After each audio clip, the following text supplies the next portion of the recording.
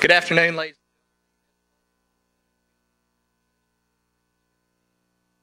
– 2013. I'm Joey Hargis, and I'll be presenting the cases for review in today's public hearing.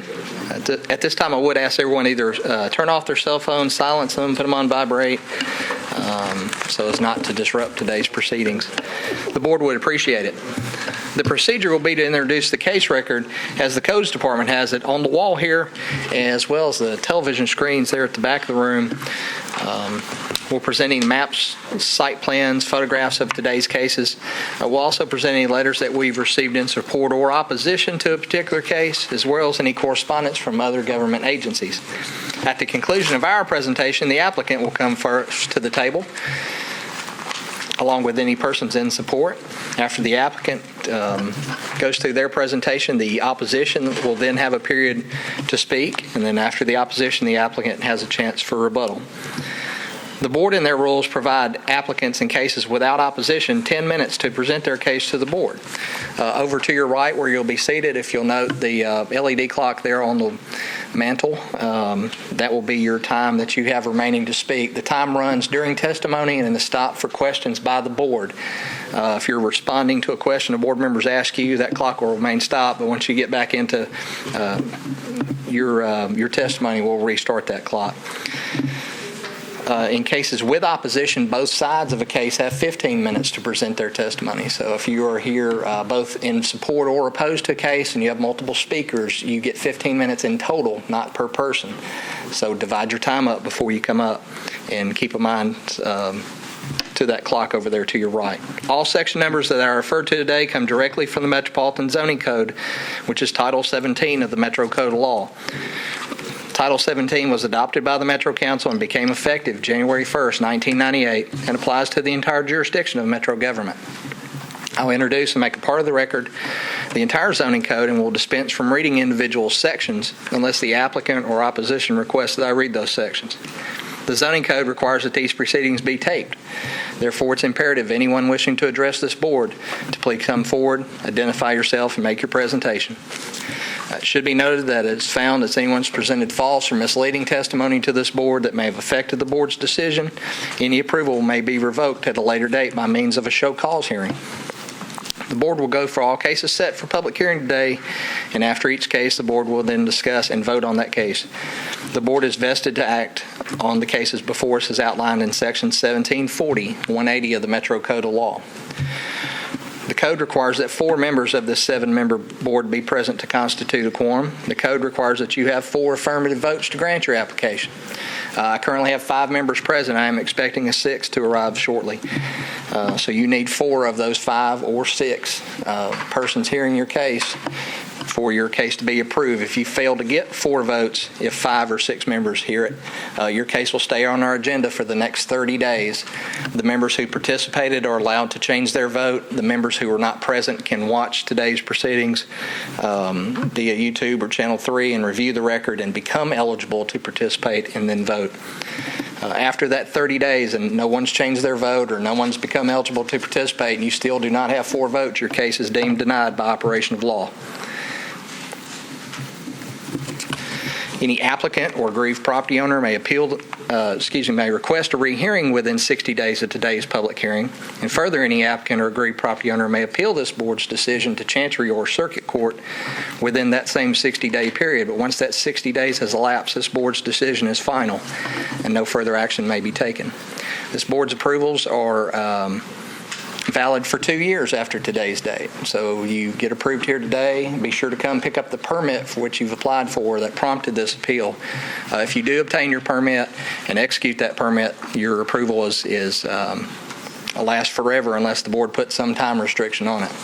If you fail to pick up the permit for which you've applied, once 2 years has elapsed, this board's approval becomes voided and you have to come back and submit for reapproval.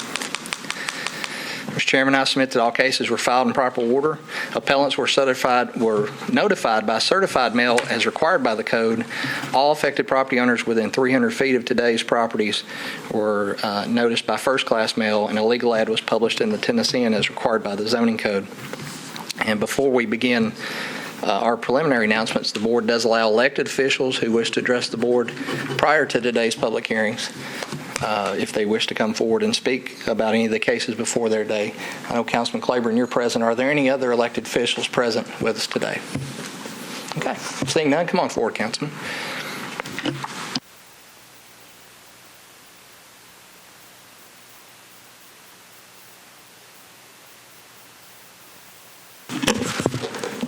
Good evening, Mr. Chair and members of the board. My name is Phil Claiborne. I live at 2911 Western Hills Drive, and I'm the council member for District 15, which is the Donaldson, Two Rivers, Pennington, Bend area.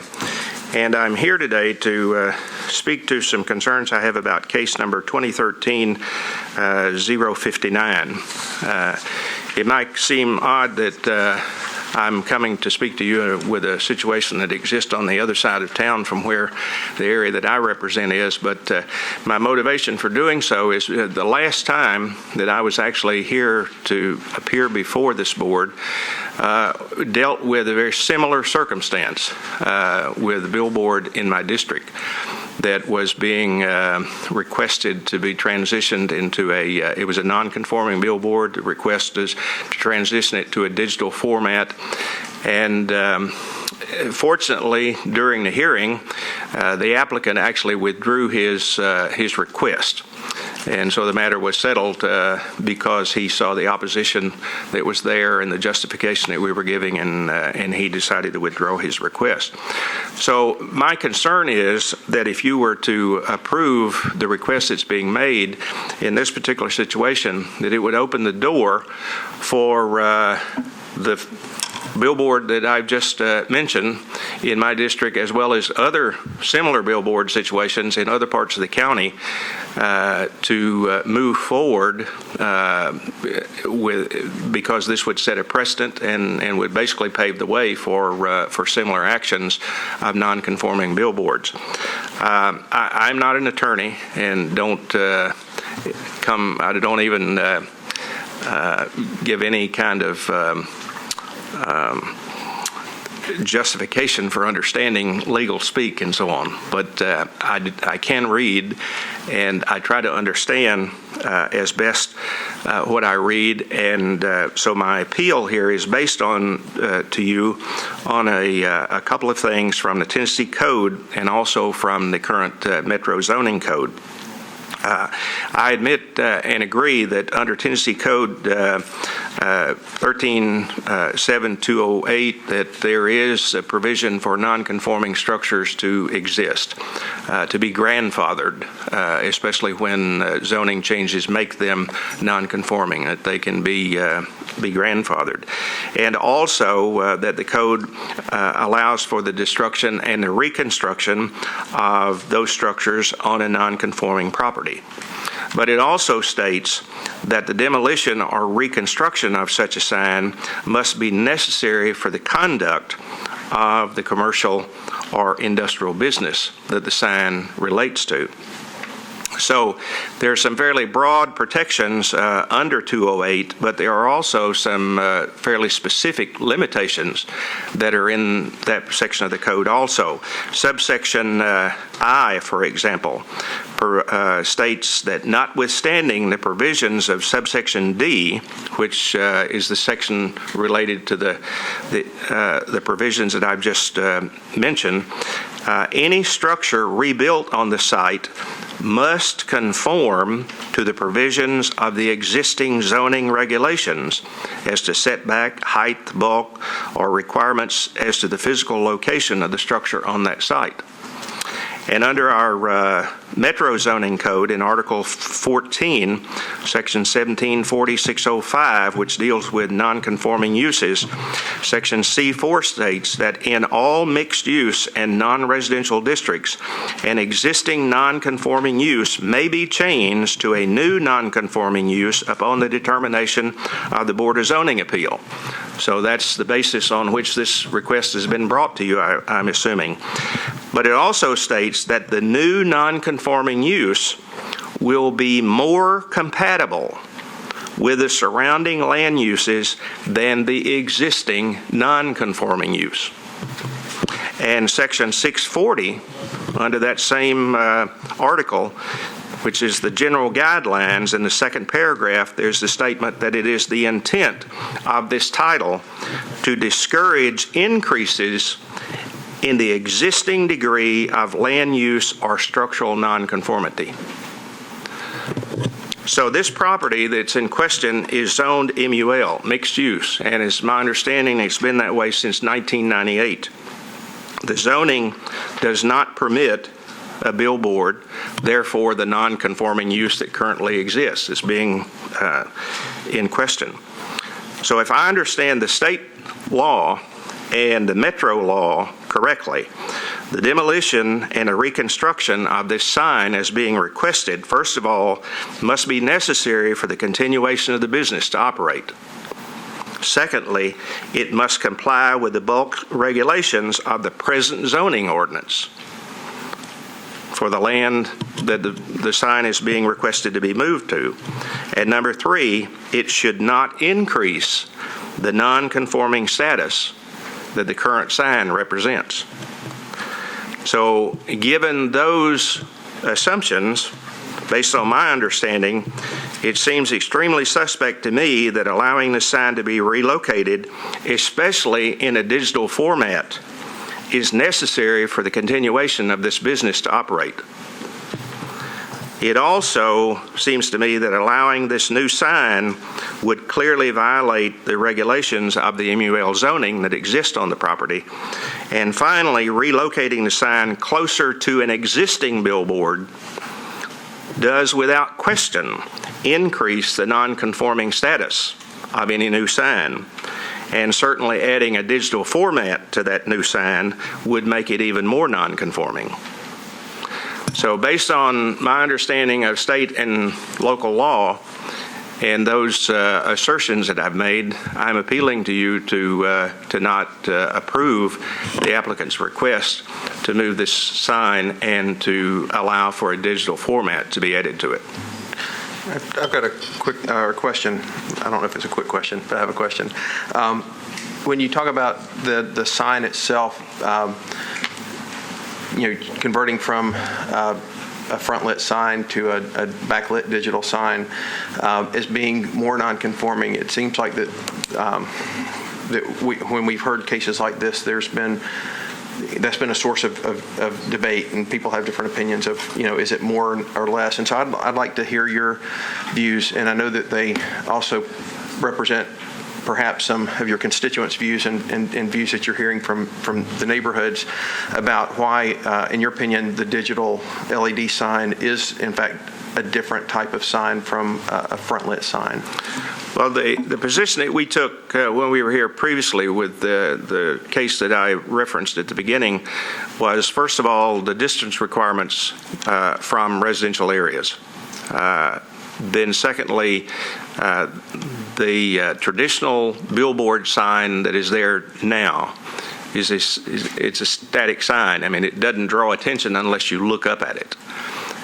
When you add digital lighting to it, then you have an attraction factor that's added in that attracts the eyes and draws. And then at night, the illumination from these signs filters into the surrounding areas. So I don't think that there is any, as far as I'm personally concerned, I don't think that there is, I absolutely think that these are two different types of signs. And I realize that from the standpoint of the council that we've never waded into that water to make those determinations, and probably that's something that needs to be addressed. It would certainly help to clear up some of these situations. But as far as I'm personally concerned, there's no question that a static traditional billboard is different in its character and in its effect than a digital billboard is. I have a kind of follow-up question, and thank you for being here, Councilman Claiborne. I know, like you said, it's not in your district, but we've gotten a lot of letters of people about this billboard, and I think you were briefly saying why you don't want the billboard. I mean, you've talked about state law and how it's classified, but I guess what I'm asking is, what's wrong with an LED billboard? What's so objectionable about them? They're popping up in Nashville, and companies like them. There's new technology. What's so objectionable?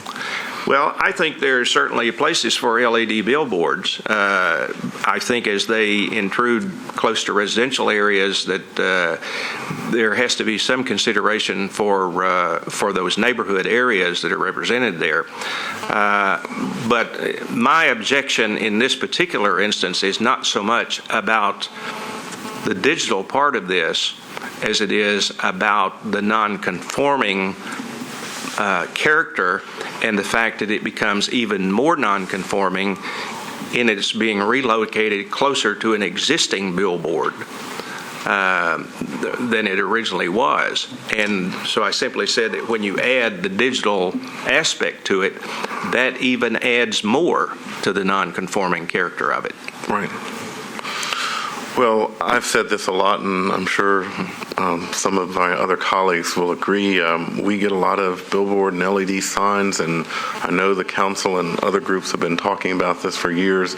We hope that there's a little bit more direction so we can rule on these cases, or maybe you all can, give us a little bit more definition on exactly where they should be located and not. But in the meantime, since there is none, you're looking at the organization now that gets to rule on these. That's true, and that's the reason that I came, and the reason that I chose to try to find some justification for your decision. That you are certainly empowered to make this decision one way or the other, but the code clearly states that the intent is to discourage increases in existing nonconformity. And that is from the standpoint of the board here, that you are charged that any new nonconforming use will be more compatible with the surrounding area than the existing structure is. So with that, I renew my appeal to you to deny this, and just in parting, let me thank you on behalf of the council for the time that you serve. I serve on the Planning Commission as the council representative, and I know that there are lots of hours that you go into preparation here with reading that staff provides you, and the deliberations that you do, and that this is a thankless job for the most part. So I want to thank you on behalf of the council. Thank you, Councilman. That was very helpful. One more question. You mentioned something about structure. What was that?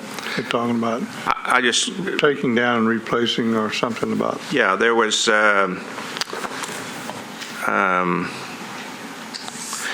in section, let's see.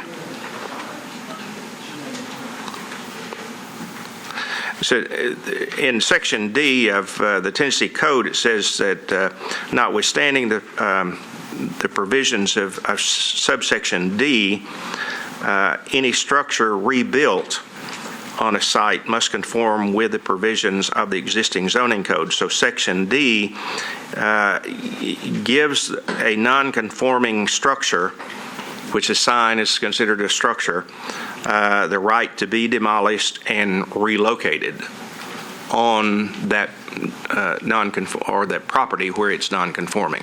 I guess is that? Right. And that didn't address the increase in non-conformity, did it? I don't know. Maybe I need to ask our council, our board council there about. The point that I was making is that where the existing billboard was located is a certain distance from another existing billboard, which is non-conforming distance currently. So if you move the new billboard closer to the existing one, you are increasing the non-conformity because of the position of the two to each other. Okay. I appreciate it. And I would also, and I hope you didn't mention this before I got here, I apologize for being late, but as Mr. Ewing was saying, that we are looking to council to help clear some of this up. I think we have no less than 3 cases at the moment that have been through or are in 2 different courts above this body, and one could say that the decisions have been less than, well, I don't know if I'd say consistent, but they haven't really shown us a clear way yet. So we're getting it from both ends. We're getting it from the legislative branch and from the judicial branch above us. So I would encourage the council to look into this matter, because we have to keep hearing them until then. And we'll, of course, note that your colleague, Berkeley Allen, has submitted a letter on this particular case, too. Okay. Thank Let's you. not leave out the appeals court. We'd love for them to speak too. So if any members of the Tennessee Appeals Court are watching Channel 3, so Move us to the front of the agenda, please. Any other elected officials present with us today? Okay. Ladies and gentlemen, I meant to mention, and I fail to do this frequently, if anyone has any trouble hearing any of the audio in here, I've got about 6 of these devices that can pick up, so especially folks in the back. If you need one, feel free to come up here, and I'll get one for you. Okay, the board has a consent agenda, and prior to a board member reviews the record in each case prior to today's hearing, and if in their opinion the applicant meets the criteria for the application they've requested and they feel that testimony in the case would not alter the material facts, they recommend the case to the remainder of the board for approval. I'll now enter into the record those cases that have been recommended by Chairman Whitson, and if you're here in opposition to any of the cases that I call, please raise your hand, and we'll hear the case in its regular order on today's agenda.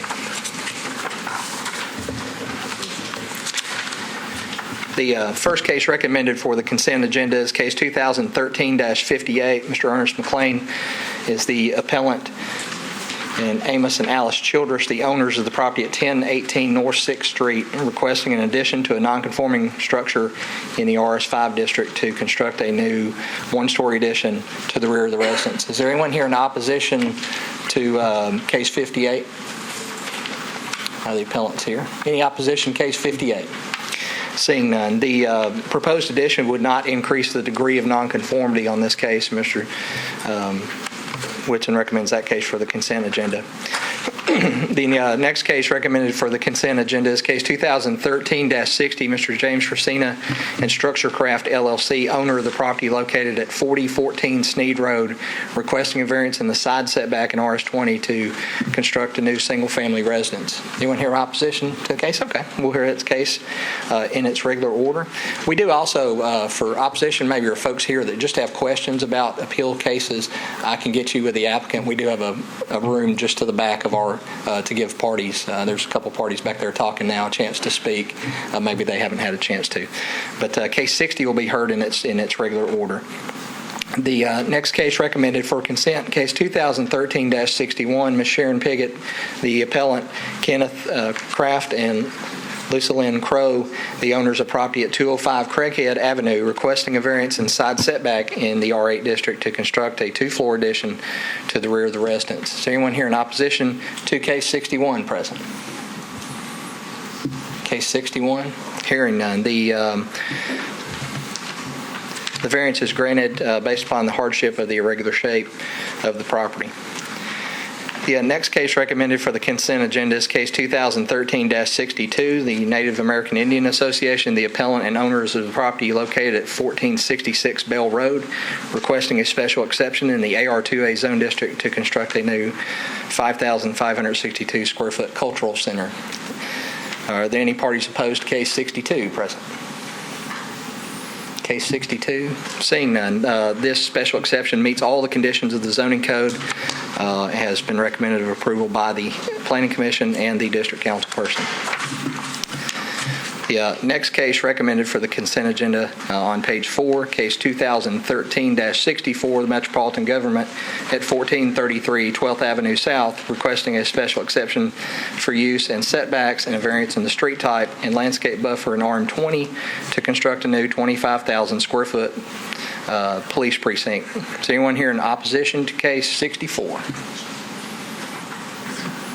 Case 64. Seeing none, the irregular shape of the lot necessitates the need for variance. The special exceptions comply with the conditions of the zoning code and have been recommended for approval by the Planning Commission. The urban George, Sir. excuse me, you might want to address and let the folks know that it's got to be approved before they leave, so. Yes. Those parties leaving, please do not leave yet. If the cases I've called, you are not approved, the board will vote on these at the end of my recitation, so please sit tight. Thank you, Mr. Chairman. As I was saying, case 64, the urban forester recommends approval for the landscape buffer variance. The next case recommended for the consent agenda is case 2013-65, H.G. Hill Realty at 600 Shelby Avenue. They're requesting a special exception to street setbacks to construct an 8.5 by 15-foot pavilion on the property. Is anyone here in opposition to case 65? Case 65, Mr. Chairman, seeing none. This case is recommended for the consent agenda, recommended for approval by the Planning Department. The next case recommended for the consent at the top of page 5, case 2013-66, H.G. Hill Realty at 2115 Elliston Place, requesting a variance in the driveway width and the impervious surface ratio, the ISR and the ORI district, to construct a new surface parking lot. Anyone here in opposition to case 66 present?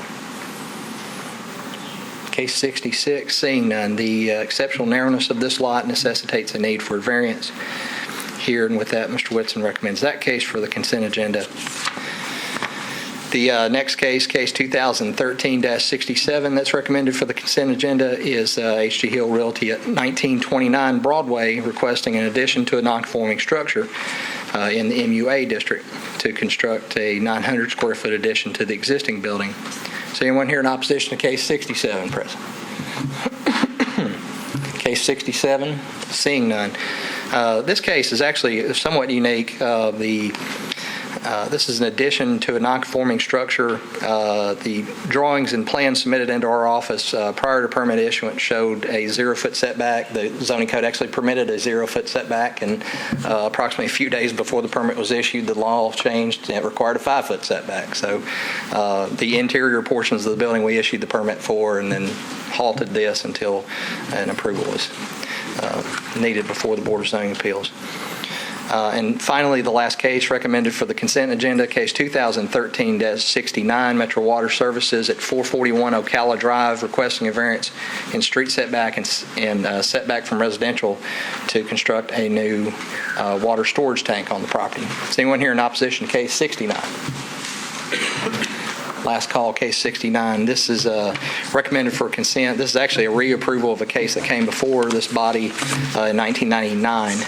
And it has since been modified and is being altered to a larger water tank due to that area is growing quite quickly in the need here. So to recap, the cases recommended for the consent agenda: case 58, case 61, 62, 64, 65, 66, 67, and case 69. Okay, so we have a motion. Do we have a second? Second. A motion second. All in favor? Aye. Any opposed?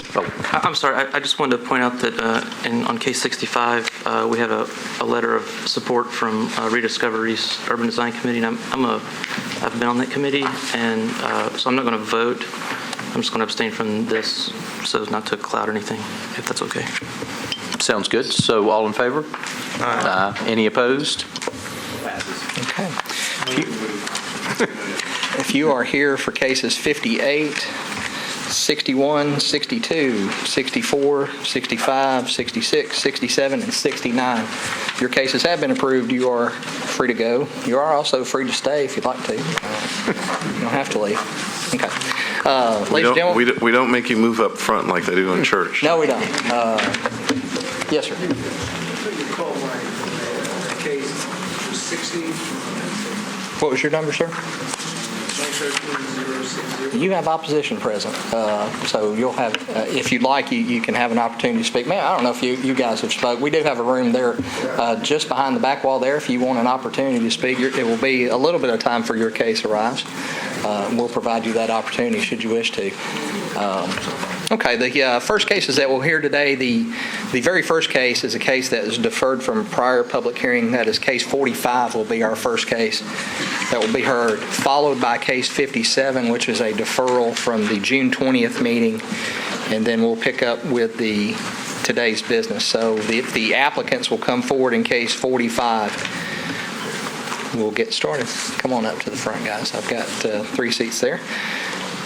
And before you get started, let me go through the record and the photographs for the board members and the folks with us. The Buddhist temple is the appellant Vietnam Buddhist Association of Nashville, Tennessee, the owner of the property at 7601 Charlotte Pike, requesting a special exception and a variance in the sidewalk provisions in RS 40 to construct a new 50 by 70 one-floor building attached to the carport, which is also attached to the main building, referred to the board under Section 1716-170. The appellant has alleged the board would have jurisdiction under Section 1740-180. I know the appellant is here. Is opposition present for case 45? Okay. And as both parties in this request, as you heard me talk about at the beginning, you'll each have 15 minutes to present your side of the testimony today. The appellant, if you wish to have a rebuttal, you'll need to save some of that 15. And we'll leave you to tell us how much you'd like to save once you're done with your initial testimony. Let me show the photographs and the sketches today, and then I'll turn it over to you all.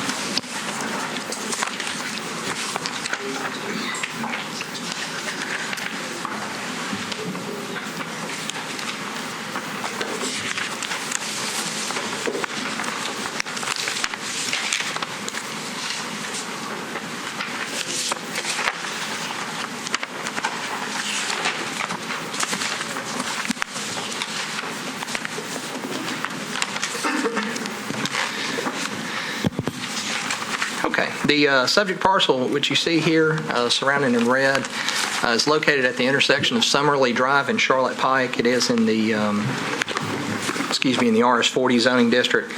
It comes before you today as a special exception in addition to a religious institution and also a variance in the sidewalk requirements.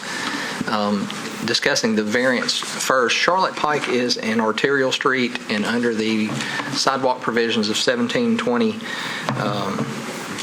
require that along arterial streets, additions on existing non-residential structures greater than 25% require that those additions, that sidewalks accompany that construction along the arterial street, that is along Charlotte. As you'll note on the aerial photograph here, there are no existing sidewalks on Charlotte along the northern portion of the boundary directly across the zone lot. However, the Nashville West Shopping Center is where the development begins to pick up there, and then slightly further into town there. So they're asking to not put in the sidewalks on their portion of the property along Charlotte. The existing structure on the property today, currently you come into the site off of Summerlee. That will continue to occur. Two parking areas exist on the site today. The ground sign, which is not shown on the site plan, you'll see in the photograph, sits approximately right in here where my cursor is sitting, and then new parking will be installed in front of the proposed addition that's here. The shed, note that you'll see remove shed. You'll see that shed in the photographs here in just a moment.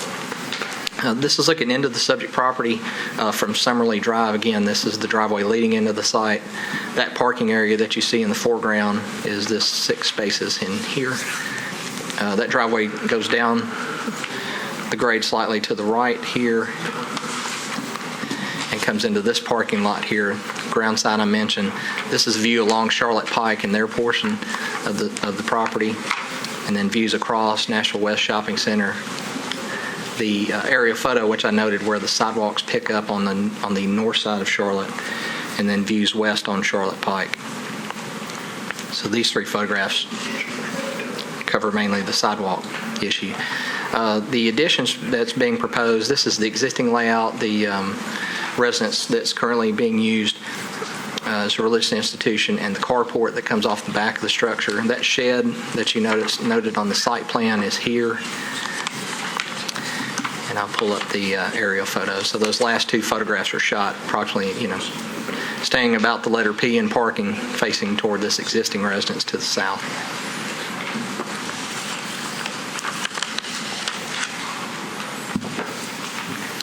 With that, I'll turn over to Joey, before we unless start, guys can have- you remind us about the sidewalk rules, what triggers them, and what authority we have in these circumstances? The sidewalk provisions are triggered for non-residential uses. Religious institutions are considered a non-residential use, but permitted in a residential zone district.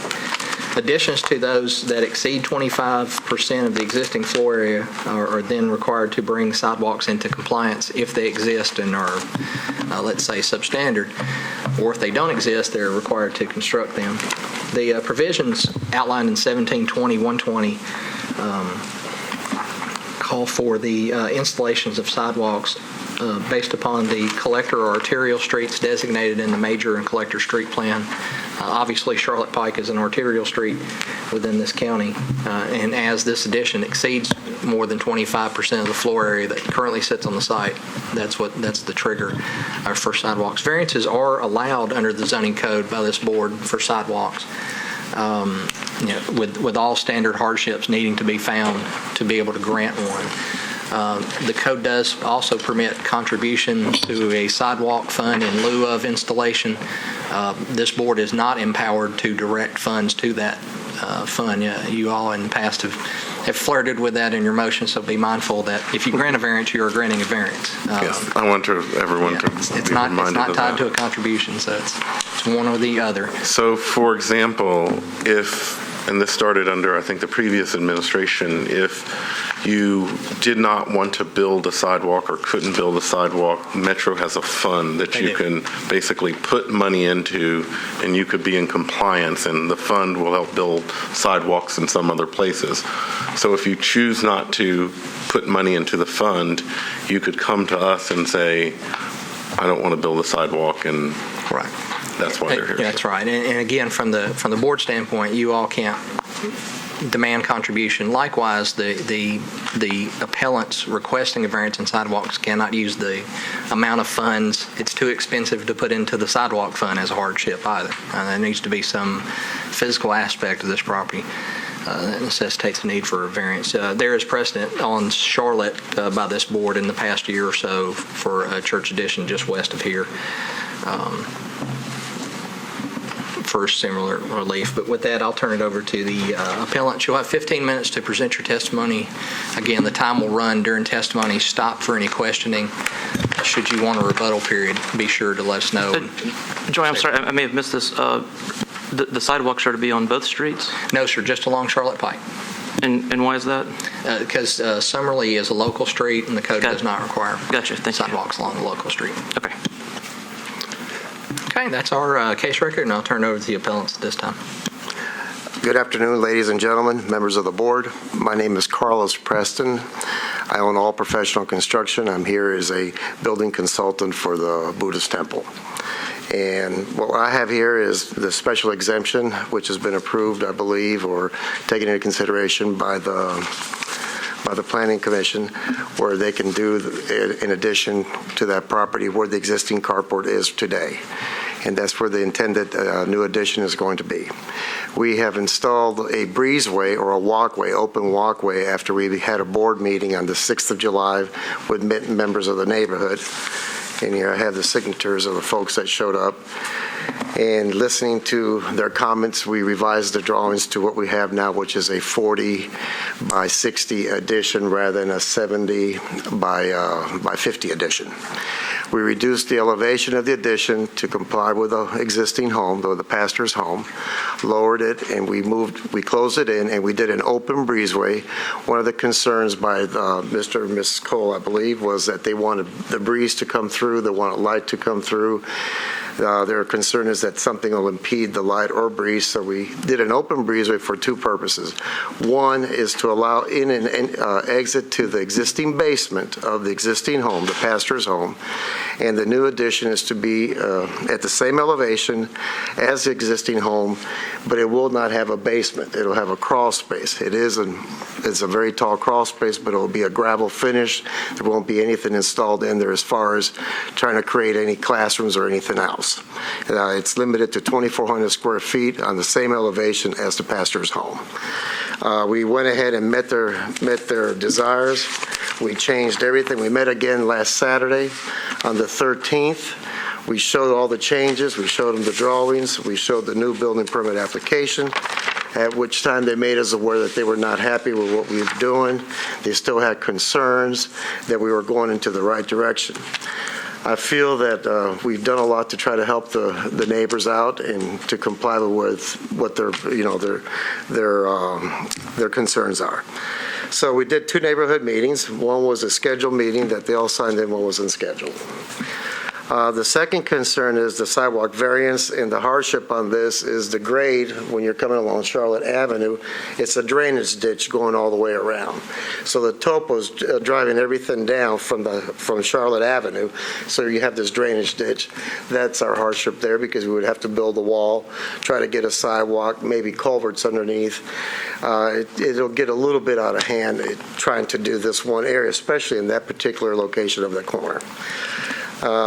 Then what we've done too is we have 2,400 square foot at the upstairs level at the pastor's house elevation, in which we are going to use a part of that for the Buddha altar, the sanctuary, 2 bathrooms, men's and women's rooms, and closet storage area in a lobby area, which will leave roughly 1,200 to 1,500 square feet at most.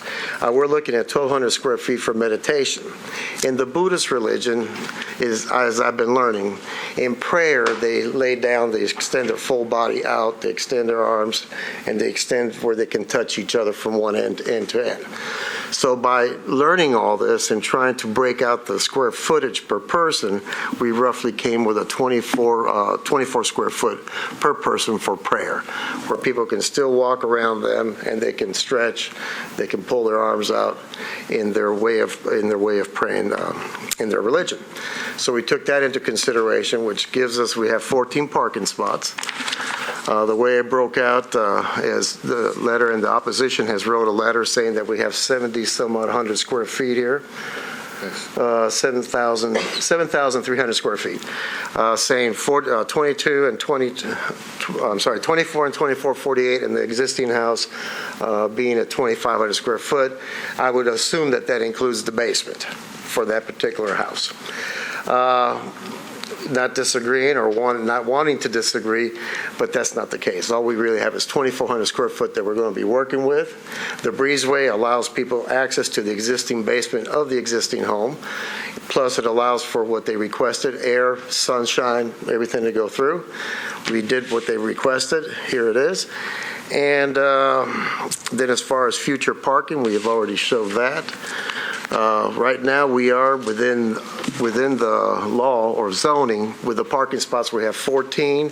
If we take the property and we divide it to 1,200 square feet for prayer, that would allow us 12.5 parking slots based on the 50 people on the total of divided by 4, which would give us 12.5.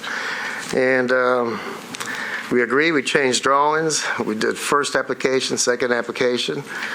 And we feel to finalize this, that this building will benefit the neighborhood and increase property values at the same time. We're going to be in conform with the structures, with the brick color. There's the Buddhist temple existing now. There's a tremendous amount of landscaping and trees. They've done, I think, a fantastic job of that. And where the carport is, that's where we're going to add the new addition, because if we add it anywhere else, it would destroy all this landscaping that's taken years to put down and grow, which I know will conform with the Department of Urban Forestry. And this is all I have to say. When you say new parking on your drawing, is that parking that you plan to put in now, or is that a potential future? It's calling for potential future parking.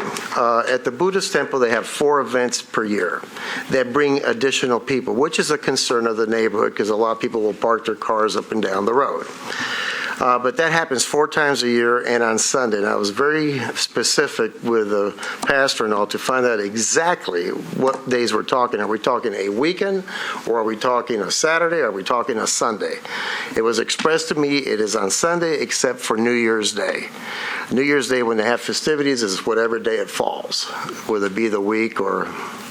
And that's how, but they only have 4 days of festival. Now, they do have days where they bring in students from Vanderbilt and other universities that'll come and meditate and pray.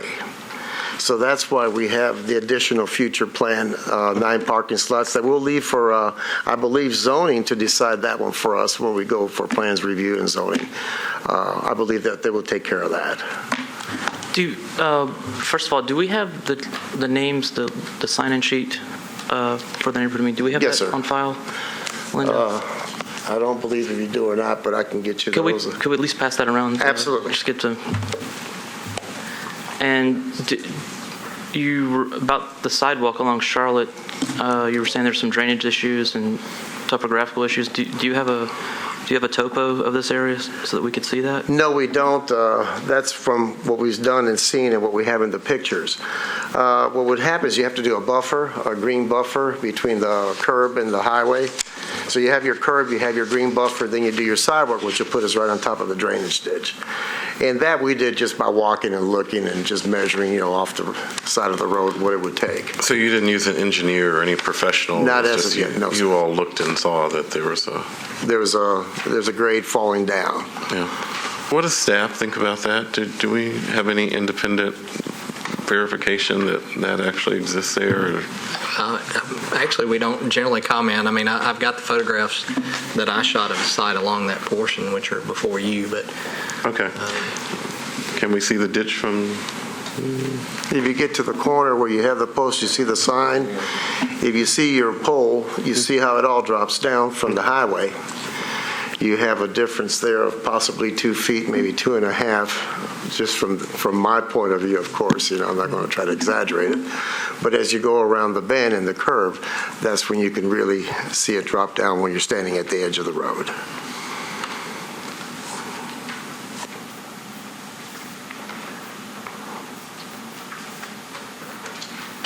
Any other questions?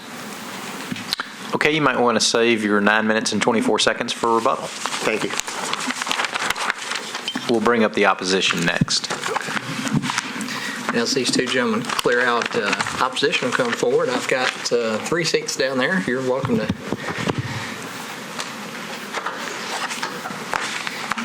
And again, for the folks coming forward, just to your right is the time limit remaining for your portion. And we'll turn it over to you now.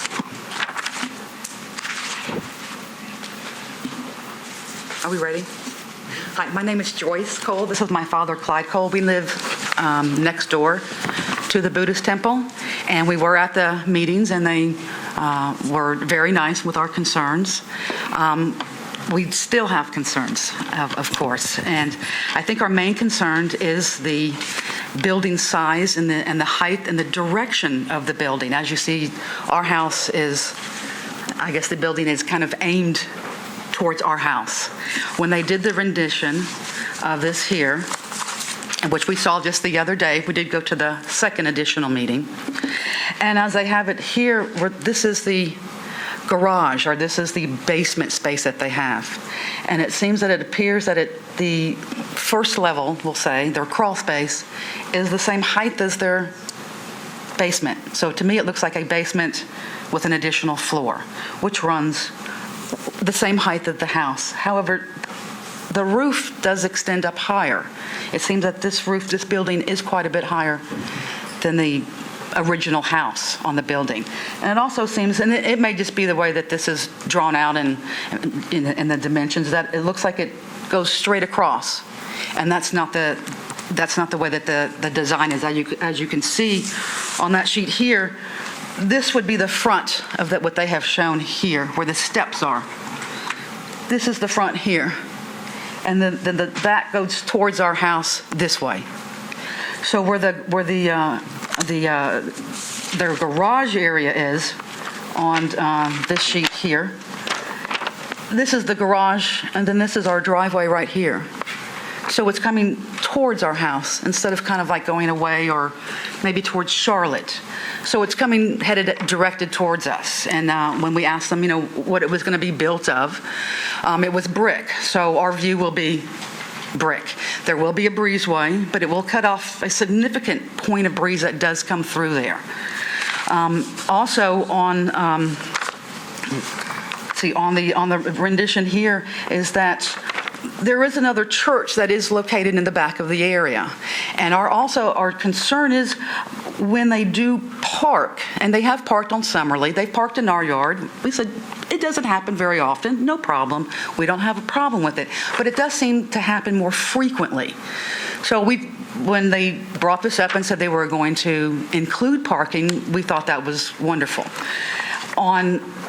Just last month on one of their occasions, I was able to take some pictures to give you an idea of something of kind of what it's like. And what they do is they come in and they just park in the yard. So they pull off of Charlotte and they park straight down in the yard. That's fine, it's off the street. There was at least a car on the street. It does make it dangerous because their only entrance and exit into the building is right by our driveway. So when there's cars sitting out, it's very difficult to see around. There have been cars parked in the other neighbor's yard, so it narrows the street. When they they were parked through the yard here, back on Charlotte through here, back around down the house, and back up actually almost where the shed was. So I just took an opportunity at that point to just see how many cars were there. They were 14 in their spaces, wonderful, but there were additional 19 other cars. Like I said, it doesn't happen very often, but what does happen when they do have these special events is that they have to back out onto the residential street, onto our residential street to get back to the main artery of the road of Charlotte. And as you can see, this church here, what I was suggesting earlier was that what they've done is they also have an entrance and exit onto Brook Hollow, but they've also put an exit on Charlotte, which makes it easier to get in and out of instead of coming directly into the neighborhood and then turning all of the cars right into just about where our driveway is. So our driveway is about 3 feet away from theirs. So what happens, like I said, is that they'll back up out on Charlotte. They'll either try to get that way or they come down here to the other street and start turning around. So it gets a little bit confusing and a little bit, looks like close and dangerous when just on this part of the traffic there. So it's really the traffic, the parking, the size and how they have the building, and that's our main concerns. Like I said, I did, so you can have an idea. Oh, did you get the pictures? Yeah, I just have Okay. So you can at least see that, like I said, I understand that they're going to eventually get to the 9 parking spaces, but this, just in May, it wasn't one of their largest events, and they were still short 19 spaces. And that's what does concern me, especially when they start to leave and they're headed all out. They're all trying to get back on Charlotte, but they have to sometimes go down Summerly, turn around, come back out, backing out, and it gets just very hectic and rather dangerous because if you don't know, the speed limit on Charlotte is 45 and somebody comes around that corner, to me, it's just a matter of time. Boom. So that's our concerns, is the building, the height of it, the as they call the crawl space, which seems to be a basement with an additional floor on top. And it comes where the shed is, which, as you can see, the property line there. It probably is far enough legally, but what we get is a brick wall. And we have not seen the back of it, and they haven't told us what the size or the height of the building. So all we knew was a 40 by 60. That's all, and with brick. I'm sorry. Go ahead. Yes. I was going to ask about the sidewalks. I'm having a hard time from the pictures that we've been shown seeing exactly how steeply it drops off. One, are you opposed to the lack of sidewalks? And two, can you give us just an idea of the topography next to Charlotte? I don't know about the drainage. I know that like where the 2 houses are, the houses are up higher, and then the property does slope down. As far as the drainage and anything out towards that street, I really don't know. But did you say people pulled directly off of Charlotte into the yard, or is it Correct. all off of Summer? No, I don't know if they pull directly off Charlotte. It looks like it in a couple of those pictures, but they pull in directly off Summerly. Okay. So what they have to do when their car is parked, head forward, Right. they have to back out. Right. They've got to get out of there. So they're backing up and swinging either over the two lanes so they can head back out to Charlotte, or they back out and then head down the street and then turn around. I guess I was just trying to determine if you can pull in straight off of Charlotte, it must not be too steep. Yes, and I think there's a couple of pictures where a couple of cars, I don't know if that's how they got there. That's what it looks like, but I can't say Okay, thank of you. how they got there. Did you say that your house, it looked like in the pictures that you were uphill from? They're both on building? a slope. We're probably a little bit higher than they are, yes. That would be my guess. Okay. At the community meeting, was there any back and forth over, well, can you put the parking here, or can you reposition the building there? I raised concerns, about the parking, and they said whether we're going to put the 9 additional spaces in. I told them that, on the last event that they had, I was concerned because there just wasn't enough parking, and they said they felt that 9 additional were adequate, and that's what their plan was. But it sounds like you object also to some of the locations of this expansion, right? Well, to the building and how I guess it's, they did, I guess, lessen the building because it was 50 by 70, now it's 40 by 60. But I guess because the way that it is angled and the way that it goes back on the property is that it aims back that way. Instead of, like doing an L shaped. Is that your largest, what's your largest? That's what they had up there. What's your largest objection about this whole thing? I think my main concern would be the building, and the second would be the parking and the traffic. That would be it. Are there any no parking zones marked on your street? I do not believe so, no.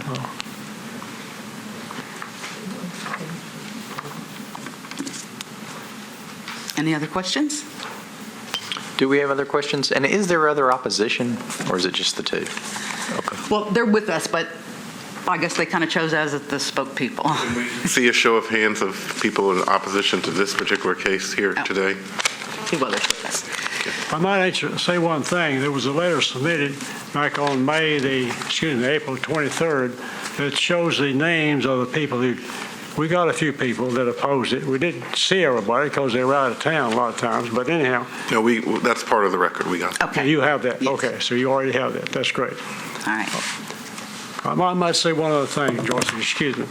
In this photograph you see right here, the one that shows the current building, the proposed building, and if you look at that and look at my house right across the street, and you notice the Buddhist house is not sitting straight across where mine is. It's sitting at an angle.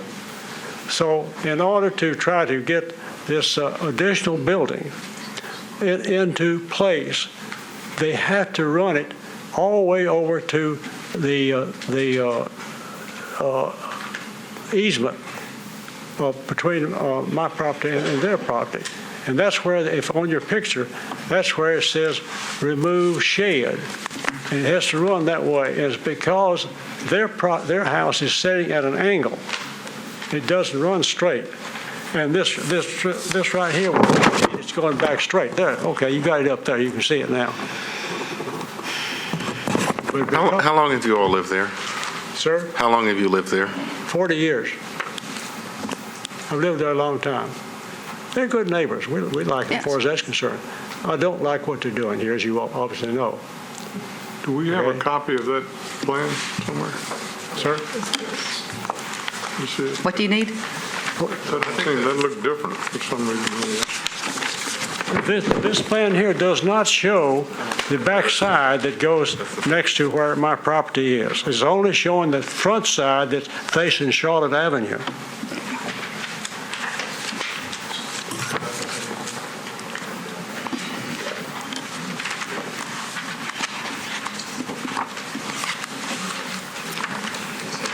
Mr. Cole, did you have an opinion on the sidewalk issue?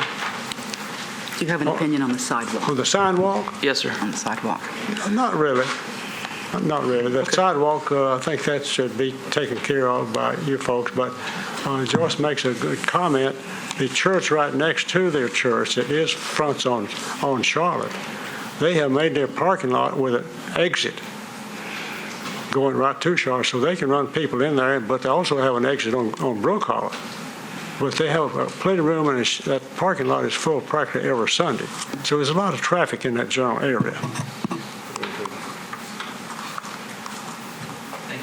Thank you. Any other questions? Mr. Chairman, on the screen before you, question came to me about the topo. These are the online GIS maps, the topographic maps. Okay. Each of the space between the line, these are 2-foot contours. Being at the highest point at 458 here, and then down to 440 at this point, and 438 at this point. So Sorry, what's the distance along Charlotte? 196 feet. 2, 4, 6, 8, 10. I hate to be simple. I mean, if the sidewalks are going up on Charlotte, is there a topo I mean, I get it that the topo runs away from Summerlee, but does it run away from Charlotte as well? Well, there's a slight notch which you'll note here. These lines where they run at angles, where my cursor's falling, is generally where the roadbed sits in relation to the underlying property. And where does the sidewalk have to go? I know this is TDOT, isn't it? Regulations. Yeah, right, along Charlotte Pike, just their frontage from. So is it on their property or in the right of way? In the right of way, at the edge of their property.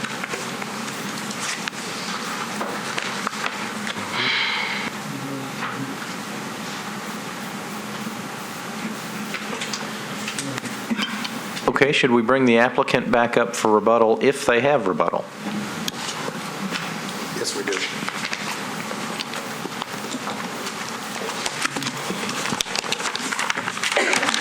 Thank you.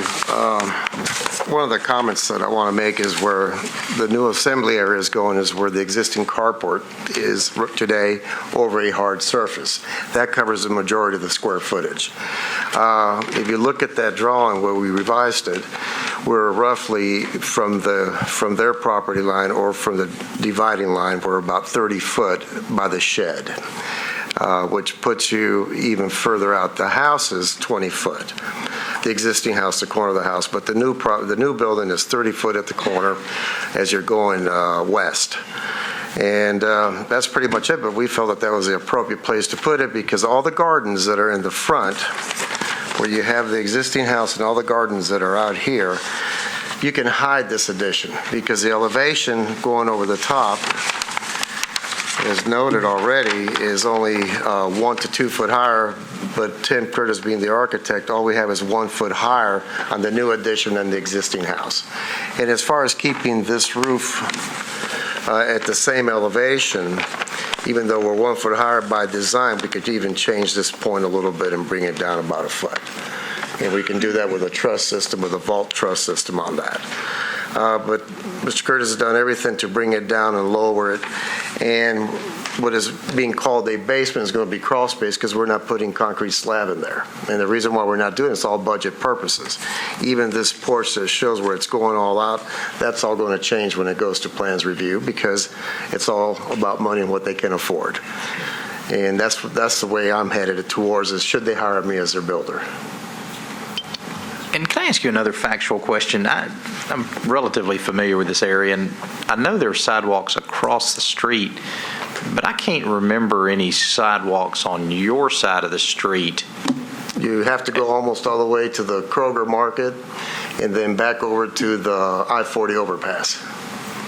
And there's no sidewalks anywhere. It's all on the other side. As Joe alluded to, you remember we had a case. Yeah, the other involving- church, and it was so steep, I remember. And it was big ditch. Yeah. And then And they had presented a TDOT 20-year plan that said that they thought that the road would widen, and there were some pretty solid reasons for allowing that variance for them, and I think they were maybe two blocks. I think we also looked at the sidewalks across the street, which Nashville West built when that was developed. But I do remember a big ditch in that case. And it was not a unanimous decision.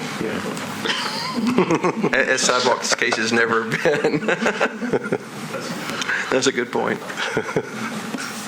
Do you have anything else, or? No, sir. Okay, then I'm going The to, only thing I would like to add, and me and Carlos looked at the site today, it's completely covered with trees. You can barely even see the existing house. And we would like to do a rear elevation to meet the neighbors' requirements. We have no problem working with them to make sure that the back looks good, like the front does. You all shrunk the building. Any other kind of things? I mean, you heard what they're opposing to, kind of the building coming toward them. I mean, is there anywhere else you can build this building? Well, there's really not. Carlos explained that we want to put it where the hard surface is already, so we don't increase any stormwater runoff, and that's where the driveway and carport is now. Also, to connect it to the existing house, it almost had to be at that location so that we could incorporate the floor plans together and make it work properly. Do you have any intention of ever occupying that new basement floor per se? I wouldn't know about that, sir. All I know is that from the building permit application, it's going to be a crawl space area. It will have a couple of windows downstairs and a door to go in and out of, but I don't plan to build anything on that. So, and nothing's been mentioned by the pastor that anything else would happen downstairs.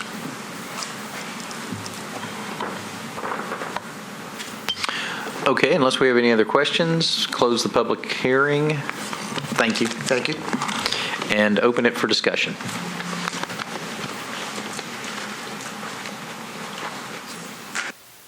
Well, I think I'm okay with the special exception. I can't really see any reason not to approve it. It seems like if this were a residence, as far as the building mass goes, it seems like they would be within they are within the setbacks, and they're not really going any much higher than their existing building. I understand the traffic issues, but unless it's marked no parking, I mean, all metro streets are considered on-street parking unless noted otherwise. So it's one of the things that happens when we grow. But as far as the sidewalk, I'm not seeing sufficient evidence yet. I agree with David on the special exception, and they're not asking for a parking variance. I mean, they are within the parking requirements. If they weren't, they would be asking for a parking variance. And I guess if at any time they become large enough that they would require more parking, then they would have to come back. They either have to provide parking or come back to us to ask for that variance. So I haven't found a reason to go against the special exception. I don't really have a problem with the sidewalk for the same reasons I didn't for the case that we heard before, and that was it is an extraordinary slope. The opposite side of the street is sidewalked. It would be the only commercial space on that side of the street that is sidewalked, and the topography is, I know it just having driven down it and having seen it in the pictures, it seems like a substantive expense for not a lot of gain. I concur with your thoughts on that, David. One question I've got, are they restricted from having a two-story addition back there, code-wise? No, sir, not by the code. The code would permit, for these non-residential uses, they are like your sky plane. So we're RS40, you can do 20 feet at the setback, and then for every foot you come away, you can go up 2 feet in height. So at the setback line, they're only permitted 20 feet in height. So if they converted that to a basement in the future, would that affect their parking? No, because for a religious institution, now if it's used for worship space, yes. In the Christian religions, as far as seating, we do it 1 per 4 seats in a sanctuary. Other religions that don't use seating, as the gentleman talked about in the thing, we do an equivalent worship area per person and handle it that path. So long as it's not just the same way in Christian churches, we don't count the Sunday school rooms toward parking. We wouldn't count any other areas that are not worship space toward their parking requirement. Okay, thanks. Sounds like we have at least momentum on the special exception. Would somebody like to make a motion on that, or should we bother to bifurcate the motion? Yep. On the board at that time, and I don't know if this was a only hearing today or if this is a continuation of This is the only hearing today. Yes, I ma'am. just want This to is the first clarify. All of our Thank you. cases, unless stand on their own. Yeah, this one, as you note, the case number in the prior we got here, they had actually wanted a deferral before we ever got to public hearing. They had honestly not held their neighborhood meeting, so it was going to be deferred anyway. So I would note on the sidewalk, it would be, yes, the only one with a sidewalk, had we not granted the variance for the other building that should have had a sidewalk. The intent being that you would slowly, property by property, add sidewalks. The dissent is back. I always try to not remember the votes I lost. You have a great memory. But anyway, does anybody have a motion that they want to make? I'll move that we approve the special exemption as it meets all the requirements of 17.16.150. Thank you. Very good. Okay, we've got a motion, a second. Second. Got a motion, got a second. All in favor? Aye. Any opposed? Special exception passes, so now we're down to the sidewalk variance.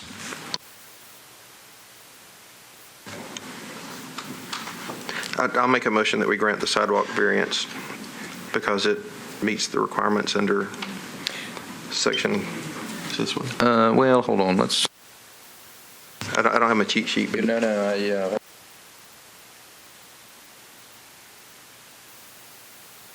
It's MCL 17.40.370. I will make that motion.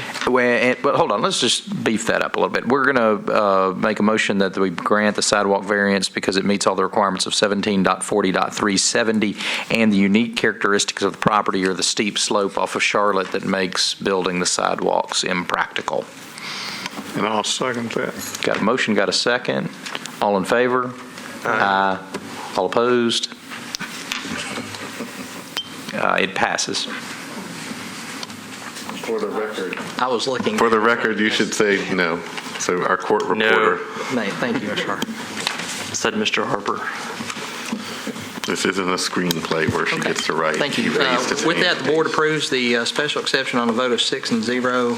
The sidewalk variance is granted on a vote of 5 for, 1 against. Mr. Chairman, we'll call the next case then. Case 2013-57.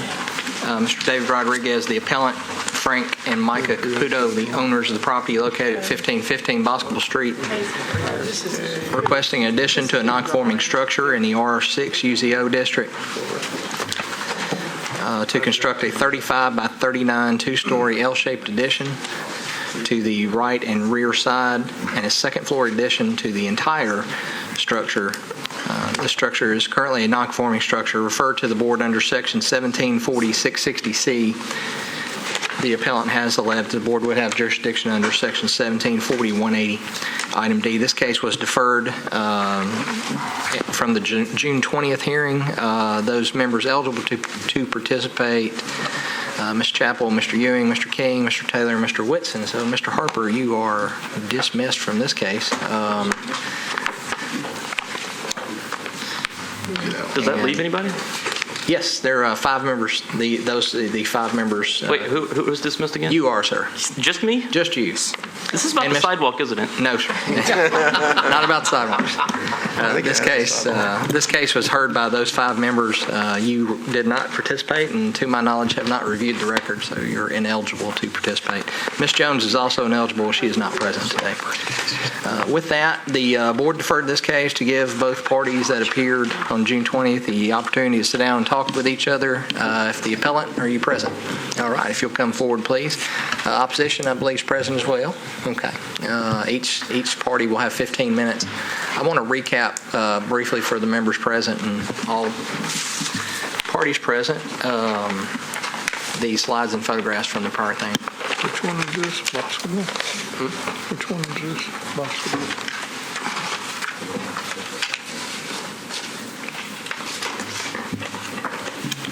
While I'm attempting poorly to multitask in the background, let me bring up the photographs. The subject property is located in the R6 district.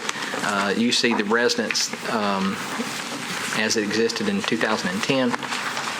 The applicants requested to demolish portions of these structures not exceeding 50%. The 50% is all important because if this structure is destroyed more than 50%, it must come into full compliance with the zoning code.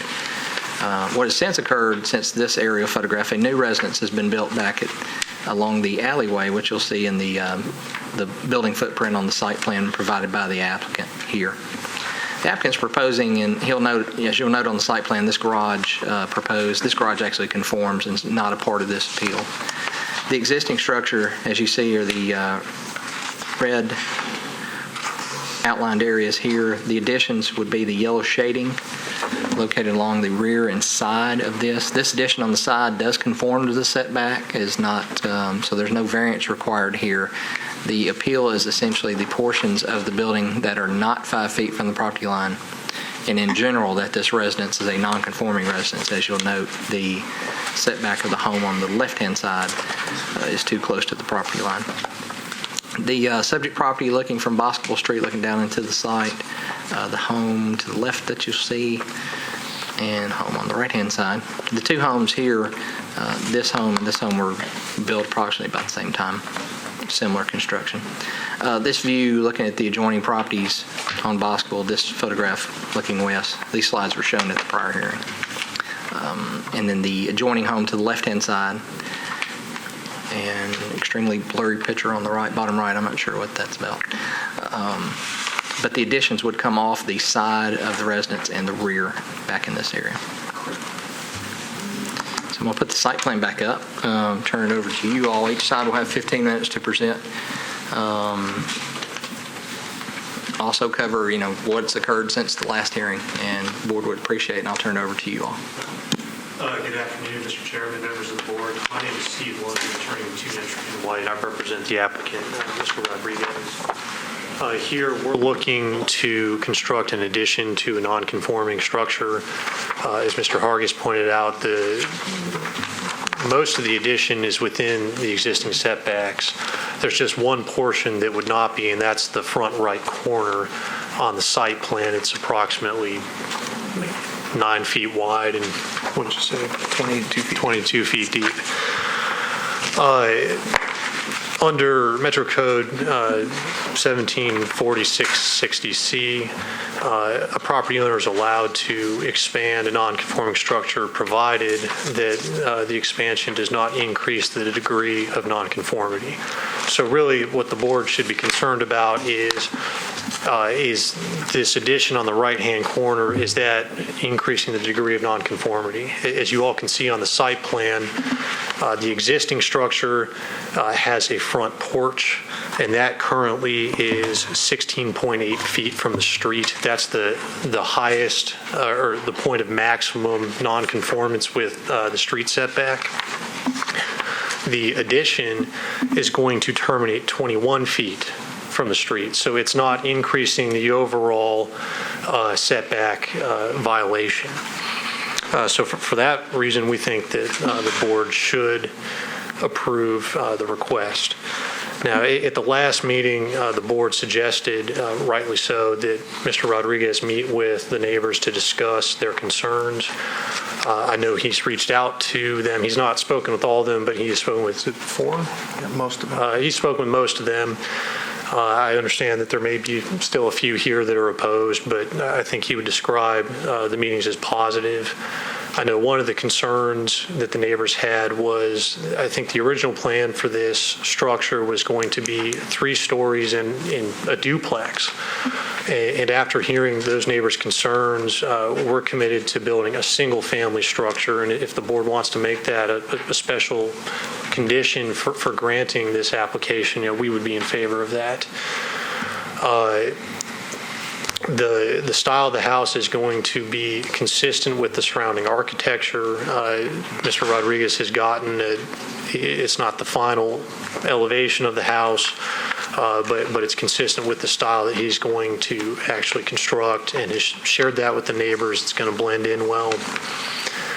I think one of the other concerns was parking, and respectfully, first of all, parking is not related to the degree of nonconformance, so that's not really something the board should consider. But if it is going to consider it, the plan right now is to construct an accessory structure on the back of the lot where there's going to be a garage. So the parking for this particular piece of property is not going to affect the street parking at all. I mean, it shouldn't. And then the other concern, at least as far as I understand, is there's a ditch that runs right through the middle of this property. And I guess there's some debate as to whether that's a stream or a spring or whatever. Mr. Rodriguez has approached Stormwater, who assures him it's a wet water conveyance. And they have no problems with what he intends to do. For now, the plan is to construct a 6-foot wide pedestrian crossing, so it's basically like a little footbridge. There's no current plan to actually construct a deck that's going to impinge on that easement for the wet water conveyance. So again, respectfully, the proposal here, it's not increasing the degree of nonconformity. The neighbors' concerns, at least as far as I understand them, don't affect the degree of nonconformity, and my client has done what he can to alleviate those concerns. And so we'd ask that the court approve the application.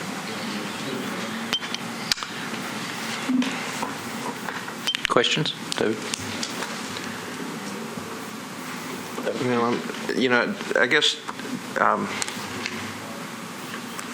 we can hear from the opposition and see what they're saying now, but I remember, yes, the main difference, the only difference I hear is that it's the only change from the previous time we heard this was that it's now acceptable to be single family instead of a duplex.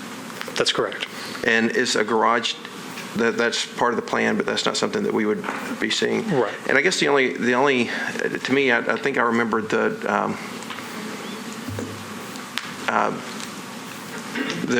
original story was that not the original story. The original intent was, as it was explained last time, was to tear the whole thing down and build it back, but they couldn't do that because to do that you'd have to adhere to the setbacks, and you just have to keep 50% of it, or it sounded like a really complicated process, and I never did quite understand, and it's not for me to solve, but the question raises itself, especially in light of the opposition's previous concern about the frontage, how close it is to the street, was why not tear it down and build it in line with the house next door, which I think you can do based on the setback of the creek. So I guess that if that still is a concern, and we can wait until they raise it, the closeness to the street, why not just go to the back of the property? Well, first of all, my client's not required to do that. It's right. My client's property, and as long as what my client's proposing to do is within the law, the neighbors should not be able to dictate what my client does with his property. As far as removing more than 50%, I think there was some confusion at the previous hearing as to really what the intent was. I know when the initial discussion with planning occurred, it sounded like that was what was going to happen, but when planning said, that's going to mean you're going to have to comply with the setbacks, Mr. Rodriguez went back to the drawing board and figured out a way where he can construct this addition without removing more than 50% of the existing structure. And again, as long as what he's proposing to do doesn't increase the degree of nonconformity, he shouldn't be forced to build on the back of the property. Right. Well, and I guess that's the question that's at hand for us to decide, does it or does it not? And I know you don't think it does, and we got to decide that. Right. But I'm just saying it was raised as an issue last time because the hardship of the land is not the irregularity of the land, it's the fact that you have this creek running through it. And that's if you were going to say, hey, I have a hardship and that's why I want this, this decision, then it's the creek. And that was, I was addressing that piece of it, and Sure. it didn't address your argument. I'm sorry, I didn't understand your question. It was another I part of the apologize. argument was that if you're looking at it from a hardship perspective, it seems like you might do what the folks next door did.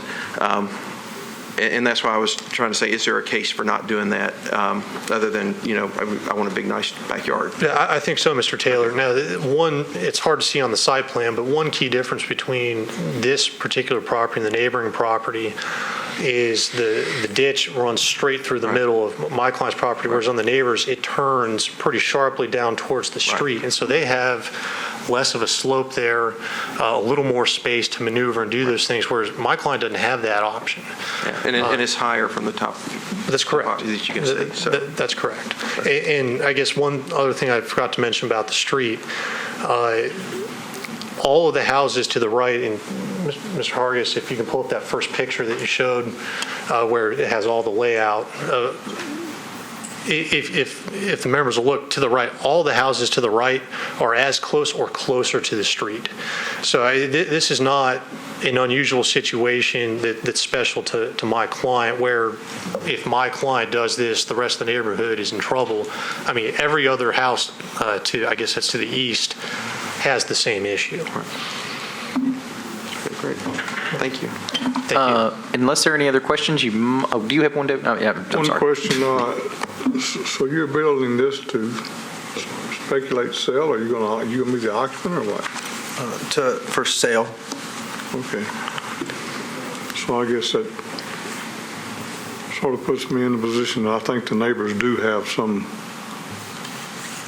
considerations, and maybe by law he can do what he wants to do, but I think that when comes in to build a spec property that he should consider his neighbors. Well, and I think he has done that, Mr. King. Originally, the plan was to build, and I think I misspoke earlier, a 3-story duplex. Condo, excuse me. And the neighbors expressed opposition to that. And instead of saying, you know what, fine, I'll just build within the existing setbacks, which he could do, and going up 3 stories, he said, okay, I hear your concerns. I'll reduce it to 2 stories and make it a single-family structure, which I think is probably a little more compatible with the surrounding houses. So I think he is taking into consideration the neighbors. On the other hand, taking into consideration the neighbors' concerns doesn't mean doing only what they want. Right.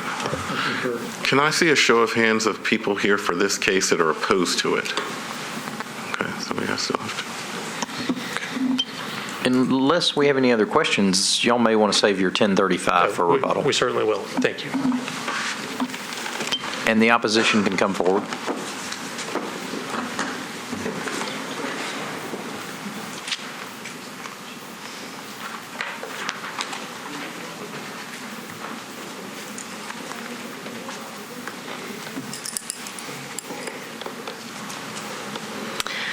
Hi, thank you for hearing us again. Just start off with I'm sorry, can you give us your name and where you live? Yeah, I'm Amy Gill, and I live in the new house. Next to, that's not represented in this picture, the greenhouse and from the other pictures. Our main concern is the massing of the house, and we're talking about a 2,800 square foot house as we understand it. Very close to the road. We're concerned about pushing back sort of indefinitely the time at which this street comes into conformity with current zoning laws. Those zoning laws are in place, the guidelines or whatever are in place for a reason, and we would like to see those zoning parameters enforced on our street. We're a little concerned, or confused, I should say, Mr. Rodriguez has not met with us. We received letters on our front doors on Tuesday. He did come by and try to speak with Mr. Waters, who was on the other side of the house. Mr. Waters regrets that he couldn't be here today. He had a medical appointment. He did not speak with the neighbor across the street. We called him just before we came today to make sure that we had our story straight, and he has not spoken with Mr. Rodriguez. Martin spoke with him yesterday by phone, and I got an email last night at 8:30. We did speak after the meeting had started this afternoon, but we did not have a community meeting that we were expecting. So I do want to clarify that.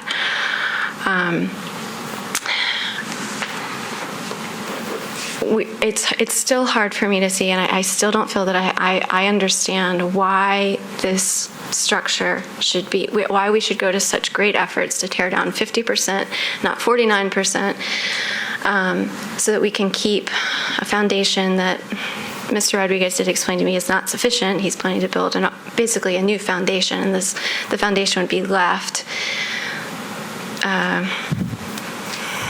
really just to get the grandfathering clauses. And I guess I'm just having a really hard time understanding why it would be so terrible to build on the backside of the lot.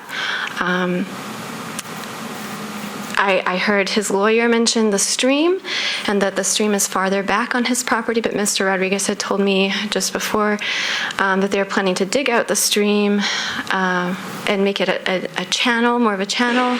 So I'm not clear. It's my understanding with stormwater there wouldn't be any reason why he couldn't redirect that some and move it farther forward. I'm just really having a hard time understanding why we're going to go to such efforts to add on to something that's not adequate for what we're talking about. A 768 square foot structure with an 8-foot deep foundation, and we're going to take off everything but just the walls, the exterior walls, and this foundation that's not even going to be used to support the structure.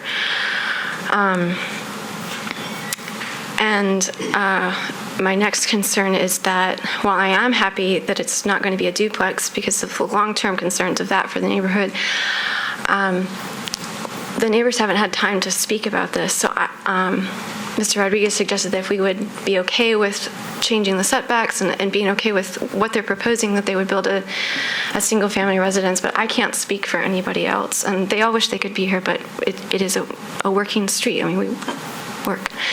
So I guess that's, in a nutshell, what we're concerned about. Yeah. My name is Martin Topping. I live at 1510 Boscobel Street, that is sort of diagonally across from the property in concern.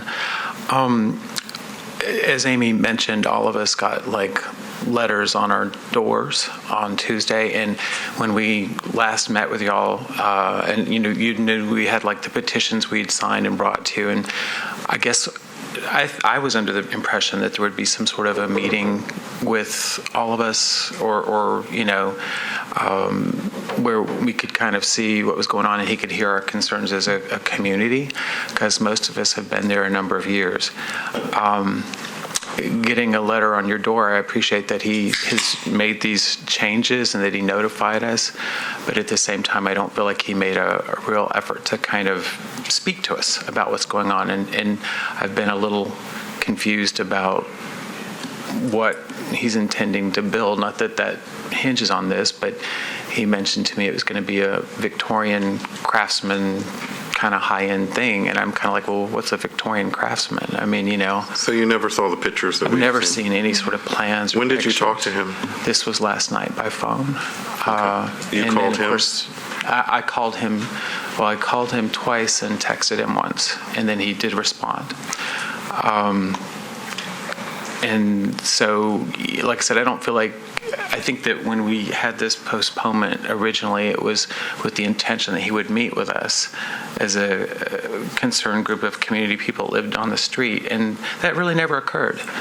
Tell me about this is hard. I know there were a lot of other people on your street. I remember you got letters from basically everyone within this area, and they were all opposed.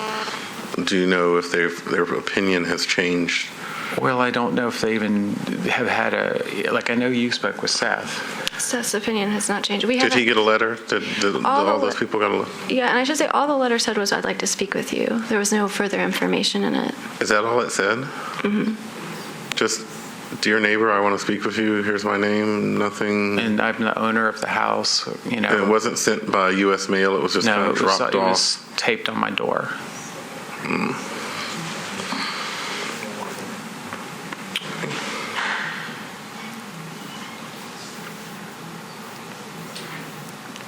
Do we have any other questions for the opposition? Doesn't sound like it. Oh, well, I'm sorry. Yeah, I guess the only, the question I have, I understand the concerns. If you were, if we were to say that this new building plot is not more non-conforming, I don't know that made any sense, but I think that's what we're supposed to do. And the conditions were 2-story, single family. Are there other conditions that your neighbors feel like are important? Or are those, if it were, let's say, to go against your wishes, are there, and you could have, the best you could get under those circumstances, are there other things that you would like to see besides those two things, single family and 2 stories? Well, we're still concerned about the stream, but I realize that's outside the parameters of this board. It rained an hour last week, and the water was 3 inches deep all the way up to the current foundation. So all of that yellow of your house or of this house, okay. All of that in yellow was underwater. And so I guess so if I'm looking at the topography of the map that we're looking at the screen, it does go from high in the back to low in the front. Is that okay? Mm-hmm. So it is lower in their front yard than it is in the back. The house sits kind of on a little bit of the front part is raised up towards the street, and then it dips like about halfway, I guess, so the foundation is built up in the back. I think personally my biggest concern is that I don't feel like there was a genuine outreach to the other people that live on the street. And that, I think, is what most annoyed me, to be quite frank. I do appreciate that he's making it a one-family home, and I think that's a genuine good change. But I think that the manner of the way he contacted us didn't seem like, it seemed like he put it back as far as he could just to say he did. And it didn't, I was expected to be contacted within a week or so we could kind of set something up. And that never happened, and then I finally come home from work and I see this note taped on my door. So I didn't feel like it was a very genuine effort, to be frank. I guess another answer to your question is I don't know if our other neighbors have changed their mind because they don't know what we know because they weren't here today. So when I spoke with another neighbor, and Mr. Waters, who really wishes he could be here today, Mr. Waters reiterated again last night to me, he's perfectly willing to hear and he wants to be reasonable. He's still very concerned about the massing of the house, but we haven't had any new information. And selfishly, as the neighbor on the other side, I feel that it does increase the level of nonconformity because now it's going to be 2 stories that are under 5 feet from my property line, not 1. So, and they're talking about 10-foot ceilings. So we're talking about, plus a roof 30 feet up in the air of nonconformity, 2 feet from the property line. So those are all my concerns, and I don't feel like they've been addressed. I'm looking at the letters we got from last time, including your letter on the top, and then letters from everybody else kind of in the neighborhood, and it sounds like you all are very kind of close, almost like butterflies. You're just kind of bonded together, and then there's this one neighbor over here that wants to do this. Have you talked, has anyone else's opinion changed? Are you all? I don't think we have a sense of I don't think they've had any information to have where they can make an opinion or change it. So no one's talked, you really haven't had anything to be presented to you where you could say yay or nay? Right.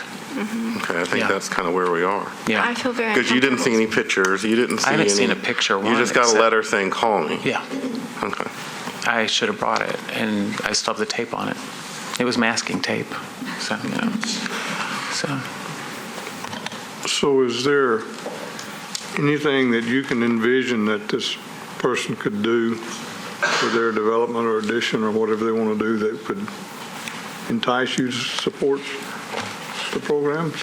A drawing or Well, it would help to see an image or get a sense of what's going to be put there. I mean, I don't expect it to, be some exact period reproduction or something like that. But like he said to me on the phone last night, he mentioned a Victorian craftsman. And I'm like, I'm not quite sure what that is since they're two different periods. But, the neighborhood ranges from antebellum to 60s infill houses as far as what's in Laughlin Springs and Edgefield. He has a lot of different aesthetics he could choose from. You never saw this color. This is the first time I've seen this.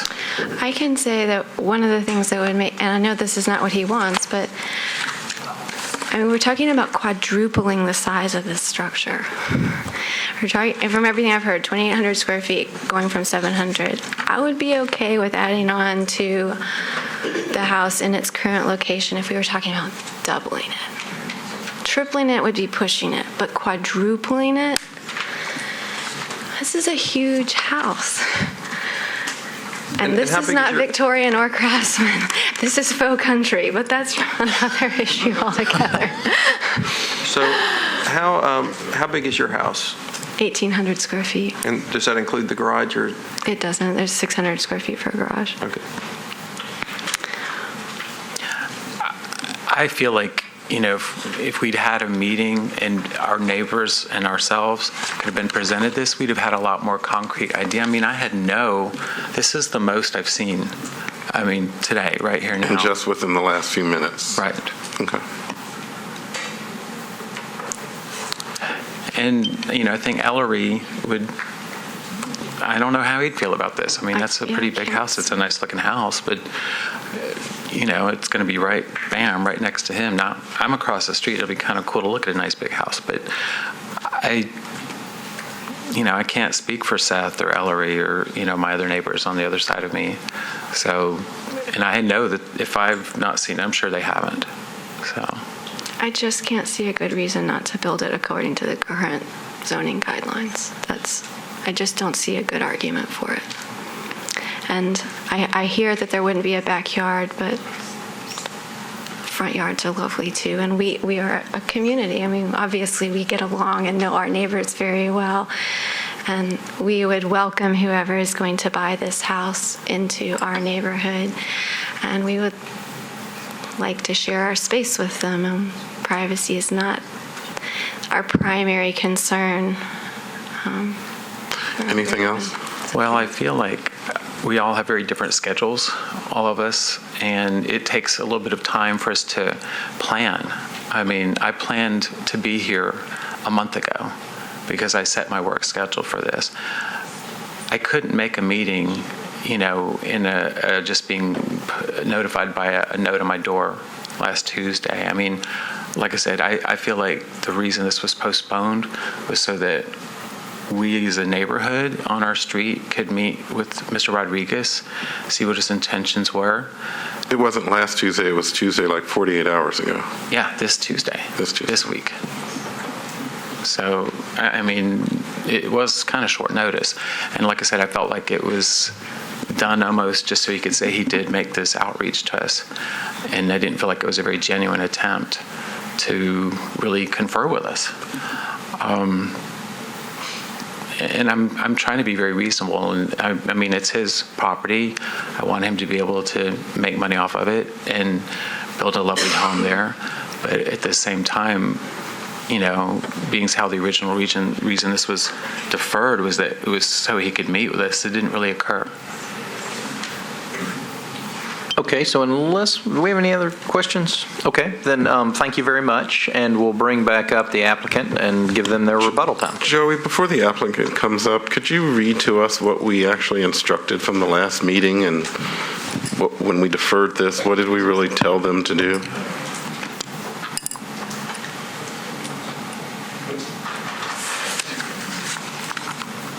And the applicant can come back up while he's looking at it.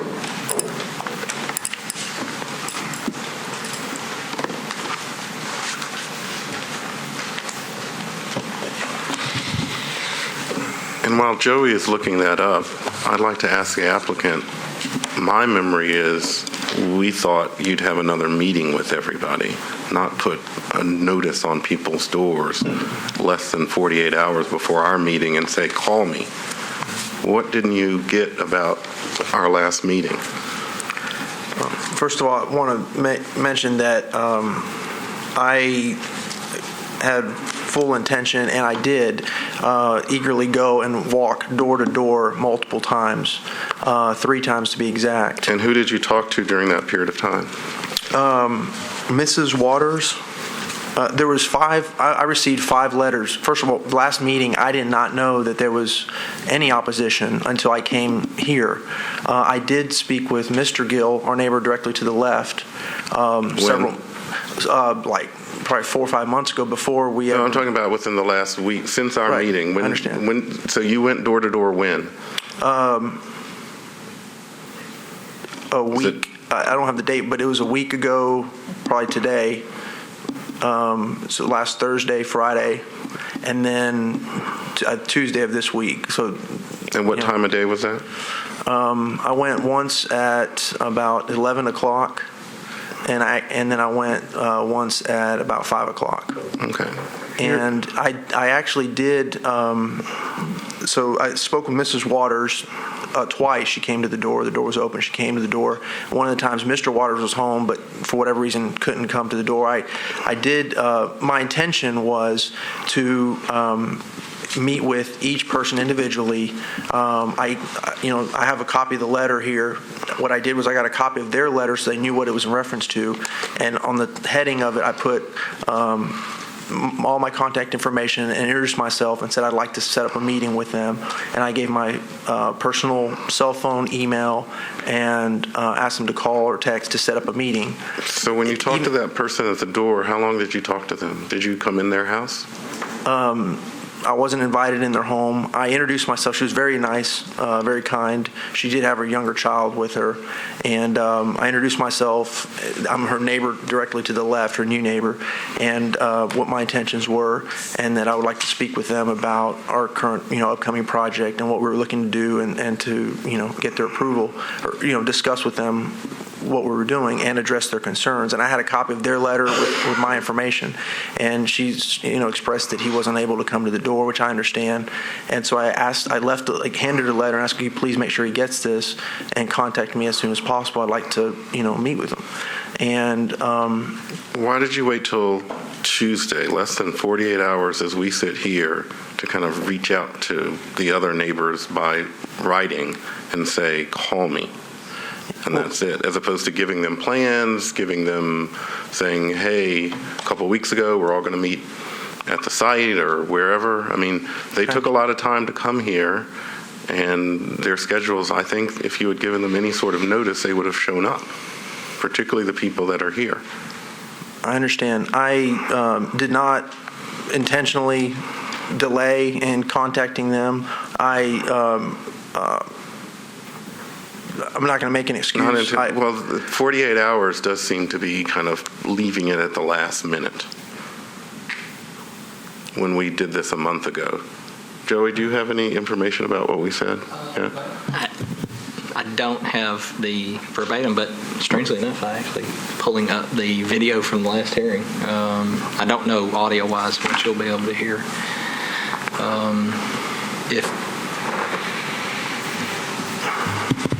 I'm really in uncharted waters here, Mr. Ewing. So give me just a second. But it is pretty cool that I could find the hearing for one time. Which, for those at home, our Metro 3 website has a YouTube channel. I don't think we're on Twitter or Facebook. No, but I do personally prefer Joey get that picture down. That one's actually a lot better than one of me that was up there a second ago. I find this incredibly compelling. I don't know. You've got literally almost every house around you against you. And our legal standard is the appropriateness of the addition to the non-conforming structure. And so, just as evidence goes, there's a heck of a lot of people against you. So have you had a neighborhood meeting, or could you have a neighborhood meeting? I could have a neighborhood meeting, and I haven't, and I would gladly entertain that.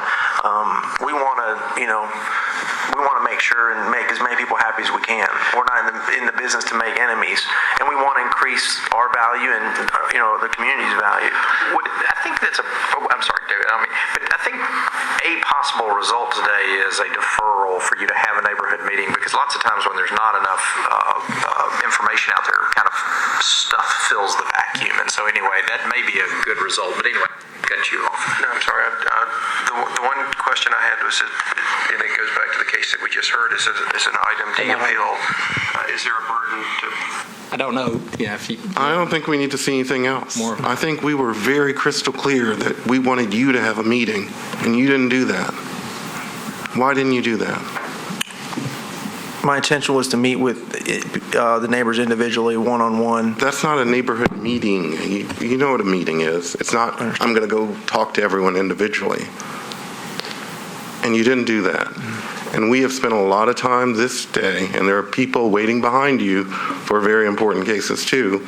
We spent a lot of time last time discussing this case. This is not good. And I don't see a good explanation of why you waited till the last minute to put some notes on people's doors to call you, as opposed to putting a note saying, everyone meet me here at this and we'll answer all the questions and we'll show you things. I don't know what our other board members think about this, but that, thank you, Joey, was pretty damning. In fairness to the appellant, let's let him have his rebuttal, and then let's bring this up in our discussion. Part of the rebuttal is why he didn't have a neighborhood meeting, so the floor is yours. Well, if I may, members of the board, obviously the video says what it says, and we already know what Mr. Rodriguez did or didn't do. But at the end of the day, what is the standard here? Is the addition increasing the degree of nonconformity? And it's not. And could my client have handled this better? Absolutely. Should he have handled it better? Absolutely. But when we're looking at a code that says, a property owner may expand a non-conforming structure as long as it doesn't increase the degree of nonconformity, and that's what we have here. The lack of a meeting for political purposes would have been, it's not political purposes. We wanted a meeting, and your client didn't do it. Well, that's fair, Mr. Yu. Now you're arguing the facts, and that's fine, but I'm not very happy that basically we spent a lot of time, we gave your client a favor by deferring this case to bring the sides together, and they didn't have a neighborhood meeting. I think that's, first of all, for lack of a better word, your ires. I understand it. I understand exactly what you're saying. But from a legal standard, which of course at the end of the day, the board is supposed to follow the law, does the proposed addition increase the degree of nonconformity? And if the answer is no, the board should approve that. And one thing that Ms. Gill mentioned is about the two levels, and that would increase the degree of noncompliance. I respectfully disagree with that. Under that interpretation, you could never do anything to an existing structure. You could not have any expansion of an existing structure without it increasing the degree of nonconformity, because if you can't go up, that's an expansion. Well, you can't come out, because that would be a violation. You can't go to the side. So that interpretation, I don't think that's right. I think the client or the applicant should be allowed to put on a second level. Do you believe that if a duplex would have been expanding the nonconformity of the property? As long as the front setback didn't change, no. Right now, it's zoned for a duplex, so that would be, to be a permissible use. Is there any? I mean, I'm just trying to get a sense of at what point do you think that changing a residential nonconforming use becomes more non-conforming? Sure. And so far, single family isn't, duplex isn't. You build a 10-unit apartment building on it. I mean, I guess where do you draw the line in terms of where does it pass? Sure. For this particular structure, what is the non-conforming use? It is the encroachment on the street setback, which is on this property is 40 feet. So to increase that, or a violation, if you would be coming closer to the street than the existing structure, and we don't have that. Okay, got it. Thank you. And I'd like to say I value everyone's time here. I know all of our times are valuable. Last time we were close to the last case, I think we were here for close to 5 hours.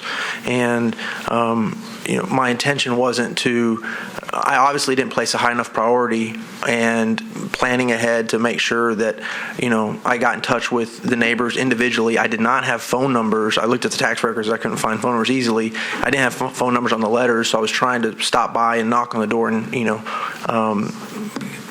get in touch with people that way. But my intention is to work with the neighbors as much as possible to make this work. I obviously don't want enemies. We don't want to be in conflict with our neighbors. That's not our goal. In the same respect, we do have hardships and economic restraints as to what we can do with this property that limit us.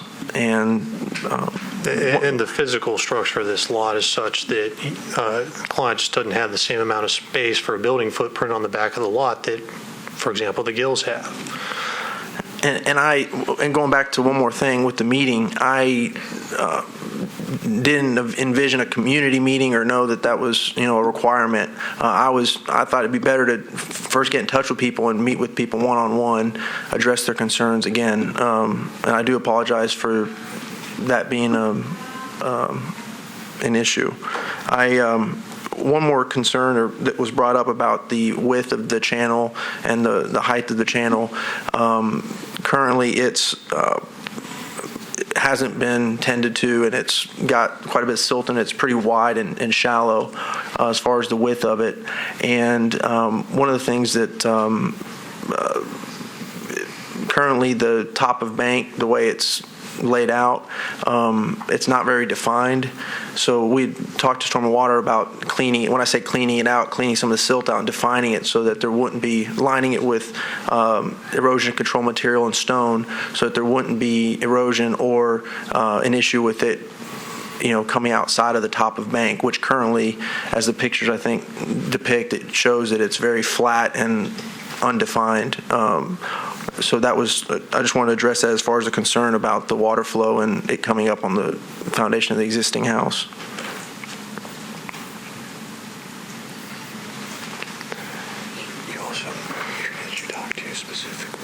Do we have any other questions? Did you talk to a couple of neighbors?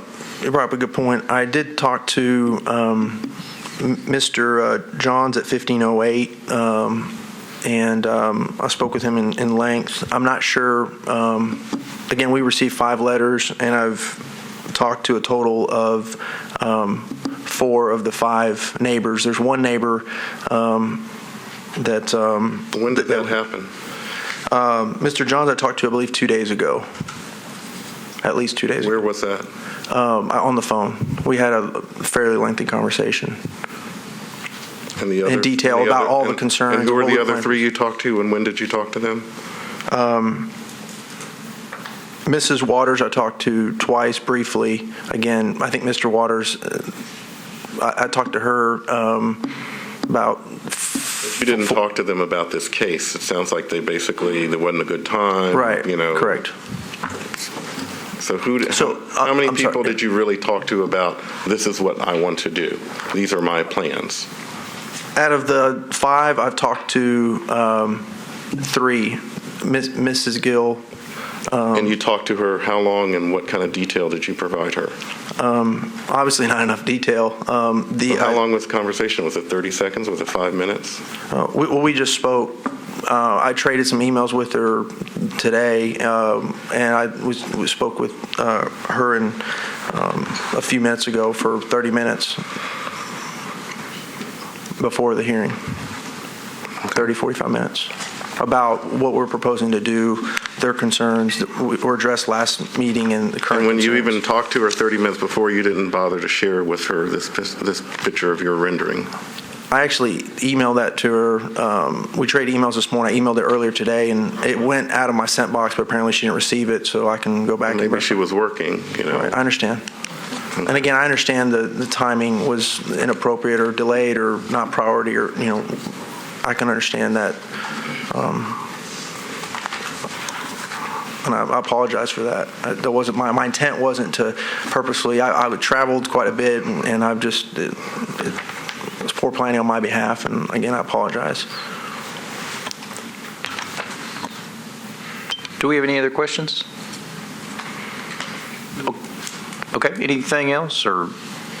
Just in summation, again, regrettably, client didn't meet with the neighbors, and that is regrettable, but at the end of the day, the legal standard is, does the proposal increase the degree of nonconformity? The answer is no, so we would ask that this board approve the application. Thank you. I do have one more, if you don't mind. The massing, which was concern, the initial concern Mrs. Gill brought up, we're currently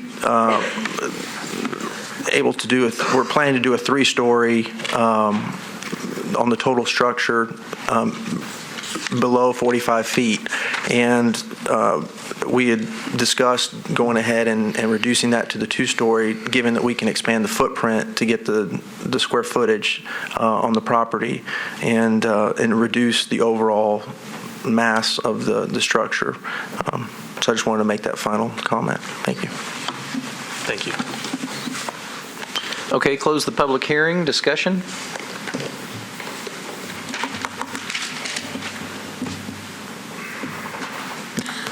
I want to go on the record as responding to a comment that the attorney made a minute ago, and I thought about doing it while you were up here, but I don't want to get into a confrontation, a disagreement, but I do think that all the members of this board strive to appease both the appellant and opposition here, and we're citizens just like the appellant is, just like the opposition is, and we try to find a common ground. We probably spend more time refereeing here to try to come up with a fair solution to these problems. So we don't pick on, and we do absolutely try to follow the laws. I just wanted to put that on record. So, on with that. Well, and I think one of the things that we tried to do last time was to make it easy. And making it easy meant that, you know, we've had a lot of contentious cases come before us where we said, go back, talk it through, come back to us, and we've had a lot of success in folks coming back, and I think that was the expectation this time, and it felt a little deja vu all over again. It didn't feel the progress that I felt like we could have made had a simple meeting would have been held.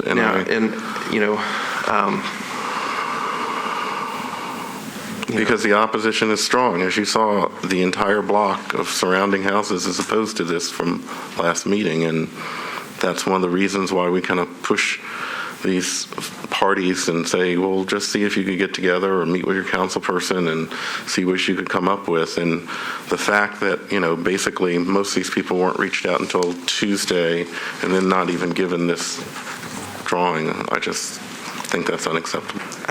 I don't have a problem. I really respect the appellant trying to improve the property. I like the single-family 2-story house.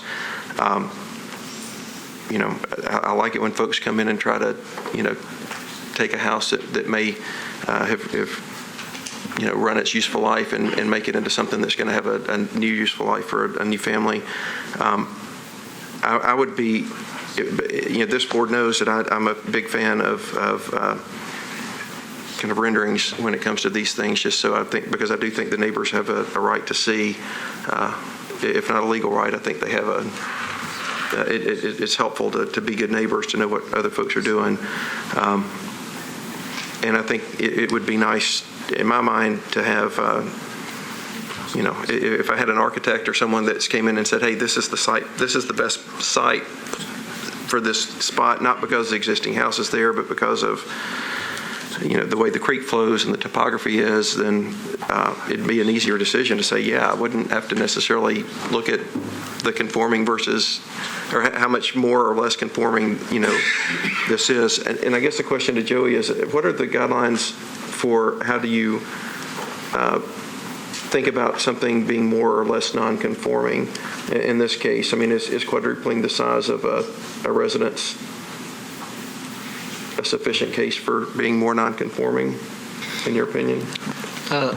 Well, I mean, in my opinion, you've got to look, the board's authority here, this falls under D of 174180. But you get back to 660C, and it says enlargement or conversions of a non-conforming structure may be enlarged, provided there's no increase in the degree of non-conformity. So you have to first ask, what is the non-conformity? And it's twofold here. It's the distance to the street is non-conforming, and the closeness to the adjoining property line is non-conforming. So that's when you're looking at that, are we increasing? Are we going any closer to violating that setback? I have not subscribed to the belief that just adding on and following the same line is increasing the degree of nonconformity.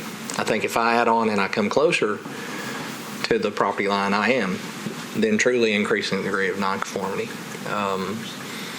So for us, I mean, that's just the reading of it. You've got to look at what is it about that's nonconforming. The height's not nonconforming. The size is not nonconforming. So I think those two issues really shouldn't come into your analysis. You look at what part of this structure is nonconforming, and does by adding on to it, am I increasing that nonconformity? And which side setback is non-conforming? Is it the side they're building to, or the side that they're not touching? It's the side on the Can you bring up the picture? Yes, sir. It's the left-hand side is the non-conforming side.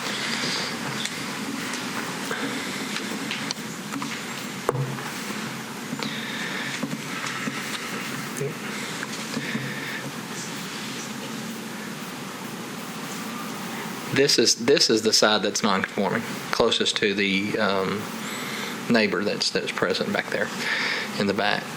So her home's up here on the hillside. This is the side that's non-conforming. Okay. The front is also non-conforming. This is going to sound odd coming from me, since it was my advice they blew off, and I do. But that comes from kind of my old Metro Council days, when lack of information usually ends up an enemy of everybody. And if you'll just get in a room, you can usually talk past or talk to each other and have a meeting of the mind. So I think it was actually very good advice, and with all due respect to the applicant, I think it was monumentally stupid to blow it off. But on the other hand, and if I lose this vote, I lose this vote.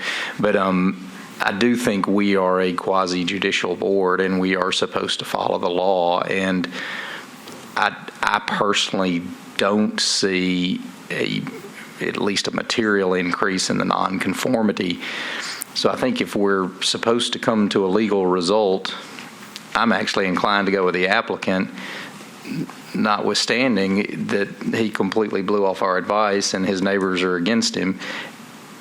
I personally think if he just met with him, he could have gotten the neighbors to at least be understanding of what he's trying to do.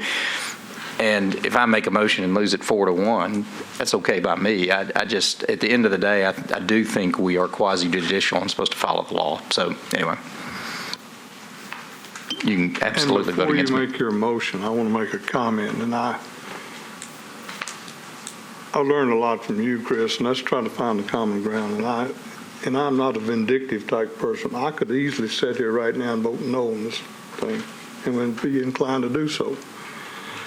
but in fairness to the appellant and the neighbors, I would be in favor of giving him another chance to go back and have a meeting and produce to the neighbors there and try to win the support of the neighbors.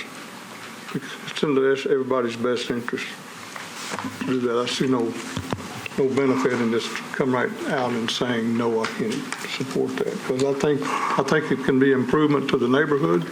I think there's a way to do that. So I'd be in favor of give him another shot to have a meeting and show them something to try to appease the neighborhood. I mean, David, I don't. That's what we recommended last time, and my position hasn't changed. Well, if one of y'all wants to make that motion, I tend to think I could support it. I'll make that motion that we extend, give another a month, at least a month. A month deferral. And I'll second that. With the expectation to show and to meet, to invite, and physically meet with as many people that want to talk about this. Do you understand? And I will say I do respect your willingness to knock on doors, and I think there was an effort. It clearly didn't do what we asked to do, and I think that we're giving you a path to make it a lot easier. Follow this path, continue to knock on doors. But I think one of the things, again, Joey's comment is, approving a site plan, just a flat plan like this. You just don't. I like the drawing. I like at least having some sense of exactly what we're talking about, rather than just saying, "Hey, keep it within this box, and it'll be equally non-conforming." So I agree with the motion, and I'm willing to put it off one more time.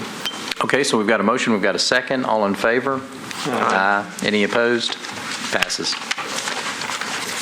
And I hate to do it to the crowd, but it's been 2.5 hours. We probably need to take a 5-minute recess. Mr. Chairman, can I, before you guys recess, Councilmember Holloman wants to participate. He has to go, and I'd like to get him on the record. We'll absolutely let Councilman Holloman come here. I recognize that I will be brief, or I will not be persuasive. Thank you, members of the Board of Zoning Appeals. My name is Jason Holloman. I represent the 24th District. The sign variance, the LED sign that you're about to hear before you is in my council district. I have heard from a number of neighbors who are concerned about the sign. I think more than anything, though, I just wanted to go on the record, maybe even more from a broad policy basis. I agree with the comments that were shared earlier by Councilman Claiborne about the conversion of a billboard to LED signs not meeting the specifications that this board is entitled to grant a change of nonconforming use if it is a lesser degree of nonconformity. I think Councilman Claiborne's point to you was that moving from a traditional billboard to a LED billboard, even though the sign face was smaller, is not a reduction in the degree of nonconformity, and therefore was not appropriate for you to approve. I just wanted to add to that. I agree with that conceptually. However, beyond that, as this board is well familiar, this is a very similar issue to what happened down on the Williamson County-Davidson County line recently, and the matter was taken to Chancery Court, and Chancellor Bonneman has told us that, in fact, it's not even about it not being a lesser change of nonconformity, but in fact, the light restrictions are actually health, safety, welfare regulations, which are outside of Title 17 in our code. In other words, they are not subject to the legally nonconforming standard, and therefore are still applicable even when someone comes to change a nonconforming use. So in light of that opinion, which I understand is at the Court of Appeals and is not finally resolved, but as we sit here today, that is the applicable law of the land here in Nashville, and I would encourage you to look strongly at that opinion as you make this ruling. At a less legal, more policy-based matter, I will say that when you look at this, this current zoning category does not permit LED signs. The old zoning category did not permit LED signs. They're only asking you to grant this as a change of nonconforming use and applying 13.7208, which I don't think is appropriate as legal standard, but also as a policy matter.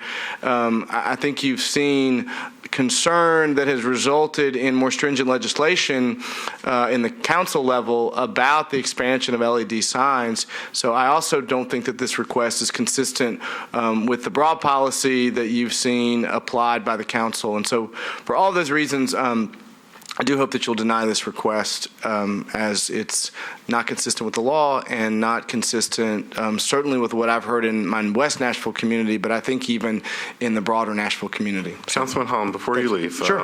We have a lot of letters of people weighing in on this. How many people have you heard from, and what's been kind of the breakup between people for it and against it? It's been 100% against, and I would say directly, I've been included on some of the correspondence that you've received. I would put, if I included that, I would say probably 30 to 35. Now that's individual touches, but several of those people that have contacted you, I know, are speaking as representatives for their neighborhood association, and I guess I wouldn't begin to tell you how many people that is, but dozens, if not maybe a few hundred at that point. And I know that several neighbor associations in my district, as well as Council Lady Allen's district, have weighed in on this issue. And obviously, I think there's a concern about the sign itself, but I think the larger concern is about the fact that we've laid out clear policy that we don't want these signs to be in these locations, and then there's an effort to utilize the non-conforming use statute, I think, inappropriately to get around that. So I think that's as much what you're hearing from neighborhood associations as this specific sign. Now, as to this specific sign, I'll tell you that I have heard some pretty good arguments about concern with, there's a lot of bike travel in this area, and I think just concerned about distracted drivers. I mean, there's a lot of studies out there that say that LED signs distract drivers, cause you to maybe go a little bit over the line. That matters anywhere, but as all of you know, immediately adjacent to this shopping center is the Hill Center, which has the terminus of the Richland Creek Greenway, and a lot of folks, myself included, come off of that Richland Creek Greenway on a bike, cross White Bridge Road, and travel west down Harding towards the park, towards Bellamy Boulevard in the park. And so it has an inordinately high level of bike traffic. So if a driver does get distracted by an LED sign right there, it's frankly a lot more likely to cause injury than in a lot of other locations. So thank you. Thank you very much. Appreciate the combination. 5-minute recess, if we would.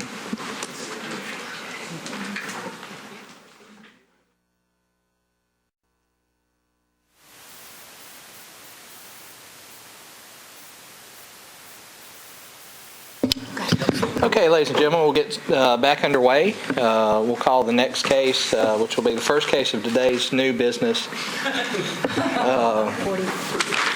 There we are. It's 2013-59. Mr. Andrew Hurt, the appellant, BMP LLC, owner of the property at 4500 Harding Pike, requesting an item A appeal, appealing the zoning administrator's interpretation regarding digital billboards. And an item D, it's the change of a non-conforming structure in the MUL district to replace the static billboard with a digital billboard in a new location.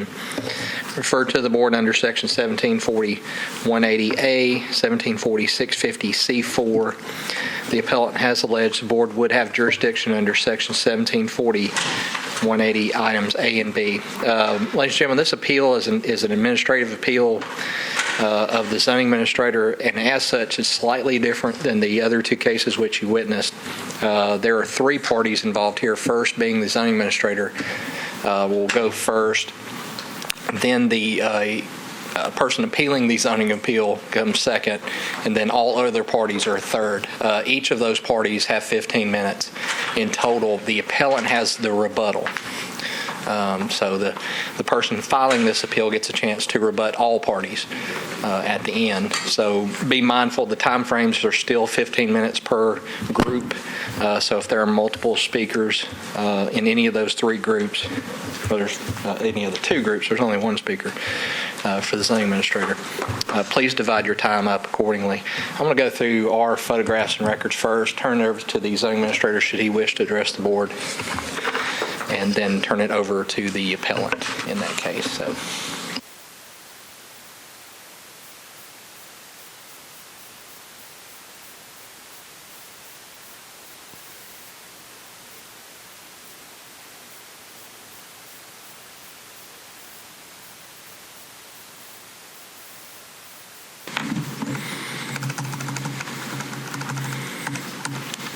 Now, here we go. The subject property you see here is Zone MUL, located at the northwest margin of White Bridge Pike and Harding Pike. Property is in red. Aerial photograph of the site, approximate date about February of 2010. That's our latest aerial photos. You'll see the eastern portion of the subject site. The Kroger Shopping Center's at the bottom of the frame here.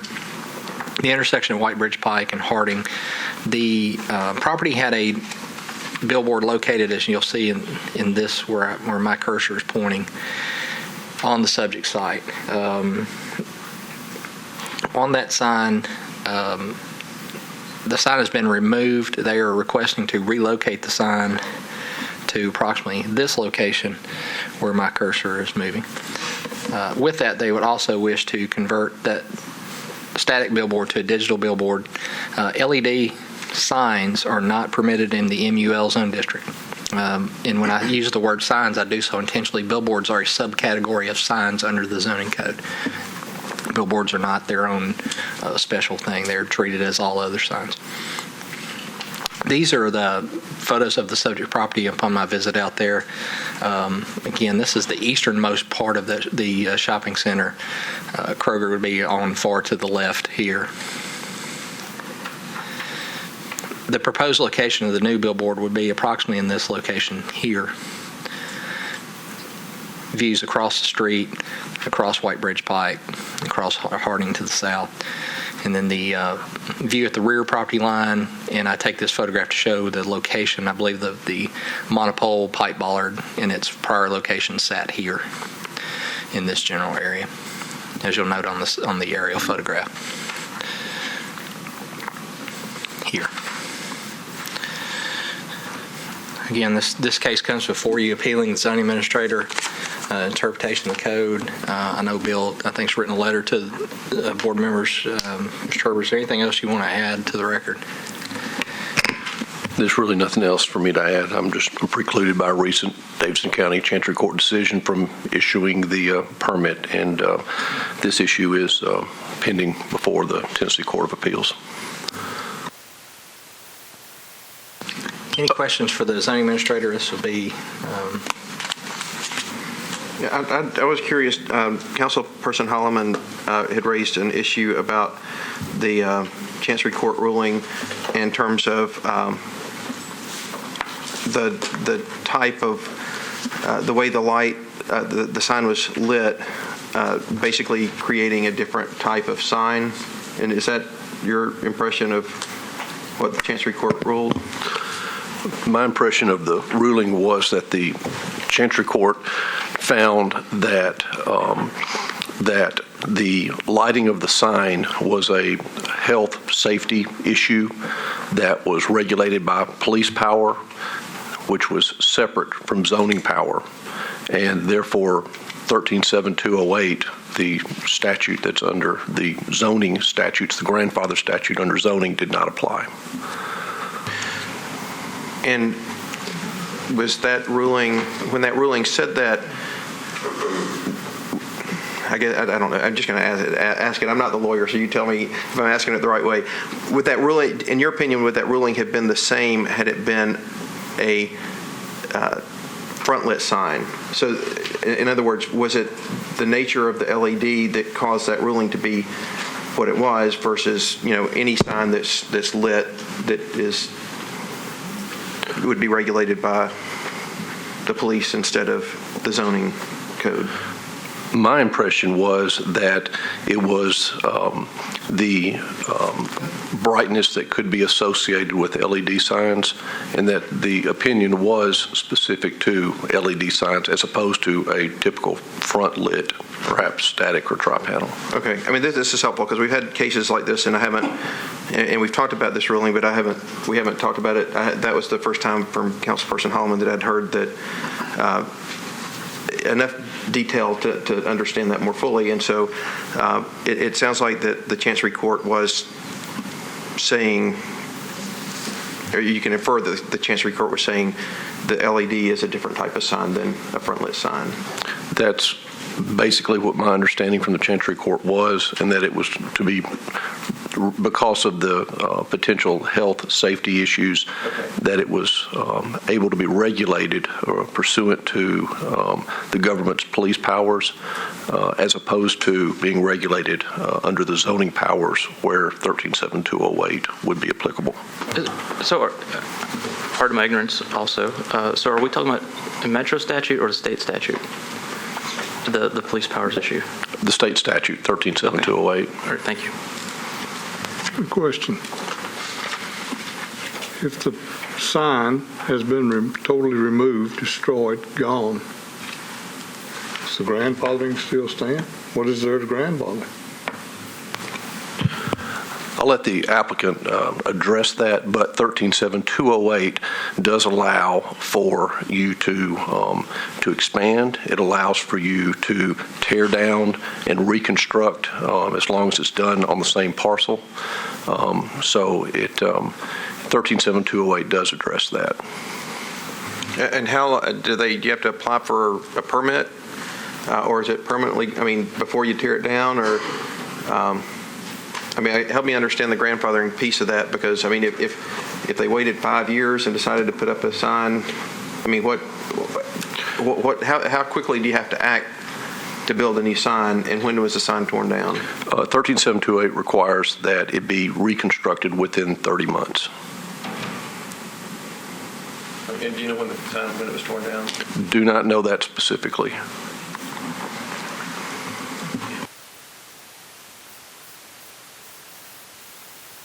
Okay, let's call the applicant up and get going.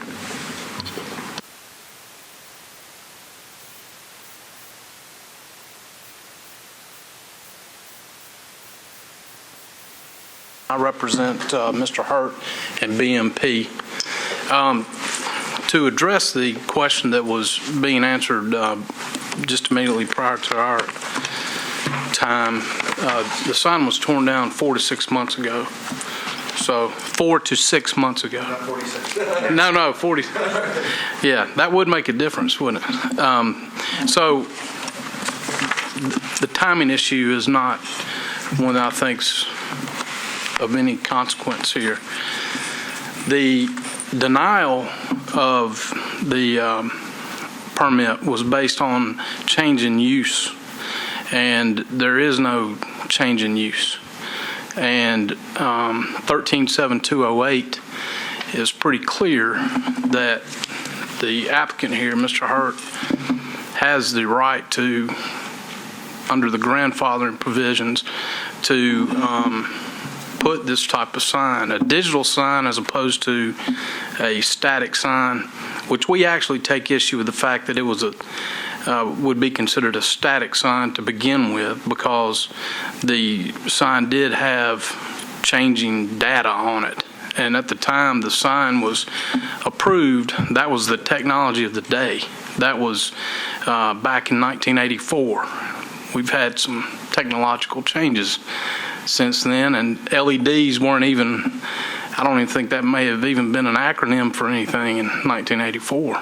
But it was actually a digital sign initially. Since that time,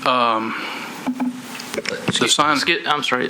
Yes, sir. So are you saying it was a tri-panel or some other, what exactly was the sign before? The changing data you're speaking of? The changing data on the original sign it changed.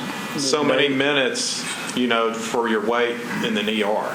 So it could be 36 or 72 or 2. But that doesn't go back to the 80s. That's a recent campaign from HCA to say how many minutes. I mean, that's been the last 4 or 5 years, right? That doesn't go back. I'm talking about the technology, not the... Oh, well, I what was on the sign. I thought you said that sign has been changing since the 80s. The technology has changed. Okay, but it wasn't a digital sign back in the 80s, which I think is what his question was. Right, but for 4 or 5 years or whatever it is, we've had that digital component on the sign. It was approved to have the way it functioned beginning in the 80s. That's when the original application was. So your argument legally is because there's like a little number, kind of like the lottery signs. Are the lottery signs digital? I guess it would depend on which lottery sign. You know, the ones Are they on all the identical? billboards. They say the jackpot's now $100 million, and it changes all the time. Is that digital? I'd say it is. It is, okay. I mean, I've searched far and wide for a standard definition for what constitutes digital, and I don't know that you could come to a consensus on what digital is. I think it's LED though is what we're talking about, right? This is an LED. Metro code, this is time. Yeah. But the central issue for the applicant here is simply that the denial was based on a change in use. And that's not the case. One of the councilmen referred to the non-conforming sign being more non-conforming because of the location as an issue, but that was not part of the denial. The location is proposed to be changed, but that was not disapproved. It was simply on the use issue. And there's actually an Attorney General opinion on this very issue, and about the location. Senator Charlotte Burks asked of the Attorney General in 2006 to answer that question, and the question as posed was, what rights, if any, does the owner of a billboard site have that are required to be terminated when the owner of a billboard located on that site desires to move its billboard to another location? And the Attorney General opined that upon the removal of a billboard by its owner, the owner of that billboard site has the right to continue the leasing of that billboard site, to expand that billboard leasing operation, and to construct additional facilities which involve an actual continuation and expansion of the activities of the billboard leasing operation, which were permitted and being conducted prior to the change in zoning, subject to the various requirements imposed by Tennessee Code Annotated 137208. Even though the construction of a new billboard may violate the limitation imposed by municipal ordinance upon the number of billboards permitted within the territorial limits of the municipality, unless the owner of the billboard site and the owner of the billboard located on that site have entered into an agreement to the contrary. The removal of the billboard from that site does not terminate the rights of the owner of the billboard site that are protected by Tennessee Code Annotated 137208, which that addresses a question that you had with respect to whether if you take the remove the billboard before the application of a permit, that doesn't. I was you, sir. That's really a state issue, though, right? I mean, the state regulates if you take down the billboard and you can put it back up. We don't do that. Well, it is a state issue, but you're under the law of the state. But we're not here to argue about whether you could put the billboard back up on this particular site. We're here to talk about whether you could have a digital LED billboard. Well, there's two. I think that you had said that you'd made a point a minute ago about this was just about the zoning administrator's interpretation of the use of the sign, but you're also having you also have an IDMD appeal which deals with the non-conforming use. So I mean, you have both in your appeal, and so I think that the non-conforming piece of it is absolutely relevant. Well, it is, but those overlap. I mean, non-conforming, because he states, it was his belief and based on his writing, that the digital is the non-conforming part. You have at least three instances that I know that this board has approved signs exactly like this, from so-called static signs to digital. You've got the Lamar, Tennessee, that was located out at 100 Franklin Pike, and then you've got two CBS outdoor cases, all three of which were conversions to digital signs. Well, and I don't know, I was part of some of those, and that was before I had knowledge that, one of those things that we were talking about, and I'd like for you to give me your opinion on it. I think I'll know, but I don't want to hear it from you. And that is, it seems like Chancery Court said, no, LED is different, that it is a different use. And I know that ruling's under appeal, and there are courts that need to decide that for us, as we said earlier today. But in your opinion, why is LED not a different use? Because, like I said, I know that I can't speak for other commissioners, but I know that was important from the legal counsel we got at the time, and I think it was a different legal counsel for the very first case that we heard. But that was important. And we're getting a court in Davidson County saying, no, it's a different use. So tell me why you differ with Chancery Court? Well, first of all, I think the issue is what are you referring to, and what does the statute refer to when you're talking about use? Use means the use of the property, not the function of the property. And a sign, just whether it be static or digital, may function differently, but it's still a sign. The use is still the same. And the ruling by Chancellor Bonnyman is, and I disagree respectfully, is not precedent. And so whatever she's ruled, unless she has enjoined the issuance of any permits on this basis, would have absolutely zero legal effect on this body, because until a court of appeals interprets, again, just like in the Lamar, Tennessee case, the 13-7-208, that's the law. And that law, that interpretation, I think, was pretty clear that it's a pretty broad license to grandfather in parties like Mr. Hurt, who has this billboard, and it became non-conforming after passing certain codes, and this is really no change. Right, but I guess, with all due respect, if it were that broad and it were that clear, we wouldn't be here, because our zoning administrator would say it's broad and it's clear and we don't have to be here. So I don't think it is broad or clear, or it would have been settled a long time ago. I mean, I appreciate your thinking, because we've heard it and it makes sense, but the waters are still fairly muddy to me. I'm sorry, do we have a copy of that AG opinion? I didn't see it in our package. You don't, but I can give it to you. I didn't think it was relevant until he... Well, it's not, it's part of the record now. I'll be happy to give it. Could you give it to... Thank you. Thank you. Mr. Preston, can I ask the applicant a question? Because I've got a factual question. Yes. I'm just curious. Why did you move the sign? We thought it would be a better location for it. Higher visibility. So a better location within the parcel. So you could just see more. Well, right. Okay, so it's just because part of 208D, and it does allow you under certain circumstances to move a sign, but not under all circumstances.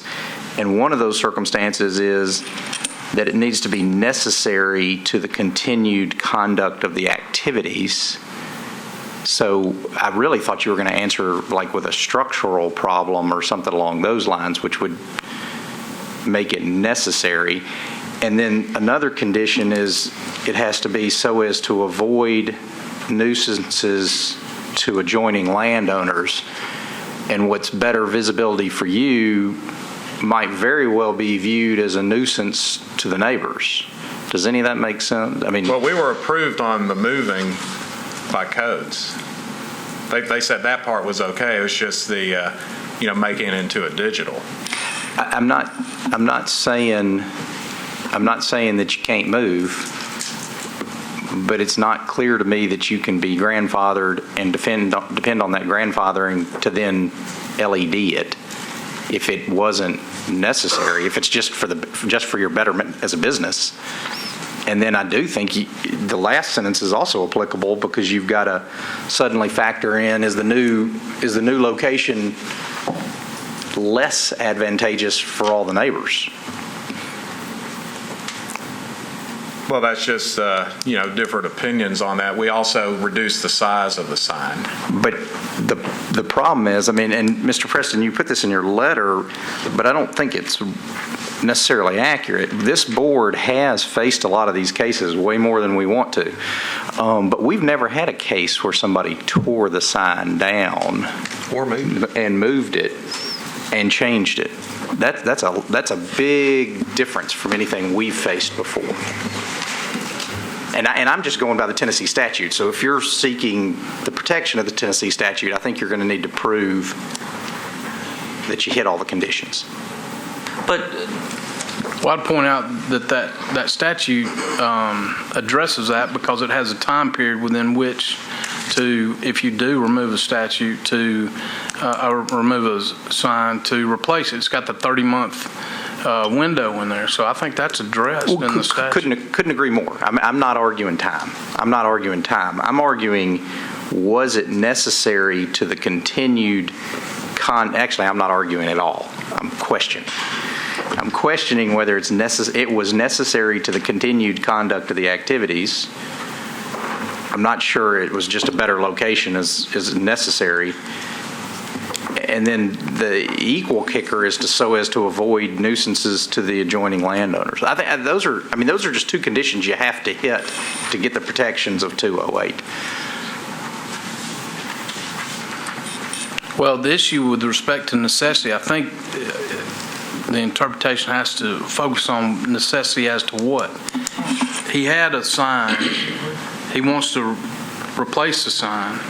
In order to do and perform the function of what that sign does, he has to replace it. That's necessary. It's not, do you have to have that sign there to conduct the other business that goes on that property? But that has to do with the nature of the sign itself, not the location of the sign. And I think that Chris was talking about the actual moving of the sign. And but the location is not at issue with respect, because we weren't denied on location. Ours says, do you want to replace a digital billboard with a new location? So, and on our agenda, location is here. Well, it said but the basis of the denial was changing use. Well, he said the use has changed. There's no change not the location. It doesn't say that. And we can ask. We can always bring back the Director of Codes to clarify. But I guess I'm just trying to get to my point. The basis of our ruling every time, and I guess I could save this discussion, the basis for our ruling every time has been 17208. It's grandfathered. I'm having a little bit of difficulty figuring out how 17208 applies if it doesn't meet the conditions. And for example, I'm well aware of this sign. I knew how many minutes it would take me to get to the ER if I had a heart attack, and it was working just fine. And I could see it. And so I don't know how moving it into the middle of the parking lot was necessary. I think your sign worked just fine. I knew exactly how many minutes it took me to get to Centennial or get in. Chairman, with respect, I don't know that that's I don't exactly know how that is in our wheelhouse here, because we don't tell any other business what's the appropriate way to line up their product. And to me, if the sign's moving, and the technology changed. Let's say he had fluorescent light bulbs on the sign, and I took it down and wanted to put it up in a different location, and he still was going to use pre-printed static information, but now he wants to use halogen lights, and as long as it's within the code, where would the argument be? I think that's the crux of the issue. Well, I'm not entirely. Well, the argument might be that.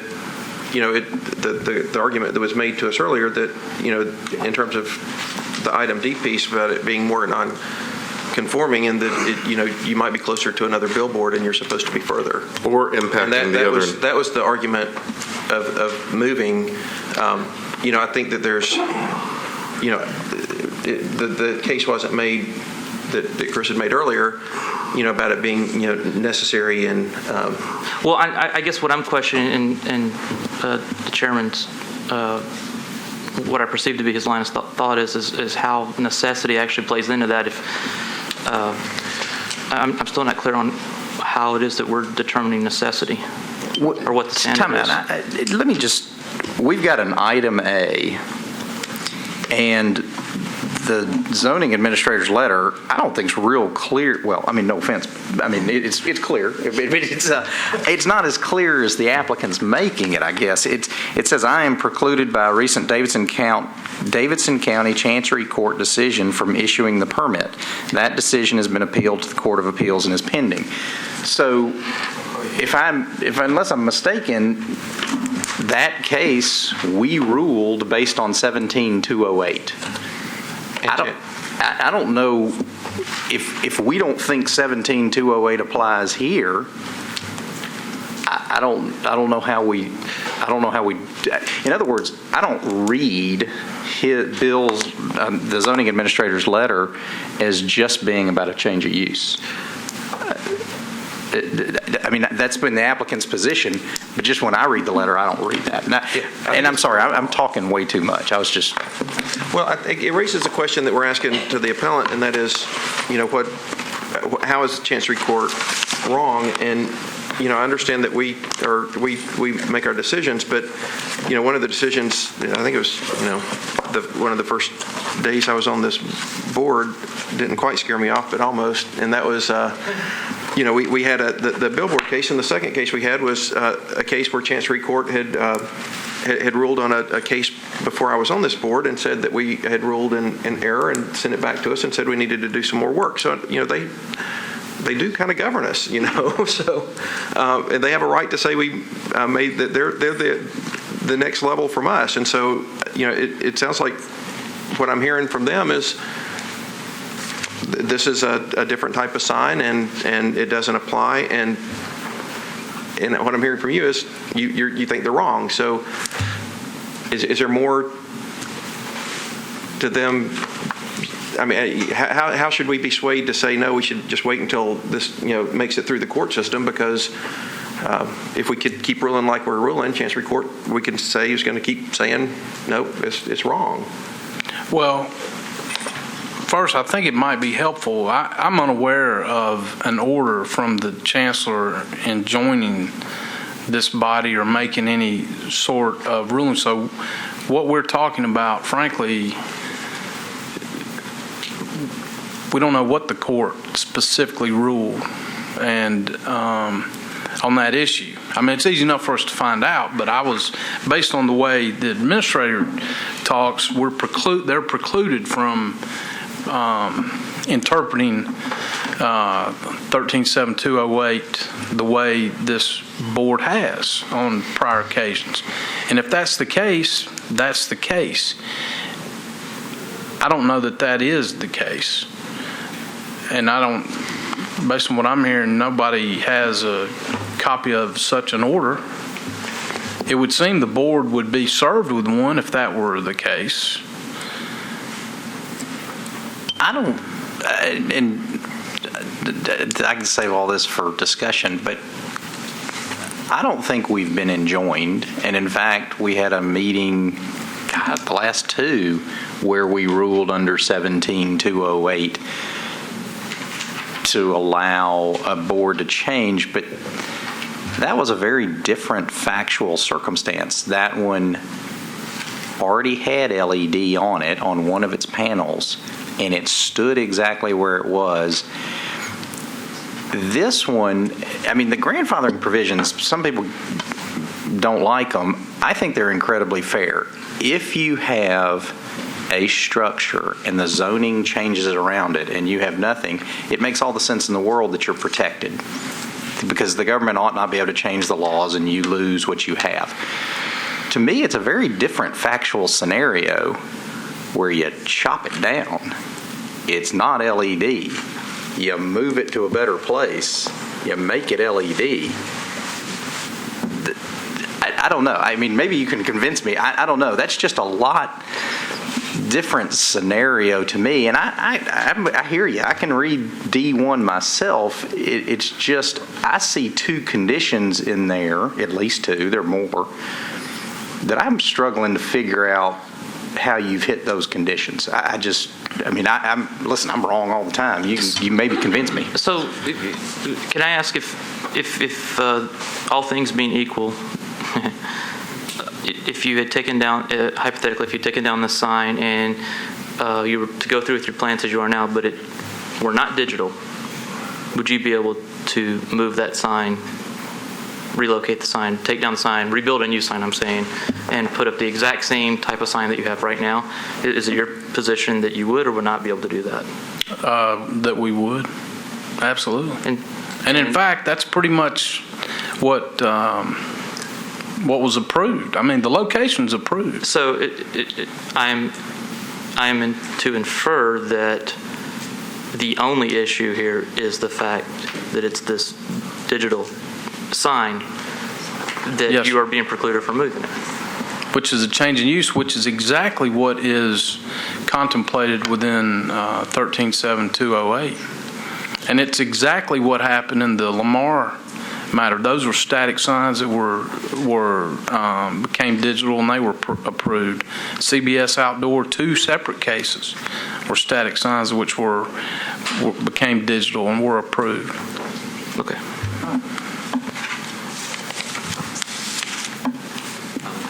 Mr. Chairman, if I may, just a point of clarification. While the application for the sign has in fact been submitted to staff and has been accepted, the permit has not been issued. So the location application, again, been accepted, fielded, under review, but no permit has been issued at this point. I didn't want the language of acceptance of the application to be confusing to the board. I think that's a key distinction. He can't build whatever until he gets a permit from Metro. Signs require permits. Yes. So until he gets a permit. So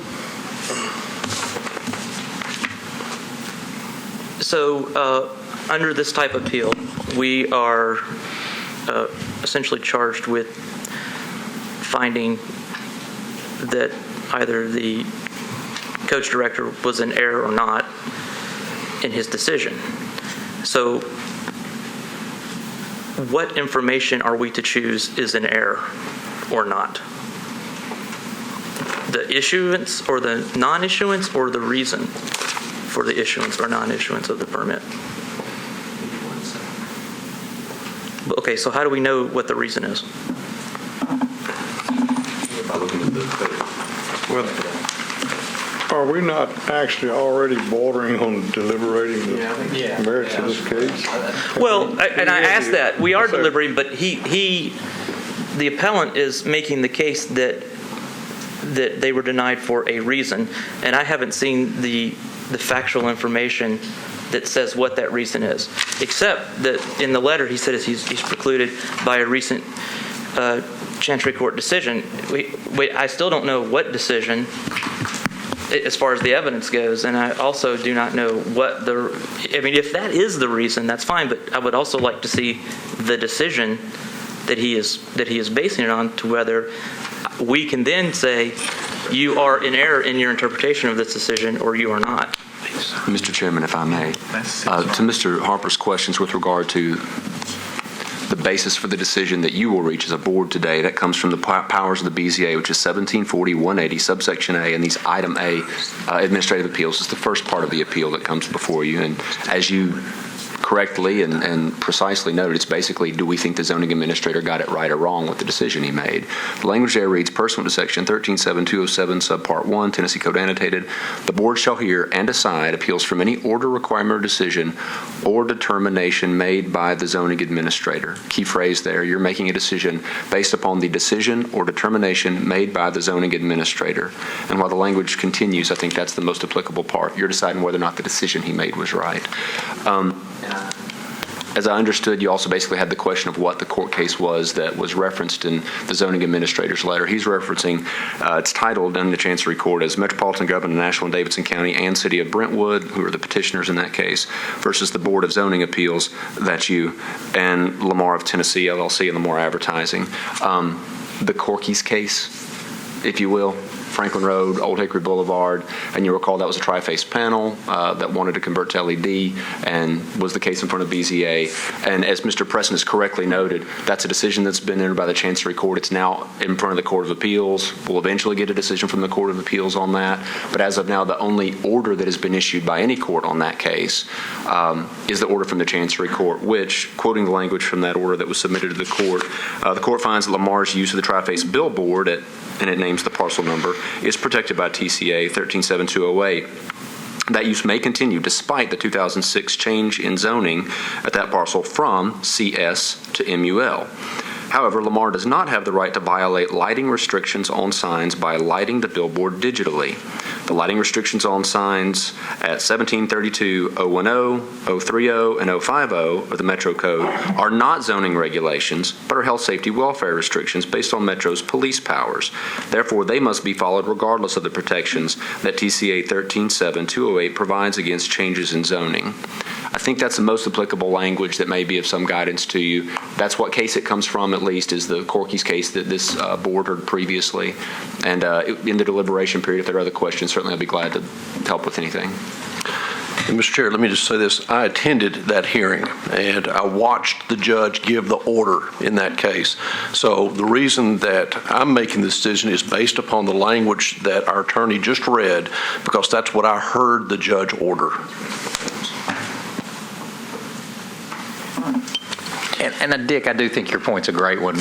We've interrupted your presentation a lot, and I'd like you to be able to make your presentation, because the next stop from us is Chancery Court, and I don't want to mess up anybody's appeal if necessary or not. So just. Well, I'd like to follow up on a question that Mr. Harper referred to. What decision are we here on today, appealing from?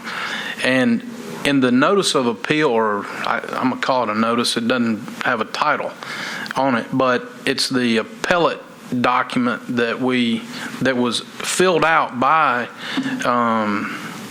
codes, and in the section where it talks about, it says the certificate of zoning compliance was denied for the reason, and then it says going from static to digital is a change in use. And that's it. That should be part of your record. If it's could you not, give that to? Yes. It may well be a part of a record, but I don't have a copy. Okay, we have a copy. I just wanted to. Yes. And I guess that and you may have answered this question. I've asked it before, and I'm sorry, but there's a lot going on. So help for clarity. Said it was a change in use that seems to be based on Chancery Court. Again, why is Chancery Court wrong? Well,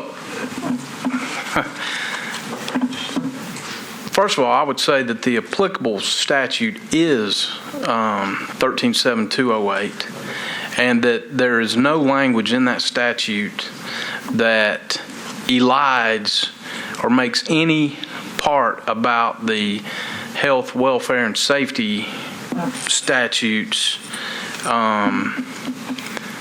excluded. It's not excluded in any way, and it's not, when you interpret statutes, the way they're supposed to be interpreted is in such a way that you can apply both, and unless there's just a direct conflict between those, should you then have a real issue in the interpretation of those statutes. And in this case, frankly, without knowing, well, it appears that 137208 contemplates the use with billboards, structures, and a lot of other ways, and there is no exclusion. There is no part of the statute that says, except in instances where police powers are supersede those of the rights of a landowner. And in fact, it would appear to me that that interpretation borders on a taking, frankly, and I think it rises to the level of almost eminent domain. to interpret the statute, state statute, in accordance with local metro codes, and to say that the police powers exceed somehow the state law and statute, I submit as a misinterpretation. How is it a taking if you move the billboard yourself? Well, you have a right to move it, number one. Number two, you have a right to use your property in any way permissible. But I think that the right to move it is based on, this item D, what if that conflicts with the non-conforming use? You just have a different opinion on that, right? Well, yes. Okay. A taking is more, you're just kind of minding your business, and then there's some law that says you can't keep what you've done before, or they widen White Bridge. If they widen the White Bridge, the bridge again, and that interfered with your billboard, that's a better argument. Oh, we had to move it over here because the city, that's a taking. How is just voluntarily wanting to move it to a better location? On your property, though. Yes, that's the significant part. And not only that, it's a taking, or would be my argument, that it would be a taking because you have a potentially revenue generating part of your property, these billboards, revenue generating. And then you have, under police powers, purportedly, that can be taken away from you. Is it a taking just because Metro doesn't allow you to take a normal static billboard and make it a digital billboard? Under the interpretation of first of all, I say 13.7208 absolutely permits that. But then when you get into the argument about police powers, that's where I submit the taking would occur by not allowing you to, because keep this in mind, you drive down, go 440, and there's right on the bridges, you see the Department of Transportation in Tennessee's got signs everywhere, amber alerts, things of that matter. How's that any different when you talk about the police powers? You can only do it when the government's going to tell you can put a sign. Well, it sounds to me like you're making a case against any kind of regulation on light or noise or anything that you might do on your property. No, I'm just saying that under the doctrine of how statutes are to be interpreted, that 13.7208 would take precedence over with all due respect, what the chancellor has ruled. We're a bit, I am, at a bit of a disadvantage, A, because I'm not an attorney, but B, when we heard the case that we're speaking of, we heard a set of arguments that was in some way different than what was heard at the appeals level. I find that very confusing. And again, not a lawyer or a legal scholar, but I wonder why the chancellor wouldn't, I wonder aloud, why the chancellor wouldn't have said, since that case apparently was decided on a different issue than what was argued here, why we weren't ordered to hear it based on that issue. You see where I'm going with this? Am I making sense? If you're describing a remand, because it wasn't remanded, the decision was made at the court level. Right, but so we have people, this case in point, this appellant saying that, or anybody saying this chancery court decision does not apply because you've made a different decision. But we're saying there's some precedents here, but one set of facts and theory was argued here, and apparently at some level different facts and theories were argued at the next level. So we're a little apples and oranges, I believe, and it's hard for me to square that exactly. I think the way to square it may be, just the legal advice I would give is in terms of the decision that was made by the court. What did the court base its decision upon? The court based its decision upon. So you're saying in a sense that Chancellor Bonneyman was saying, and by the way, in the future, you need to consider this also. The codes director should say the police powers issue should be factored into his decision. Never does that sentence appear in the decision from the judge, so I can't come so far as to say that's what is implied or stated. Instead, what I can say from having first through the transcript of her actual decision from the bench, the judge went out of her way to demonstrate that she regarded a point of differentiation between police powers-driven ordinances under the Metro law versus the protections afforded for zoning issues under 137208.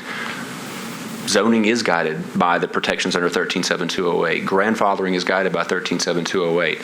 This applicant and a number of other applicants that will come before the board this year enjoy protections based on 137208. However, when, through police powers, a municipal government like the metropolitan government puts together certain laws, whether they be certain health-based regulations on strip clubs in the city, whether they be lighting restrictions pursuant to 17.32.010 through 050 under the Metro Code for lighting restrictions emitted from signs and or billboards. These are all examples of things done pursuant to police powers, which are granted to municipal governments all over the state by state code, and that's in Chapter 6 of the state code. So instead, rather than the chancellor getting bogged down in the whole, well, there's the moving of the sign and there's the lights of the sign and a digital lighting as opposed to traditional lighting, it was just delineated. Health safety issues done pursuant to police powers aren't necessarily covered by the zoning or grandfathering protection for zoning cases under 137208. Not to trot out a different set of apples and a different set of oranges, but the chancellor made that a matter of apples and oranges. Police powers, health safety, doesn't necessarily have to do with zoning. Zoning cases, use questions of that particular nature, do potentially trigger 137208 grandfathering protections. So that is the basis that's kind of been presented at this point, and I have to keep coming back to this, and Mr. Preston was absolutely right to point it out. That's a Chancery Court decision. It is under appeal, or on appeal at Court of Appeals level. So, we'll get a final word eventually, but for now, that's the only decision that's come from any court on that particular case, which I think has pretty direct application to the case before you today. And as is traditionally the case, we at the Department of Law generally encourage our boards and commissions to follow case law. And what was said earlier, nothing in that case precludes us from making a decision today. I believe that's correct. Mr. Harper, I can help you square the apples and oranges.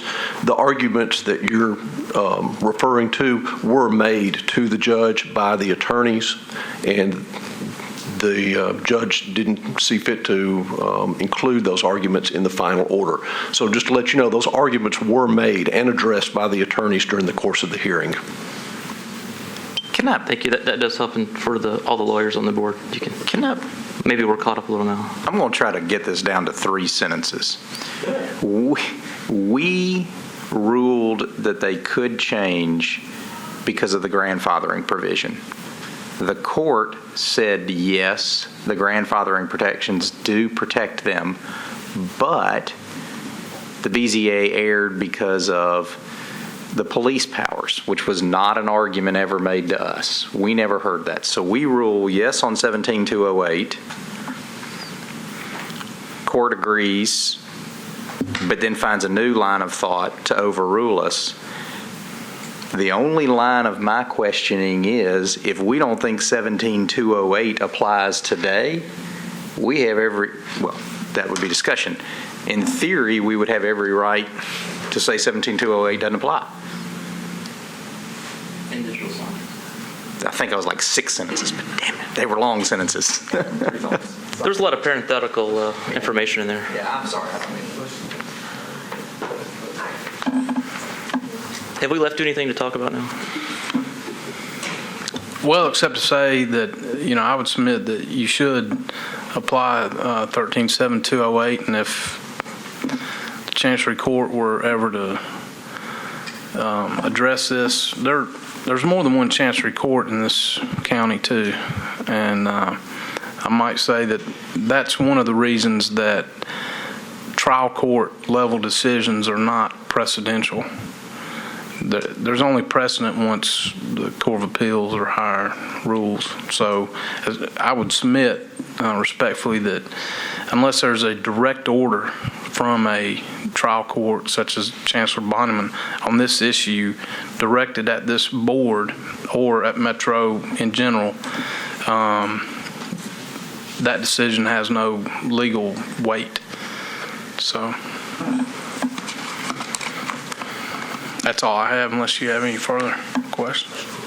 Okay, you have 10 minutes and 45 seconds for rebuttal, and I think the opposition comes next. Thank you very much. Thanks for your patience with the novices up here. Speaking for myself, of course. The board will hear from those parties opposed to the case. If you'd like, I have 3 seats. Please feel free as the speaker leaves to come forward. As a group, though, I remind the first speakers and those following, you all in total only have 15 minutes to speak, so allot your time accordingly. All right, with that, so I'll turn it over to you. Hi, my name is Mina Johnson. I live at 6600 Fox Hollow Road. After so many intelligent... I'm sorry, ma'am. Could you spell your name for Mina Johnsson.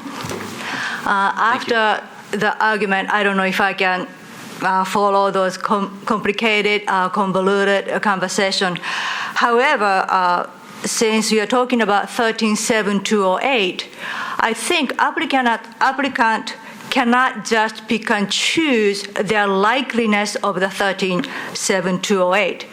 Chairman Richardson clearly state 13.7208D that applicant has to satisfy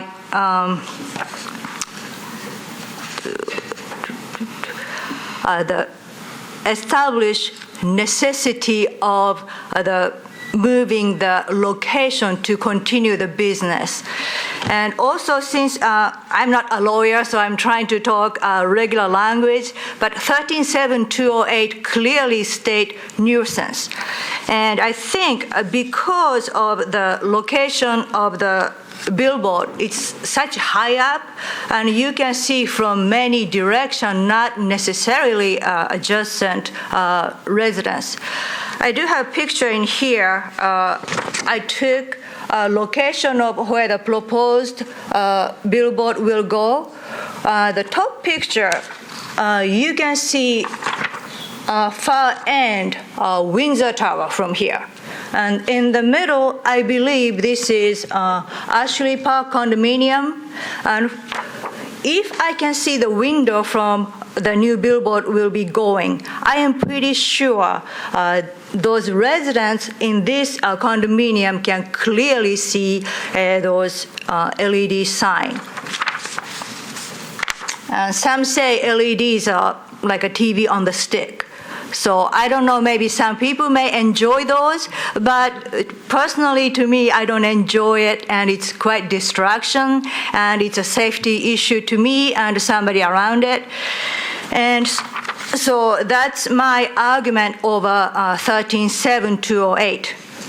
However, since you are Metro Zoning Board, I would like to remind you, you need to consider, board is asked to determine if the new non-conforming use will be more compatible with surrounding land use than existing non-conforming use under Metro 174650C4. I would argue new non-conforming use is not more compatible with current non-conforming use. I think you don't have the picture of the surrounding zoning, but only the location of the parcel is MUL, which is allow limited retail, office, but also allow residential. Right now, that shopping center doesn't include residential, but potentially they have possibility for future development of residential unit. So placing a digital LED billboard in potential residential zoning district is not compatible, in my opinion. And I'm sorry, go ahead. Yes. Well, I just had a question. I asked the appellant if he thought that I was essentially asking him, is it just because, in his opinion, that it's a digital sign that it should not be allowed to be placed where he's proposing? If it were not a digital sign, would you still oppose the sign? If it's not digital sign, I think under the statute of interpretation of 13702, if it's not digital, applicant will have right to replace it, depending on the interpretation. And to me, because it's changed to zone is MUL, and current zoning does not allow MUL, a billboard on MUL. So in that statute, I will still oppose billboard, because the purpose of zoning is, or non-conforming is, to bring up non-conforming use to current zoning. So allowing another new non-conforming use billboard in the different location will be kind of stretch of a grandfather's statute. Just my opinion. Thank you. Good afternoon. My name is Lynn Williams, and I live at 4020 Dorcas Drive in Green Hills. And I am a former Metro Council person. I served from 1999 to 2007. And during the 10th Metro Council, the first term I served, I represented this area. The second term, the 11th Metro Council, I went through the deliberation to update the sign ordinance, to look at updating, to look at the digital sign. And I just want to speak briefly to the process. It took months of deliberation, a lot of public input. We had a televised public forum that the public attended and that council members spoke at, and the sign business was present as well. We talked at length about compromise so that there would be ample opportunity for digital signs to be present in the city. And the consensus was a deliberate attempt to create areas where signs were allowed, digital signs were allowed, and to take into consideration community standards and to keep digital signs restricted so that they were not permitted in certain areas.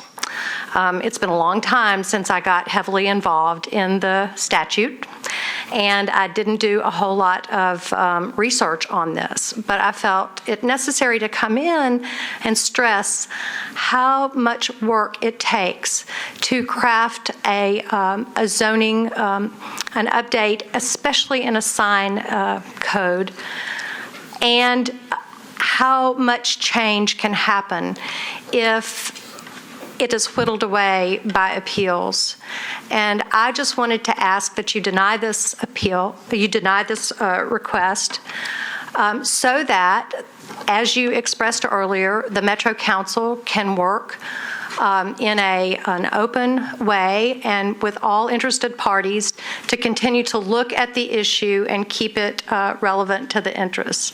There is no doubt in my mind and in the constituents that lived in the areas that I represented that digital signs are different than the standard lit signs. It's kind of like comparing analog television to digital television. Excuse me. It's much more distracting, and it is going to take a lengthy process to get a continued update, but at this point, I think that the statute works, the code works, and I wanted to just stress that this is not a time to allow an LED sign in an area where clearly the community standard is not to have digital signs, and to keep the area in a look and a standard that was set down by the 11th Metro Council. Councilman Williams, I know you worked hard on this bill, and the applicant says that, and I guess this particular area was an area that you didn't intend to have digital signs in?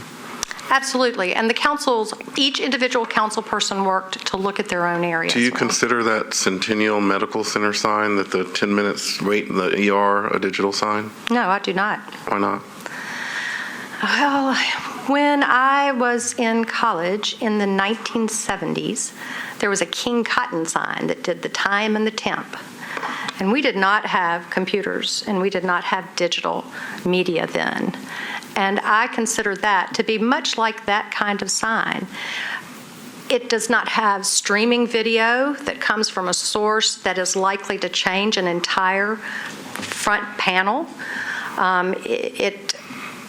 So I don't remember the technology, and it may indeed be streaming digital technology, but I don't consider it comparable to a digital sign. Well, what's wrong with what we consider today a traditional digital sign, the big TV on a stick, as she said? I mean, what are wrong with those? Well, again, I haven't gotten into the literature in a while, but I do have an advanced degree in communications. And I do know that the reason people want digital visibility is because it attracts more viewers. And if it attracts more viewers, then it must have some enhancement to it that a static sign does not have. It has been the general feeling from the community that that is a nuisance and a safety hazard, and indeed it looks like the court looked at it as a safety issue. And so that's how I see that it's different. So, last question, why is this particular area not compatible with that type of signs, and why did you work so hard to keep those types of signs out of this area? We call it blight, but that's simply just art is in the eye of the beholder. Why is it fine in somebody else's district if it's not in this particular area? I just would not make an assumption to define someone else's area, but the law was crafted to reflect the standards of the community, and in this part of the city, not just this community, but in other parts of the city as well, in a compromise, and one that worked well for both business and residential interests. Some areas were made where it was not permissible, and others were made where they were. Thank you. So,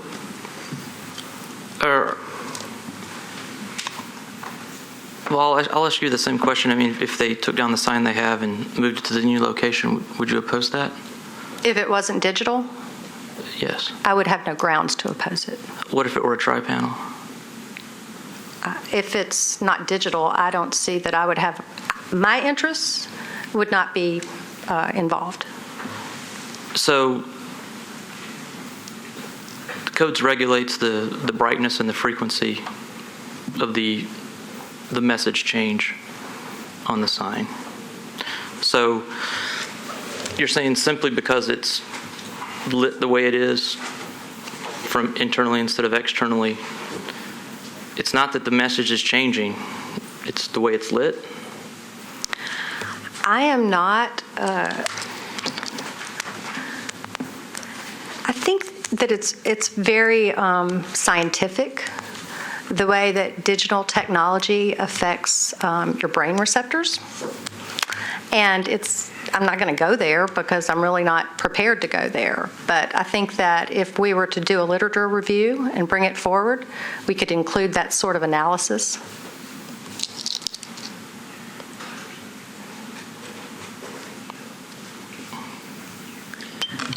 Well, Ms. Williams, I'm sorry. Well, you mentioned that digital signs attract more viewers. I don't want to put words in your mouth. I forgot what you said exactly, but it attracts more attention. Are you referring to the fact that there are more messages available, or that they're shinier? Why are you saying that they attract more? I think it's a complex issue. And I think it goes to the electronic media, the delivery of the digital lights, the brightness of it as well, and the shifting nature of it.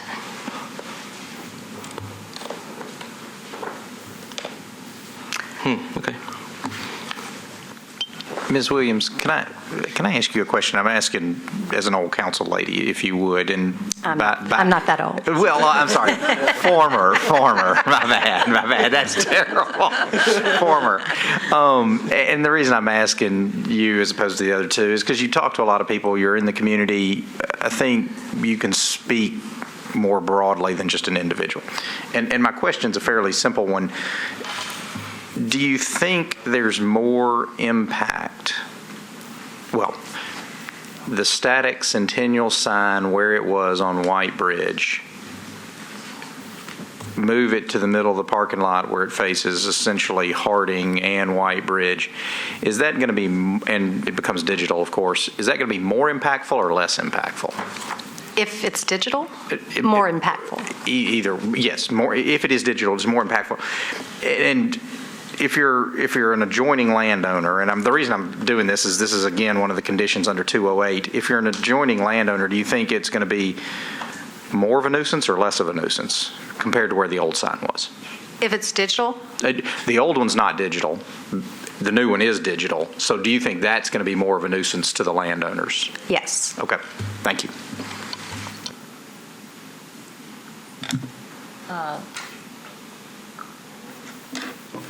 Thanks. Ann Carr, 231 Carden Avenue, which is just off Whitland Avenue, so in the vicinity. And I came today. I'm the vice president for our neighborhood association. We have not taken an official position, but unofficially the neighborhood seems pretty worked up over the potential LED nature of the sign. So that's why I came today. And I drive the area very frequently. I think that Councilman Holloman mentioned the issue with the trailhead for the Greenway being nearby on the old White Bridge Road bridge that is now a pedestrian bridge, and that's a way to access as well as from the new White Bridge Road area up near the next intersection. But you could see on your photograph that you had of the area, there are concrete islands at the intersection on the north side of that intersection with White Bridge Road. And so as a driver, I've been in the area many, many times over the years and watched pedestrians and cyclists literally have to because of the way lanes are dedicated, they literally have to run from a corner to an island, from an island to another island, and then from an island to a corner. So it's a really difficult crossing area, and I think it would be just disastrous to have an LED sign right there at that intersection. They are distracting. The only other two that I see on a routine basis, just in my travels, are both on freeways. And I find them distracting on the freeway, but at least in those locations you don't have to deal with a lot of stop-and-go traffic. You don't have to deal with pedestrians. So in my mind, that's really the difference with this location. So I hope that you oppose it, and although probably most of the people that said to me, yes, you need to go and we oppose this, did not get in touch with you, I hope that a few of them at least did, because I think that's the widespread opinion of the area and the people that drive in that area. Thank you. Well, hold on. Since you speak for a neighborhood association as well, I'm going to ask the exact same questions to see if you disagree with Ms. Williams.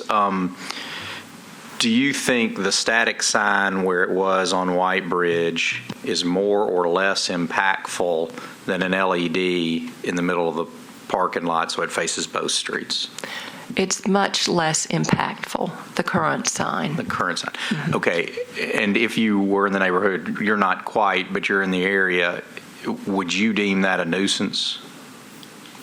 The current sign? No, the new. The new sign. Would it be more of a nuisance? Would the new proposed sign be more of a nuisance than the old static sign? Oh, absolutely. Okay. And I'm not literally speaking for the neighborhood association. They did not take a vote on this. The board didn't, but there was certainly consensus in my mind, so that's why I wanted to be here. The reason ma'am, I would have asked you if you were speaking for a group. I think it's just helpful. We are talking to three if we hear potential voices of more. So anyway, and I think she actually is speaking for a group. for the Hillwood Neighborhood Association, I believe.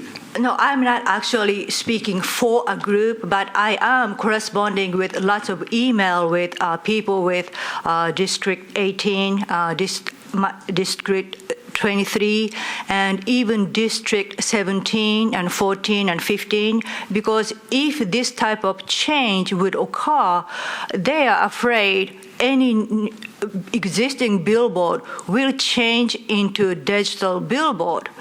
And in this case, this particular billboard not only changing statics to digital, but changing the location. So if those things happen all over the neighborhood, we will be flooded with a digital billboard everywhere close to, of course, it's depending on how close to residential area, there are certain regulations should apply, but they are really concerned. Thank you.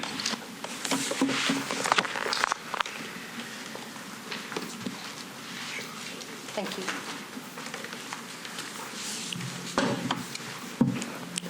Hi, my name is Trish Bolian, and I am the president of the Hillwood Neighborhood Association. I'm not here so-called representing the entire Hillwood Neighborhood Association. We've not taken an official vote. This has been a topic of discussion for quite a number of years. I have appeared before the Planning Commission, before the Planning Department, before the City Council, and in many cases that has all been the result of input from our neighborhood association. Our neighborhood association consists of 1,400 homes, so we're fairly large.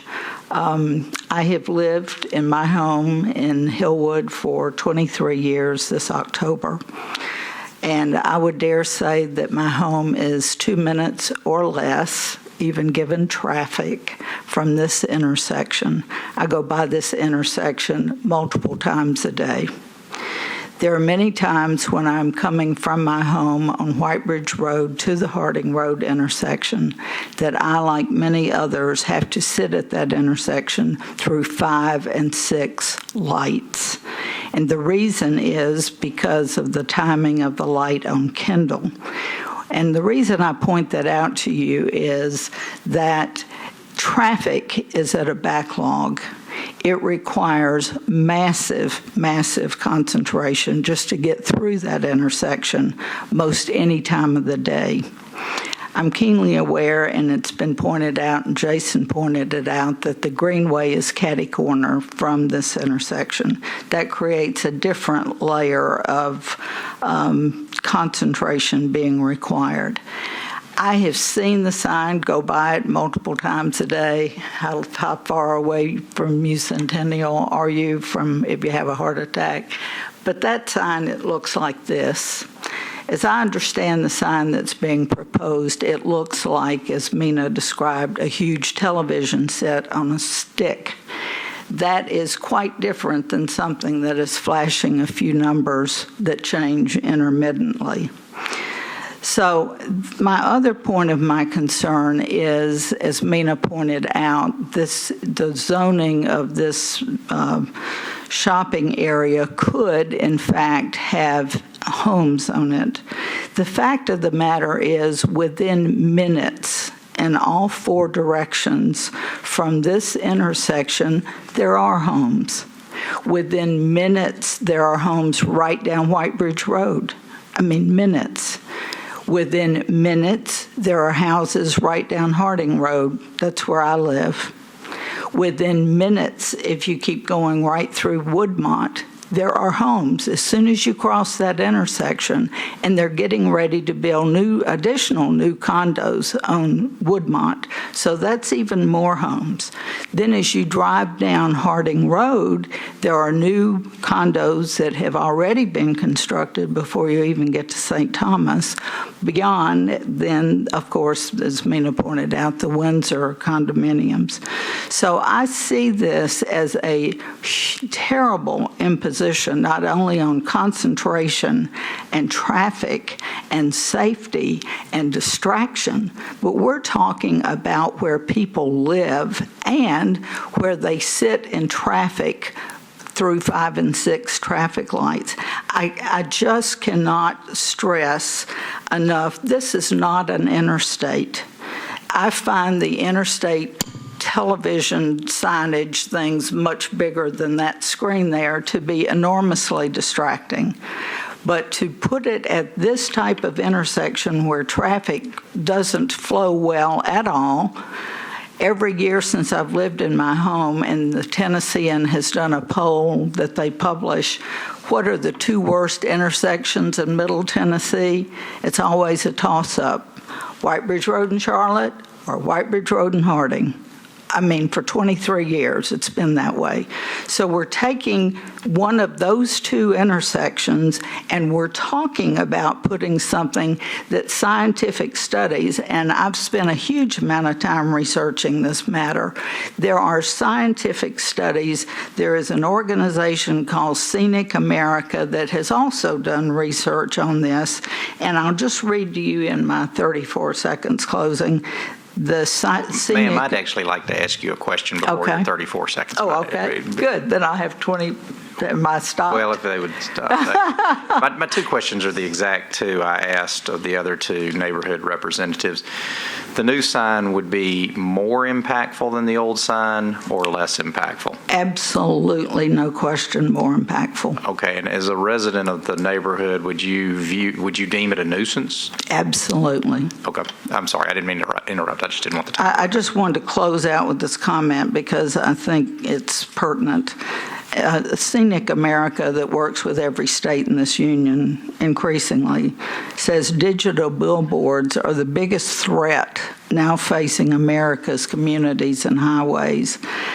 And they say they throw off huge amounts of lights into neighboring homes and the night sky and constitute a magnified blight on the landscape. So I just ask you, please vote this down. Thank you. My boot.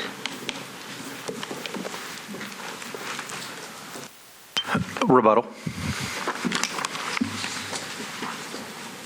Good thing we got food. I understand and I acknowledge the concern that these nice ladies have about this area, but this is beyond the issue, and legally their concerns are not relevant because the statute allows this, the state statute.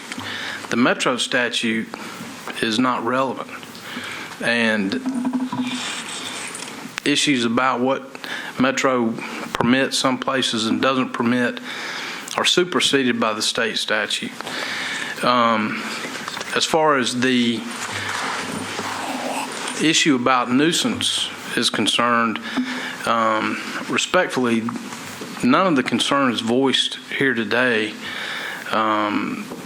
are legally constitute a nuisance.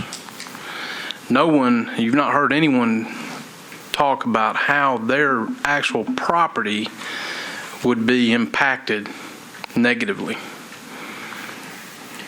Because you go by this property in your car does not constitute, and you may see a sign there that's visible and it's attractive. I think I've heard that word. Is it more attractive to the eye because it is would be an LED sign that constitutes a nuisance. If that's the standard, and it's not, then I would submit that a law be passed that no nicely dressed women be permitted in this area either. Because as you pass through the intersection, you may turn your head to look at an attractive lady or vice versa. Is that really necessary? I mean, there's lots of distractions. I disagreed with what she said. I wrote it down. So digital billboards are the biggest threat to the highway system in America. Really?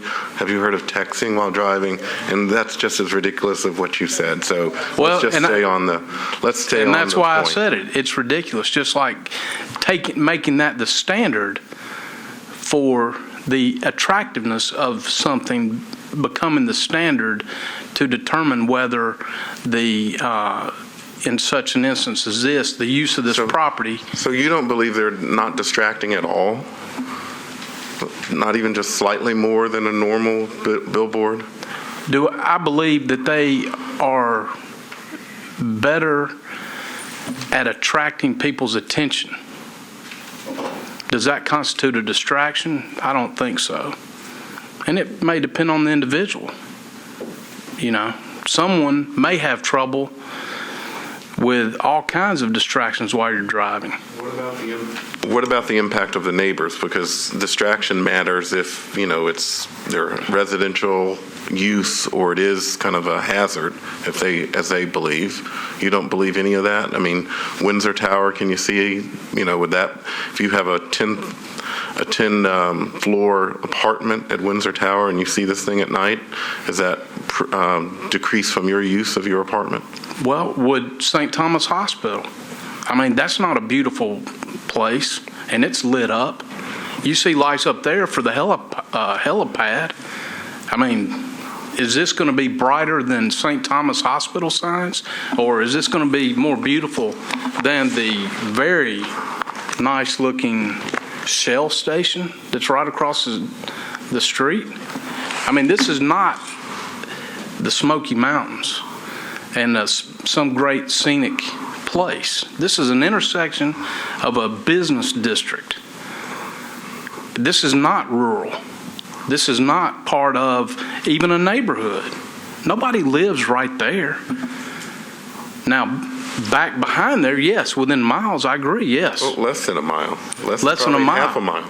Yes, but none of those people, we've not heard from anybody say, I could see that, or not only could it see, but that it would cause some kind of increase in the lighting in that area.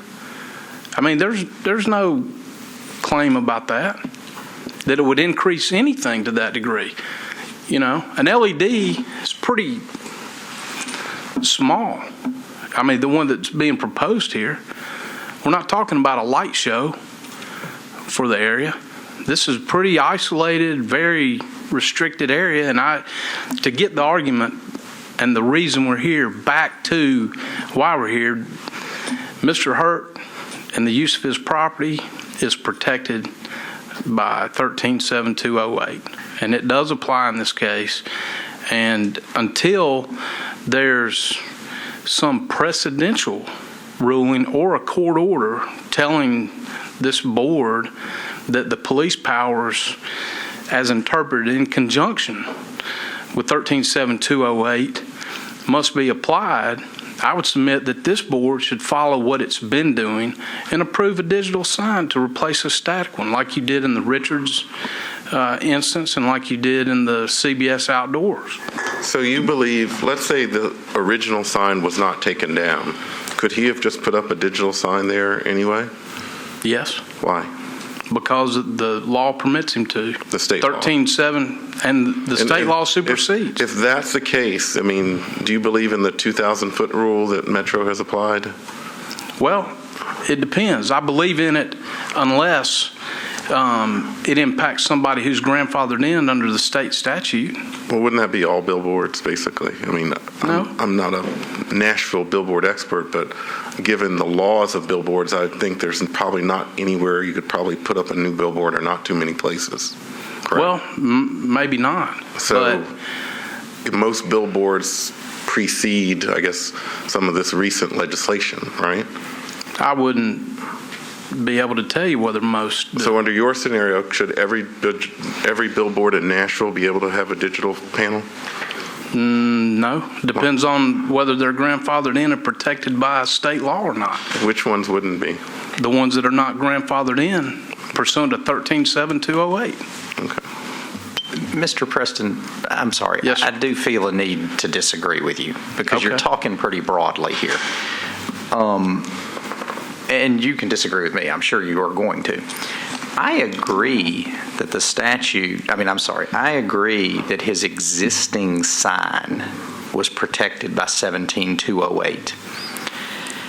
However, any fair reading of 17208, you're then taking the leap to say you get to move the sign wherever you want to under any circumstances you want to. I don't think that's what 17208 says. It says you can move it if it's necessary to the continued conduct of the activities. For example, I know this isn't wooden, but if it had termites and it was going to fall, then it's necessary to move it. I just want more eyeballs isn't necessary in my book. And the reason I started this is because you said the three women's opinions were legally irrelevant. I don't believe they are, because the second condition is you have to move it so as to avoid nuisances to adjoining landowners. You're moving it specifically to make it, in their opinion, more of a nuisance. In your opinion, you'd get more eyeballs. I get it. That's competing interests. But I think their opinions, and the reason I asked the question 3 times is not just because I'm redundant and slow, is because I wanted to make sure everybody had the same opinion, and they are all of the opinion that it would be a greater nuisance. So I'll agree with you that 17208 protected your existing sign. I'm going to completely disagree with you that gives you carte blanche to move it anywhere on your property. I mean, that's just, I'm sorry, you're a lawyer, I'm a lawyer, it's not a good thing, and but we are, and so I just disagree, and I just don't want the board to say 17208 means I get to move it anywhere I want to, because I don't think that's right, and so I'll get off my soapbox here in a little while. We've never had a case where somebody cut it down, moved it, and tried to be grandfathered. We just hadn't. We've never seen that case. So anyway, you now get to disagree with me a whole bunch, and I don't blame you. But well, the statute, number one, anticipates the removal of the sign, and that's why there's that 30-month period within which to replace it. That's what that is. And then as far as I respectfully disagree with you, and the Attorney General agrees with me, and that is that you can move a sign. The Attorney General has given that opinion. Now, I know we're just saying, well, that's just the opinion of another lawyer, and I agree. What weight that has, maybe none, but I believe in the AG, but when I heard you read that, I didn't hear him say either one of those things. I mean, these are factual questions. I mean, they just are. I mean, it's different from case to case. And factually, this does not constitute a nuisance. I mean, I would just factually disagree there. It does not constitute a nuisance. It does not interfere with the use of anyone else's property or even their property rights. And so the use of nuisance, I think, has to be focused on, because use of the word nuisance has to be focused on, because a nuisance is something that exists that interferes with your use and enjoyment, say, of a property right. And someone who lives in Hillwood, their property is not affected. And just because you may be distracted by driving down Harding Pike and you see that sign and it does catch your eye, if it should ever be there, is not a nuisance. But I'm sure you're familiar with the term attractive nuisance, which can be an unfenced pond where a child goes in and drowns. Now, there's nothing wrong with a pond. That's true. And I am familiar with attractive nuisance. I guess my other point is just the statute doesn't define nuisance. It just doesn't. And so, well, but anyway, then it has to be interpreted based on the plain, ordinary meaning of it. And, again, I take the position that the 137208 permits this, and this board's done it in the past. And I don't think it is of any legal significance that the sign was taken down and moved. And I would also point out that the reason we're here is not about the moving. The reason we're here is about what was declared to be a change in use. And I respectfully submit that was done in error.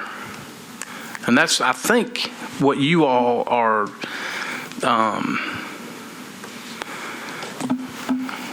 required to make your decision on, is based on what the codes gentleman made, what his ruling was. And that's what it was. It wasn't on nuisance. It wasn't on changing site or any of the other things that we've discussed today.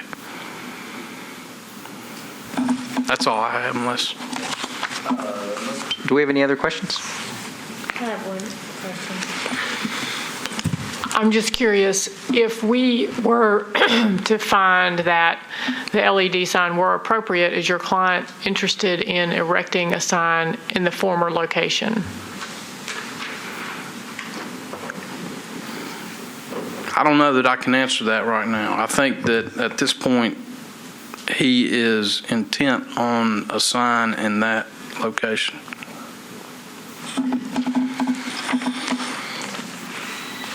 Okay, thank you. We're going to close the public hearing and have discussion.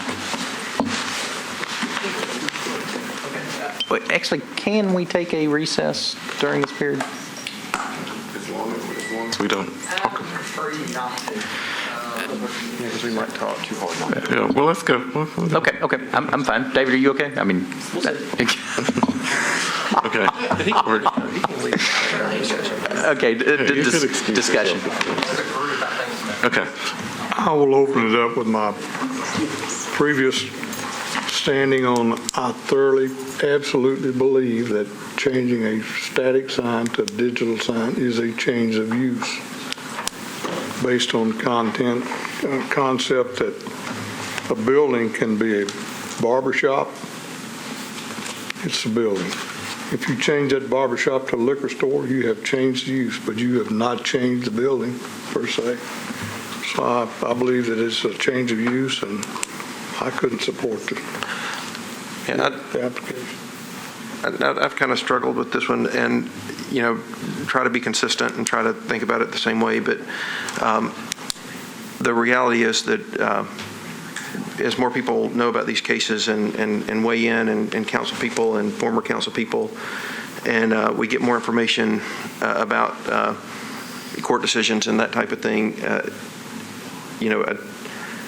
I think there have been very strong cases made that a sign's a sign, but I think there are also strong cases that say they're different. And I think we're hearing a whole lot more voices and that they are different. And I think that from what I understand from Chancery Court says they're different. If Chancery Court didn't think they were different, the court would not have ruled how they did. And so I know that the very first case that we had, the Corky's case, was one where the motion was made and it passed. But I know that when the motion was made, the statement was said along with the motion, this is a very murky issue. There's not a lot of clarity, and let's send it to court. And I think, and not to paraphrase, but I think that's what you said.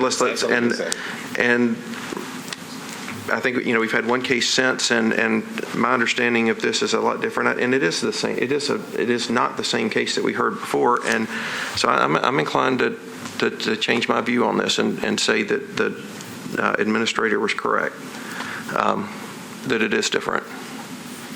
And I agree with Chris about the why or when you could change. If the city widened White Bridge Road or White Bridge, and the sign had to go, or a building was put up near it and you really couldn't read it, or the railroad did something, that's one thing. But just to kind of move it to a area where there are more eyeballs or more cars that pass by every day, I'm not necessarily sure that that's under the state protection of being grandfathered, since billboards are so highly regulated. And as far as I know, and particularly in this area of town, you couldn't put up a new billboard today. So basically that's why if you have a billboard, you're just kind of fixing to that site and wherever it is, and you're going to keep it there forever and ever. And so I think if it was so easy to move it around, you'd get more billboard companies kind of moving to a more advantageous position on a large lot. But the statute does give you the ability to take it down and put it back up for no reason. And nowhere does it say where you may put it back, as long as it is on the same parcel. This is a big parcel. So why? I mean, what are we saying? If he'd put it up 10 feet from where the old hole is, we're okay with that? Well, the criteria that Chris read was, the questions he asked were criteria for moving it. It had to meet those, and I think there were others, but those two that he felt were applicable to this case were the ones that he said, you can move it anywhere as long as it doesn't do these two things. Which were? It's got to be two things. You can move it, and you definitely can move it, if it's necessary to the continued conduct of the activities. Okay, so what is the activity of a sign? It's a sign. To convey information. Correct. To whom? The public. Right. And what is a good sign versus a bad sign? Well, it's one that attracts. But is it necessary? More eyeballs. That is the purpose of a billboard, is to show as many people the message as you can. But it's not necessary to keep that sign a sign to move it. If the city erected a wall, right next to it and it blocked its view, then it would be necessary for anyone to see the sign to move the sign. But it's not necessary to move that sign and have people, just because you want more people to see it doesn't make it necessary to move the sign. What if traffic patterns change? What if traffic patterns change? I'm sorry. What you're stating makes all the business sense in the world. And I think we're talking about infringing on the ability to practice that business where there's no grounds to do it. I'm sorry. Chris Whitson, think if he had left, and this isn't a motion or anything, if he'd left the sign where he was, I have consistently said that you can change it to LED. I have voted that way every time. I get that, but how, literally, exactly where it was? Is it 6 inches? Is that okay? Is 10 feet okay? Is 100 feet okay? What are we talking about? And nowhere are we giving guidance. Well, you are giving guidance. How does the statute define how far it's okay? Well, it does not. It never says. You're saying, but the argument is that if it's in the same place, it's okay. Where's the same place? I say it only says on the parcel is what it says for same place. It doesn't say within 10 feet. It doesn't say within 100 feet. Well, but that's up for, but that's up for whoever's interpreting this to judge to say, is it necessary, and then is it more of a nuisance? But I'm saying under this argument where if it had been in the same place, it's okay. I'm sorry. I should have read more of it to you. If you are seeking to destroy or reconstruct facilities, it has to be necessary to the continued conduct of the activities of that industry or business. And then it needs to be done so as to avoid nuisances to adjoining landowners. I have consistently voted the same way every time, and I would do it again. And if he hadn't moved the sign, I would do it this time. Just in my world, grandfathering makes a ton of sense. If you have an existing asset, the government ought not be able to take away your investment. But on the other hand, grandfathering should not be expanded to the point where I can take down my own investment, move it, spend new dollars, and still be grandfathered. That just doesn't make sense in my grandfathering world, and I don't think the statute says it either. But don't just rely on me. Ask counsel. I'm not. Okay, counsel. So if they had taken down a square pole, the sign's on top of a square pole, and they put back a round pole, same sign, is that allowed? Struggle to conceive of the connection between this case and that hypothetical. I'm not picking on you, but where are you going? Is it allowed? I'm not going anywhere other than is it allowed? Have a different type of pole? Yeah. It's my understanding that is not a specific consideration taken up in either the state code or the metro code. However, presumably the longstanding mantra brought by appellants, a sign is a sign is a sign, would remain true.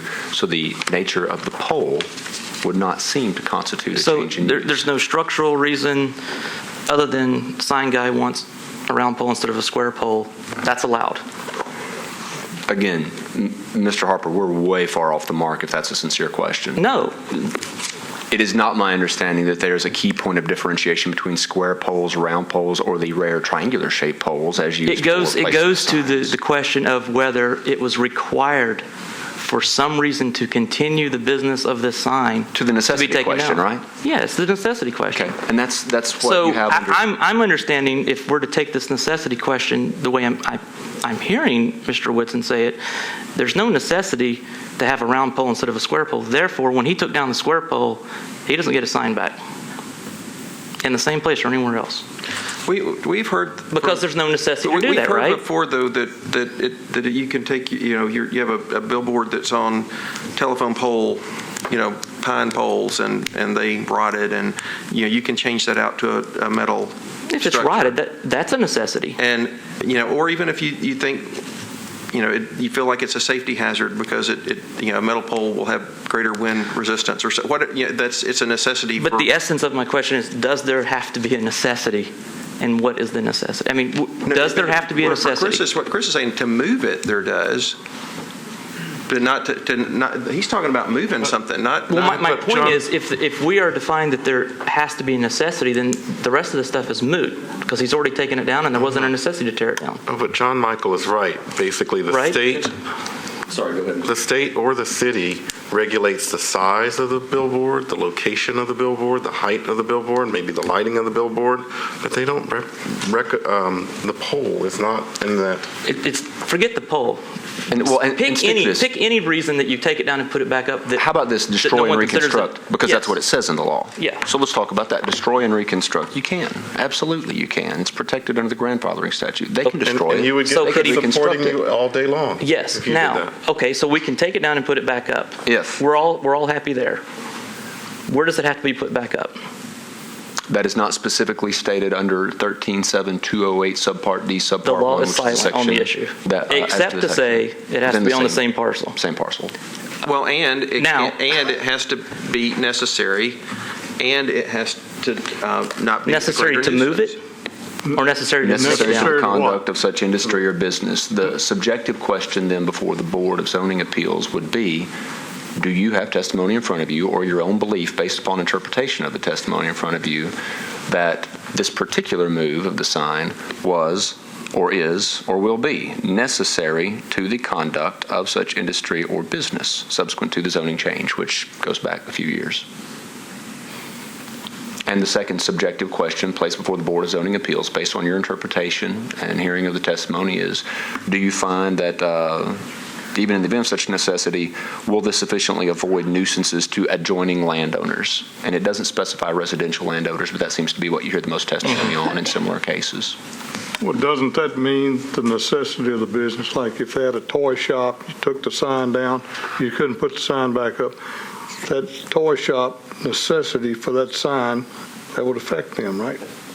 Is that not what it's referring to? Well, and I'm very quick not to stand in the place of the state legislature and try to say what exactly they had in mind in terms of specific examples. In fact, I make it a point never to assume what they were thinking when they come up with a lot of our laws. God bless them.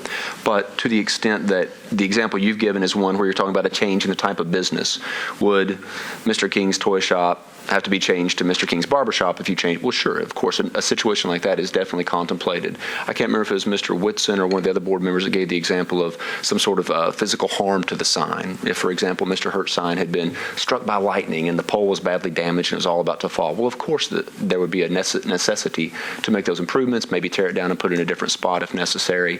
And government intervention was another example discussed. Maybe Metro puts a huge big water tower right in front of the sign.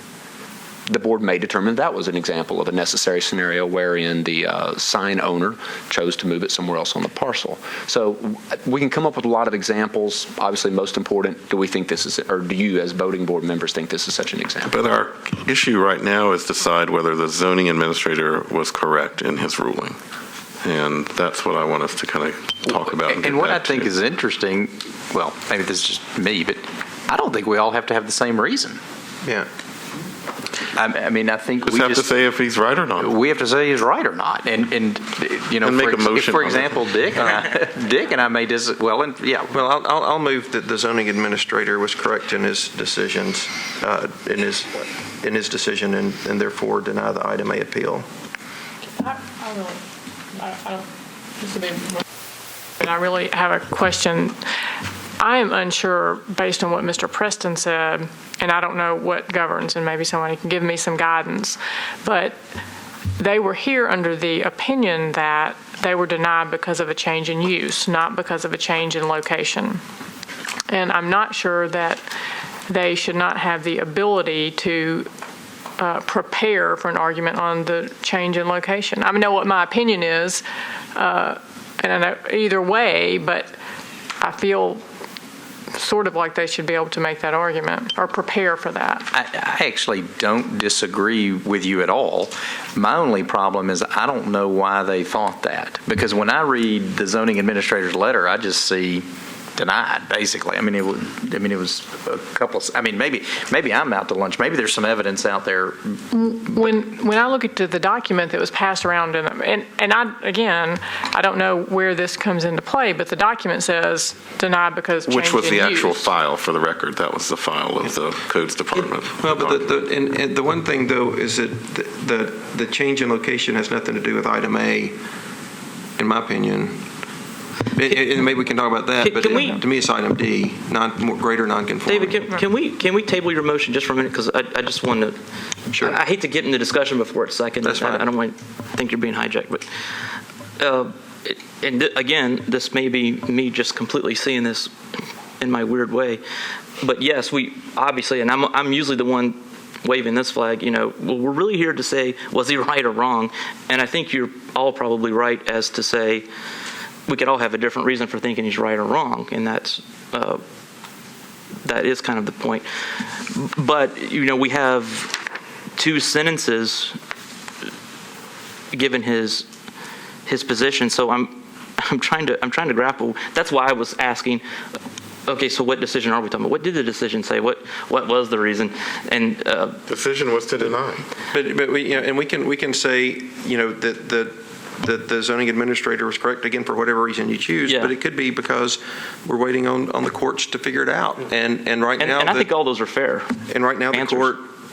the court he's looking to has said it's not appropriate to issue this. But even so, this board has the power to say he was wrong and he should have done it the other way, to answer your question. Mm-hmm. So you could say just the fact that, forget what this says, just say he denied it. And so we're basically trying to decide, was he wrong in denying it?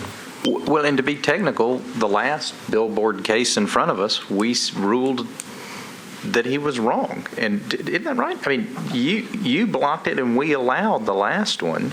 And in this one, he's blocking it and presumably we would be agreeing with him. And the reason is this is a very different factual case. I mean, it just is. This is the only one. Surprisingly so. It's a different factual case, and we also have, and it may have been said in the last case, and I missed it, and not that I was necessarily the deciding vote, but I know that part of my decision making was based on my understanding of the Chancery Court decision. I have a much greater understanding of it based on the testimony today, and so that's where I'm if you're looking over history, that's kind of what's shaping my thinking on this specific one. And I'm happy for it to go back to court for more clarity. But in the first case, we put the burden on the city, and on this case, if it doesn't pass, we're putting the burden on the appellant. And either way, it may very well go to court to decide. My decision was based upon the language that Mr. Michael read in the court's order, and that's why I asked him to read that order to you so you have that evidence before you. Now, when I made my decision, I had the item A in front of me, which was the use issue and was the location issue. So I went to the first issue, was the use issue, and I felt like based upon Chancellor Bondyman's decision that I could not issue the permit. So from my perspective, I needed not go to the next issue. But when I made my decision, it was as to both issues. So I didn't opine on the location issue, but my denial was based upon both, the use and the location. And it is, I mean, I think y'all know this, but I'm really not changing my opinion at all on any of our other cases. It's just this is a different case. And to me, if you voluntarily take your sign down and move it for your financial interests, you ought not be protected by the grandfathering provision. That's just, and I'm interpreting the statute. I mean, that's my gut feel, and then the statute. And so anyway, that's the only, you've got a motion up there. Yeah, I will make. Yeah, if I can do that. I will move that the zoning administrator was correct and deny the item A appeal. I'll second that. We've got a motion. We got a second. All in favor? Aye. Any opposed? So it's 5-1.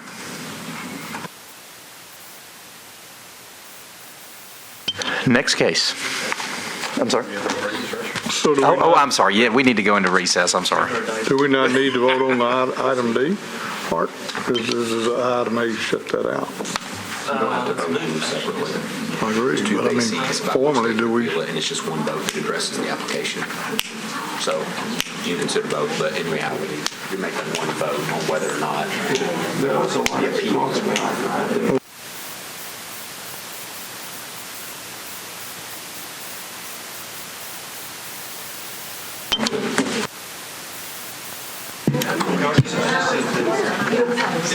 So the board will be in recess for approximately 5 minutes. Thank you.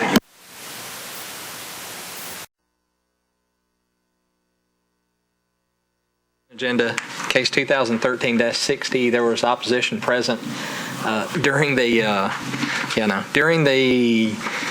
periods of our discussions of the first two cases. They actually worked it out and are fine. They got worn down by yes, discussion so I sent them today. home about 45 minutes ago. So officially, while they're watching, I know the builder's watching, I'd like to put 60 back on consent. Mr. Whitson. Which number was that? That was case 60. Okay. James Forcina, 4014 Sneed Road. So Oh, even better. we had So I'll second that. Okay, so we've got a motion, a second. All in favor? Aye. Any opposed?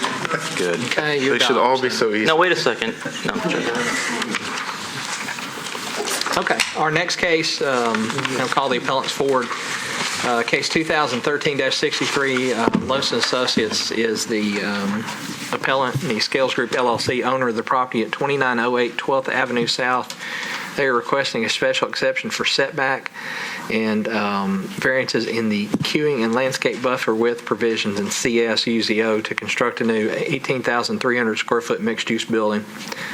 Referred to the board under section 17-12-035, 17-20-060 and 17-24-240. I intentionally leave off 17-12-060. There was a height special exception. The appellant has amended their plan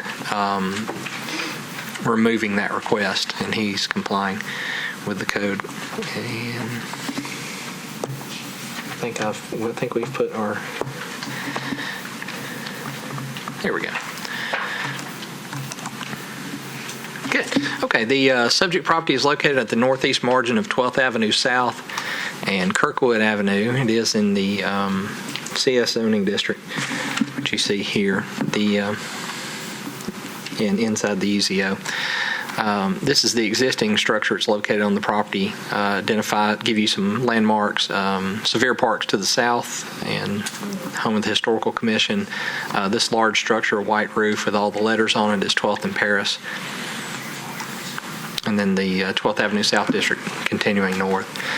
The appellant's request is for a special exception for the street setback. They are requesting to place the structure, as you see, the footprint located at the property lines on both 12th and Kirkwood. The variance in landscaping actually comes along the eastern property line. The zoning code requires a B standard buffer along that property line. They are putting in the landscape plan, which you see here. And I believe their enforcers looked at this plan. This is in the UDO? Yes. Yes, I believe the appellant is agreed to put in a wall, and which really negates the effect of some of the shrubs in the buffer. So I'm okay with it if you're okay with it. Bottom line. And the queuing request is actually on, this plan has been reworked since the original filing, but the queue, this one spot located here, which you see where my cursor's moving, is there's required when you pull into a parking lot over 10 spaces, especially in angled lots, there has to be a 20-foot space before you hit the first parking stall, and that would be stall number 1 that's listed there. You do have comments from traffic and parking, I believe, in regards to the queuing and comments. The applicant has submitted some preliminary elevations of the proposed structure. in talking with and watching, the applicant's been diligent of watching prior appeals and these types of appeals, and wanted to be sure that an elevation was submitted to you all on it. This is looking at the subject site. Again, the upper left photograph is probably the most telling. This is essentially the location of the building. The applicant, as you saw on the site plan, is proposing 3 on-street parking spaces along 12th with some street trees out there to match what is north of here. If you're familiar with that area, there are some similar parking layouts on 12th. So the building will sit up at 12th Avenue and then at Kirkwood. This is Kirkwood on the bottom right, standing at the corner at Sevier Park. Then looking back to the southwest, you'll be familiar with the popsicle business that you all approved over on 12th Avenue for a parking situation there. And then coming around clockwise, the 12th and Paris development, looking north, and then there's a better view of it. This parcel, the photograph in the bottom right, is the adjoining property to the north. There is an alley, which you see here, that divides the two properties. It is a public alley, so this is on the property to the north. Standing in the alley now, looking back, again, the parking lot would be toward the rear of the property, or to the eastern side. I'm facing south, and the building would sit in this area here, parking to the rear. I'll leave the site plan up. With that, I know the applicant's present. Any opposition present to case 63? Okay, we do have parties here opposed. Each side will have 15 minutes to present, and I'll turn it over first to the appellant. Joy, I'm sorry, the queuing is off of the alley, correct? It is coming off the alley here on the north side. And you don't, the queuing has to be in the parking lot. You can't count the alley as part of the queue. That's correct. I can't count that. The code doesn't allow it. Functionally, okay. I'll tell you that the traffic engineers kind of do factor it into their mind over at Public Works. Okay. I also failed to mention, we do have a letter in support from the district council person, and you do have comments, I believe, recommending approval from the planning department. I know there, and I'll let the applicant cover, there are additional letters that we have received submitted in support and opposition. So with that, I'll turn it over to you all.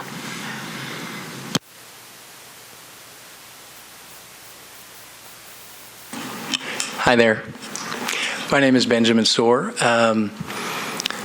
We acquired this property in April of this year. For context, I live about 4 blocks from the property on Gale Lane.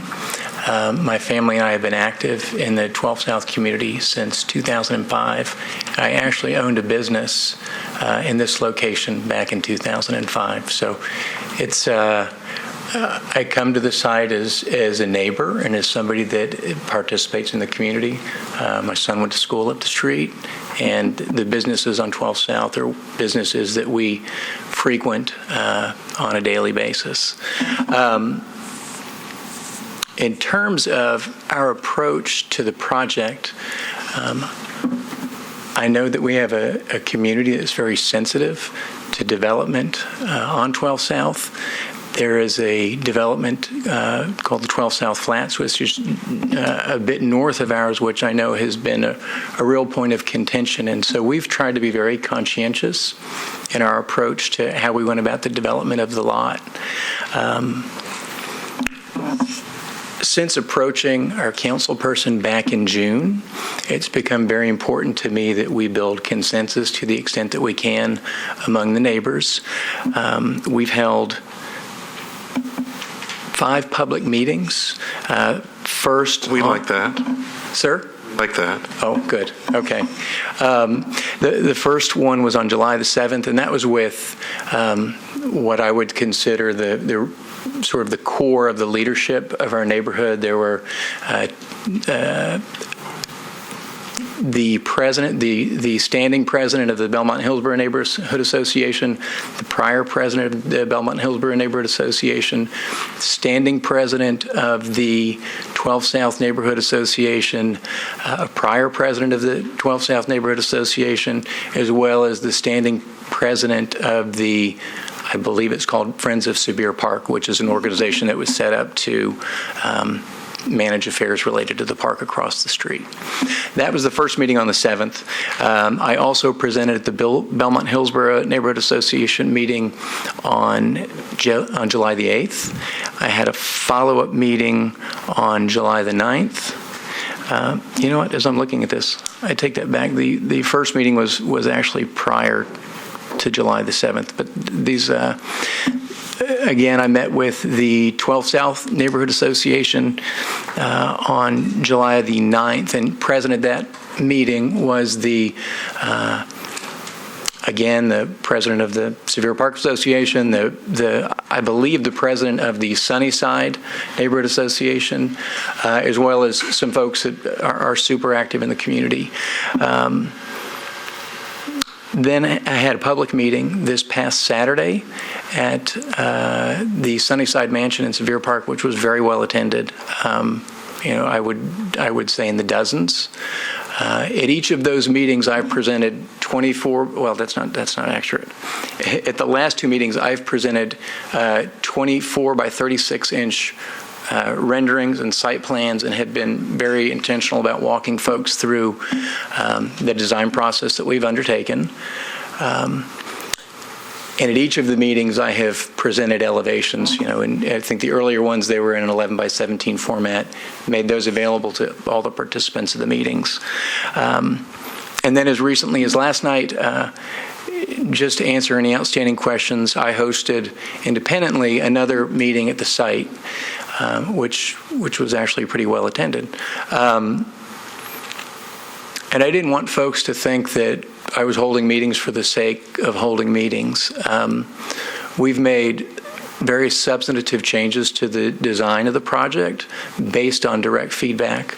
A handful of those that I would just bring to your attention. We had asked originally for a variance on the sky plane. Following the initial meeting with the neighborhood leaders, the very first meeting, we withdrew that. They also had some feedback for us regarding materiality, the front facade of the building.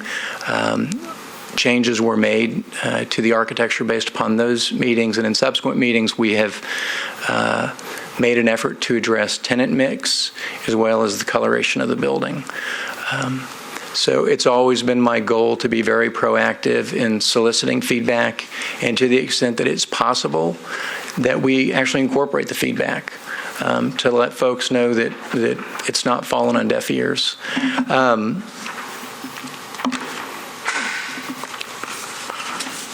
In terms of how we approached the design of the project, there is a document that the neighborhood produced. Let me get the exact name because it's a really long name. It's called the 12th Avenue South Corridor Detailed Neighborhood Design Plan. And that was literally the point of departure for the design. One of the very first points of reference from that document states that the UZO encourages the site to be designed in such a way that preserves historic building setbacks, using contextual setbacks that may force the building to the front of the site, then forcing parking to be behind, beside, or beneath. And I believe that's reflected here in our plan. In addition to that, we actually made a physical survey of businesses along the 12 South Corridor, and we went and measured sidewalks to make sure that we would be in compliance with the precedent that was established in the neighborhood. And to that extent, we either meet or exceed the precedent that the neighborhood has provided for us. So I feel like we've developed from a streetscape standpoint, something that's very consistent with what exists. Regarding the materials, we've been very conscientious to use materials that are existing. So we're proposing a structure that is entirely brick at this point. In terms of the specific requests that we've made, the first one that I'll mention is the setback. And again, that's the distance that the building sits off of the street. We've made an allowance for curbside parking. We've made another allowance of 3 feet to accommodate a landscape buffer, and then a 5-foot allowance for a sidewalk. And the intention there, and in the process of doing this, we've actually given up, what's the word I'm looking for? The cut up from the sidewalk? Curb cut. Curb cut. We've given up a significant curb cut with the idea that we could actually convert this to a pedestrian sidewalk. If you've ever been over there today, the gas station sits back on the lot. There's a curb cut on Kirkwood and there's a curb cut on 12th. And what happens is that people who don't want to wait for the light just sort of blast through the parking lot. So beware if you're actually using the sidewalk. Our proposal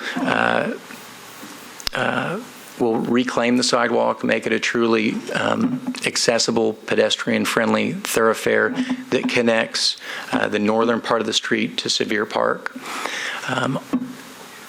Also, what that allows us to do, and part of the design intent of the building, is that we would like to activate all three sides of the building. So we'd like to have access to storefronts along Kirkwood, access to storefronts along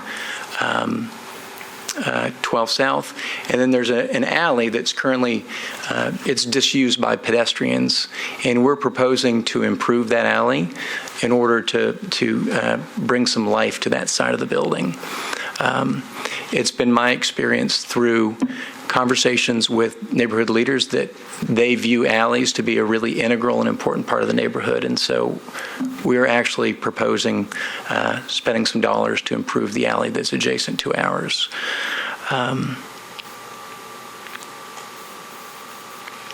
Regarding the queuing that we've requested, as you can see from the plan, the access to the parking is actually off of the alleyway, and we're very intentional. The first folks that we engaged prior to architects were actually engineers.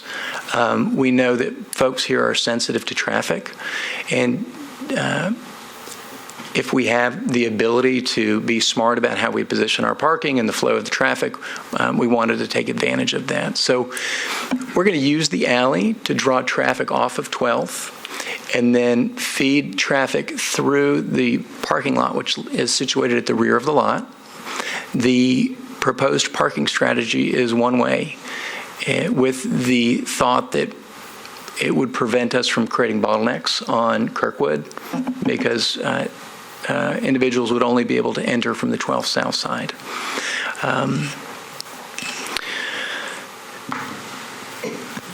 In terms of other considerations with queuing, there are examples very similar to this that have been granted, queuing variances that have been granted within a couple block radius of this project as recently as, I believe, May of 2012.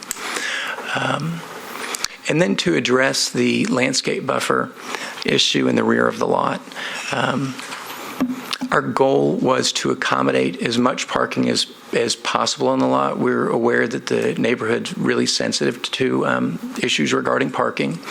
At this point, we actually exceed, based on our current proposed utilization of the space, we actually exceed the required parking. But we are asking for a reduction in the landscape buffer, which sits behind the parking lot and attaches us to the adjacent residential property. We're proposing, if you can see, it's really faint, and I apologize, there's sort of a sawtooth pattern that runs along that side. There will be a wall that runs along the entire property line, which will run a minimum of 6 feet, and then the buffer that sits in front of it is that the sawtooth pattern that you see there. You're getting close to 3.5 minutes. You want to save some time for Roberto. I'm sorry. And it actually leaves us at about, so we're within about 71% of the proposed green space that we would have otherwise had at the buffer, thanks to that.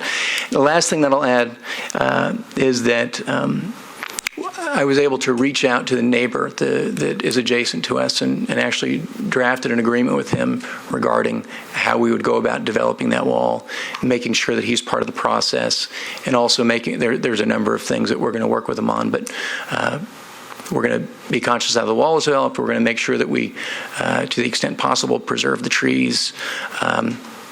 Anyway, I'll leave it at that. But just in closing, I want to underscore the fact that I feel like we've really gone to great extents to be conscious of what is necessary. And as a resident, I feel like we've been pretty responsive. Thank you. Any questions? If not, we're going to save 247 for rebuttal. Thank you. Opposition?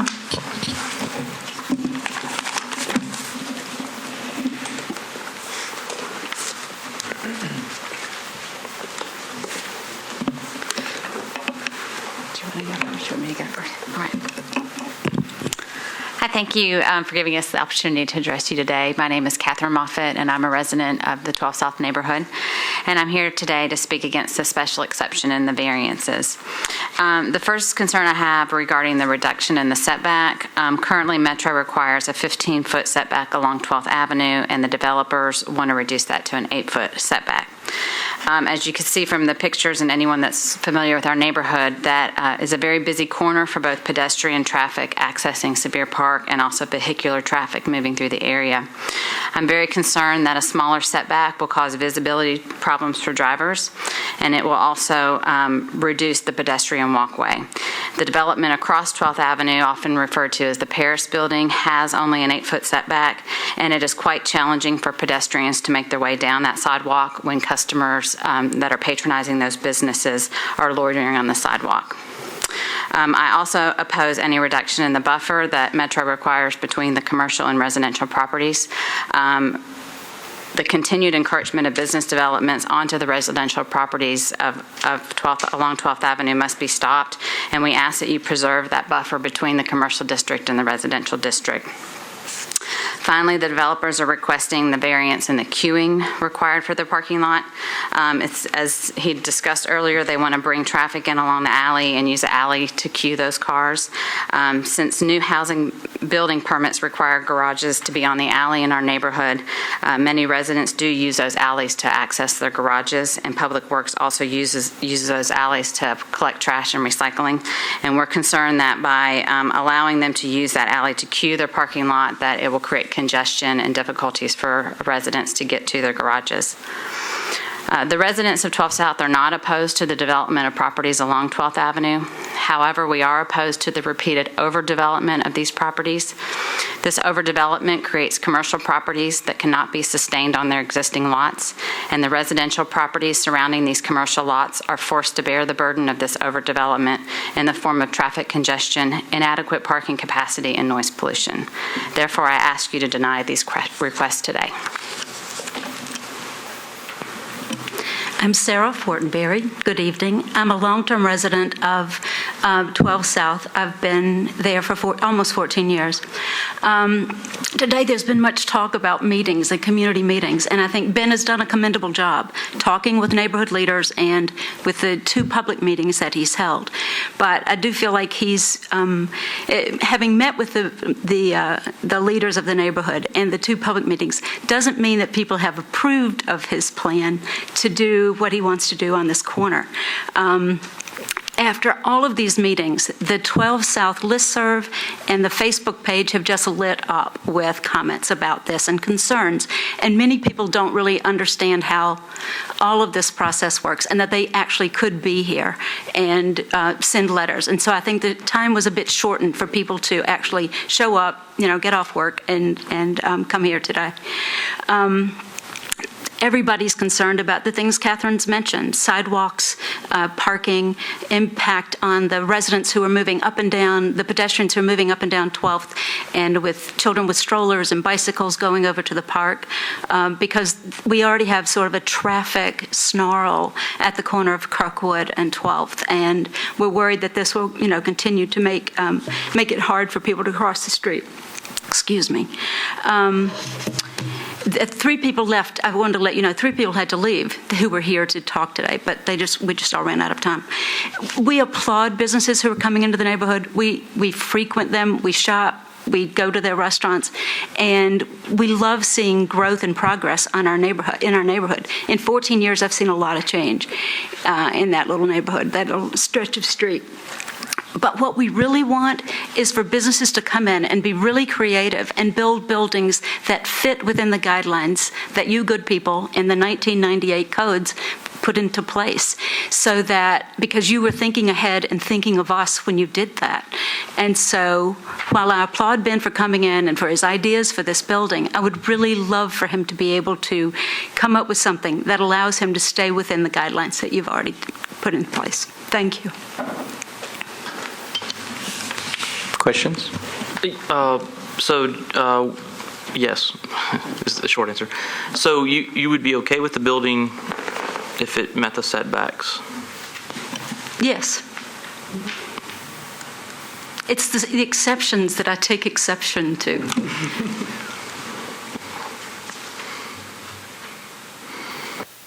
Talk about the corner, and that's come up. I'm very familiar with this neighborhood too as well, and particularly this corner, Sevier Park. Is that really the biggest kind of concern about everything? It's, like you said, it's a very pedestrian area, people going to Sevier Park, walking, there's a traffic light there. So why are you concerned about, Well, he's narrowing the amount of room that, on any given Saturday afternoon or Friday afternoon, people going to and from the park, it's a very busy street. I mean, it's a very busy pedestrian walkway as it is. So if we narrow that and the building, and I hate to use this word, it sounds so pejorative, but if the building looms farther over the sidewalk and narrows that so that people don't have a little bit more room, I just think it makes a burden on, moms with strollers, little kids on bicycles, and all of us who are going to the park for market day. But one of the things he did, and I think he did a very good job of submitting this, have you seen these pictures of kind of comparable sidewalks in the area? Yes. That, there are places on 12 South that are even more narrow. Absolutely, and we don't like it. You cannot move in front of Burger Up in the afternoon. Right. Well, I mean, that's because people are out the door. No, that's because an exception was given. given. An exception was given, Yes, and it's narrower. this board gave that exception. I know, and we've now learned that creates an extra burden on pedestrians. I mean, so you would have rather not that building, which has been an anchor I would for rather development. it be back. Well, you know how developers, if you said you're going to build a 20-foot wide building as opposed to a 30-foot wide, sometimes they can't do it. The numbers don't work. Then you just get creative. I mean, there's got to be a way to make it work so that you can accommodate your businesses, accommodate your residents, and maybe not go up 4 stories, maybe not go up 3.5, I think is what the Paris building is. So that you're decreasing the square footage so that you can accommodate the people who live around it. You feel the same about Edley's that just opened. They have a 6-foot sidewalk according to It is this. very tight. It is very tight. They've built a wall, which is great. It looks wonderful. But they've built a wall in front of the building that's sort of a buffer that gives you a sort of an entrance into their restaurant. And, I mean, it looks really great, but it makes it a narrower sidewalk. I think even the Hill building, what's it really called? The 12 South Lofts, I think their setback is to codes. I think theirs is actually the 15? Mm-hmm. That it's supposed to be. That's one of the concessions they made to us. Well, I think they have a much deeper lot, too. Well. So the main, you don't like the buffers, you don't like the damage to, you're saying the streetscape, I guess? Well, right now, there is no streetscape there. I mean, it is strictly an asphalt parking lot. I mean, there is no lovely we're giving up. What we're giving up is room. That's what I feel like we're giving up, is with the building moving closer to the sidewalk and closer to the curb. I think that's what we're giving up, is air and light and movement. But I think there's that's plenty what of we're that giving across up. the street, right? No, that's what I At just the park? said. No, at the park. Oh, at the park. No, It's I'm on not. Aaron I'm not Lane. saying this is a recreational area at all. But it is a throughway for people going up and down the avenue to the park, and it's a very tight throughway on the Paris building side of the street because the building is too close to the curb. And this is the only access to the park along a sidewalk. Right. There is no, from that area, there is no sidewalk at the 10th and Kirkwood entrance to the park. And the sidewalk does not continue past. I mean, it kind of breaks up and it's halfway down one side of the street and halfway down the other, so there's no way to continue down 12th Avenue and access at Clayton into the park. So this is really, if you've got a stroller or a bike, things like that, this is the only way, to access the park via Let me ask about the parking in the back. Do you like the way they've queued that, and do you have any objections to that? I have concerns. We have some neighbors who unfortunately are out of town today and cannot be here, who live on Paris and who utilize that alleyway to get to their off-street parking behind their house. And they have a lot of concerns about the congestion that would create, that there's no queuing in the parking lot, and that people would use the alley to queue. And so they would be stuck behind people waiting for somebody to come out of a parking space and things like that, and not be able to drive down the alley to get to their house in a timely fashion. So, Joey, did we have any letters for this case? it's just become, it's only been 9 days since they started doing these meetings, so I really don't think the neighbors have had much time. The first public meeting was Saturday. Yeah. He had great meetings with board members, but until you open it up to the public, people weren't even talking about it. Didn't even know about it. Well, I live in the Belmont-Hillsborough neighborhood, and I didn't attend any of the meetings because I didn't feel it was appropriate since I'm on this board, but I do get the listserv and can't help but read it, and I've been seeing for, it seems like weeks, messages on the Belmont-Hillsborough listserv about this project. That's maybe why I was it hit you asking. sooner. You had mentioned that there was that the boards had lit up, but we haven't seen any of those. Right. Well, there's been a lot of questions and people concerned and things like that. And so our leadership encouraged people, before you get up a set, before you get up in arms, come to these presentations, come to the presentation on Saturday, and listen to what they have to offer and stuff. And so I think that's why there wasn't a lot of people writing letters or doing things, because nobody really understood what the scale of the development would be until this past Saturday. So it's only been 5 days, and so I really don't think that the neighbors have had time to really contact you, whether for or against the property. Right. And I'm just speaking, I guess, from what I've heard from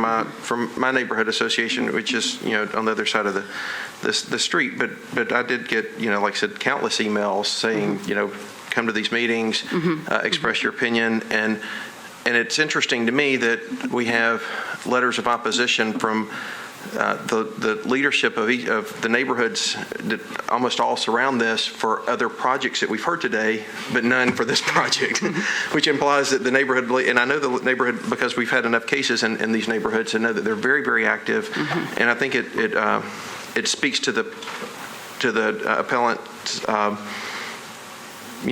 what he had to say in terms of getting a broad consensus and broad participation, and that the only letter we have is the council lady of the district saying that she supports the project. And so I'm sorry that you all didn't feel like that you got enough notice, but it seems like that there was an awful lot of notice for other folks, and it seems like you all may not have been in that loop, and I'm sorry. I think we serve on the 12 South neighborhood thing, and so we knew last Tuesday because Ben came to the meeting, but it wasn't until Saturday that everybody knew about the meeting and was invited to a meeting at Sunnyside Mansion, and I was at part of the meeting, and it was well attended. And then there was another meeting last night. But I think the point I'm trying to make is people thought that's the only place they can tell anybody how they feel about this, and they don't understand about this part of the process. Well, the red signs were out, Joey. I passed by that area probably daily. You had your red sign out there, right?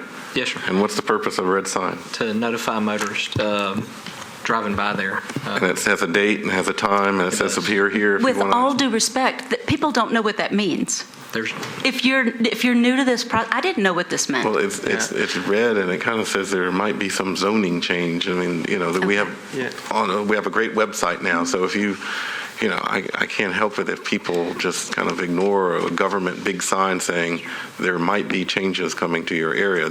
Your 12 South area is a very sophisticated, well-educated group of people. I don't think that most people would look at that and just think, oh, someone's just going to put a food truck on there. But it's not uncommon for us to have folks that say, "Hey, I learned about it," and I totally respect that, and I have no doubt that you all felt like that you were kind of late to this issue, and so I understand that. Right. So what I think the point I'm trying to make is that the lack of feedback that you guys have gotten, I don't think you should take that as tactic approval of this proposal. So I think that the comments on the listserv and things like that would show otherwise. Thank you. Mr. Harper, answering your question, we did only get the letter from Sandra Moore. We sent out 55 notices to adjoining property owners. I actually back June 21st. Excuse me, you'll need to give your name and address. My name is Sarah Ritter, and I actually live at 1101 Paris Avenue. I wasn't notified any other way about meetings. We aren't on the listserv. But of course, after receiving this, seeing the red signs, I felt the need to be here today. I have a 2-year-old daughter, and I actually use the alleyway a lot. And I appreciate the efforts that you've gone to so far and look forward to hearing more about the project. But I will say that my real concern lies in the 18,000 square feet that you're talking about, which is why I think that you need to come before this board for exceptions. I use the alleyway every morning, going one way out to 12th Avenue to take a left and head down Granny White. It's an extremely long alleyway. There's not really a lot of way in and out between there and 10th Avenue, which turns into Leland. It does not accommodate 2 vehicles at this point in time. So when you speak on your attempts to remedy some of those issues, I'm wondering exactly how far you're talking about going, because it runs the entire length of Paris Avenue on that side. In terms of the pedestrian, I take my daughter in a stroller to Sevier Park almost daily, and as it is now, the sidewalk is a serious issue with how narrow it is, let alone the fact that the building that's on it currently sits far off of it. I really have concerns that the reason this is such an issue is because you're trying to put a building that's too big for that piece of land on it. And that's the only thing that I'd ask you all to consider today, because it's been something I've lived in that house for 6 years, and it's been something that the residents have had to continue to deal with, and everyone knows the parking issue, but I'm going to bring it up again because our 88-year-old neighbor often finds that she can't park in front of her residence because of people and patrons at those establishments. These things need to be addressed, and I'm all for creativity and I'm all for working together, but I'm also for practicality in that if what it comes down to is that this is too big, then you make it smaller. So, thank you. Thank you. That's all. Thank you. Unless we have any other opposition, I think you have somewhere around 3 minutes of rebuttal. 2:47, sorry about that. And we ask that you keep your comments to items brought up by the opposition. I'm Mike Ryan with Lowson Associates, and I'll be very succinct because we have very limited time. There were several issues brought up, but this can be, I think, wrapped up pretty neatly by pointing out that the special exception, the 2 variances, are specifically requested to comply with the neighborhood design plan. The property could be developed in accordance with CS zoning and look like what's there, a building pushed all the way up to the eastern property with parking in the front. Pedestrian improvements, alley improvements are all proposed. And we do propose, as Benjamin said earlier, an excess of parking per the code. And in fact, we've made some fairly conservative estimates with regard to use inside the building to derive those parking numbers. Thank you. Hi. Okay. I just wanted to address a couple things. 12th and Paris was mentioned as through the conversation there. And almost to the person, everyone that I have spoken with, neighborhood leaders included, pointed to 12th and Paris as the model of development for the community. And I think we tried to use a lot of the successes there in determining how our building was going to be developed. In terms of the sidewalk, there was a lot of mention of the safety issues regarding the sidewalk, and I just want to remind folks that we're losing a significant cut through there, and we're going to mitigate the issue of cars bolting through that parking lot, and we're actually improving the sidewalk. So there's going to be a proper landscape buffer, and I believe our sidewalk, I know in certain areas, our sidewalk will be almost 13 feet. So we're talking about a wider sidewalk, especially on the park-facing side, and improved sidewalks on 12th. So as Mike mentioned, we currently exceed what's required for parking. I feel like we've been very, very conscientious about that. I also want to point out that both Sarah and Catherine were present at the meeting we had on July the 9th, so it's not as though either of them heard about this 5 days ago. We've reached out as much as we have been able to try to bring folks into the process, and I feel like been really, really responsive, making substantive changes. And as a neighbor, we're excited to be able to contribute to the fabric of the neighborhood, and we feel like what we're doing builds on what's there. So I thank you all very much for your consideration. I have a question for you. It's very similar to what David brought up earlier. Obviously, you are surrounded by very active neighborhood associations. Yes, sir. Nobody has endorsed this when they haven't come out against it either. What's going on there? Well, our council lady originally came out against this pretty vigorously, and then just this week submitted I think it was a letter of endorsement for the project, and noted specifically the extent to which we had tried to engage the neighborhood. I also am aware there's a letter of endorsement from one of the previous presidents of the 12th South Neighborhood Association supporting our project. Did that answer your question? Yes. Okay, thank you. I have a question. The 3 parking spaces you have on 12th, the on-street parking that you're allowed to count at half, are those your parking spots? Or are they there now? They're not there now. Do you want to speak to that, Mike? Yes. No, there's no on-street parking currently at this location.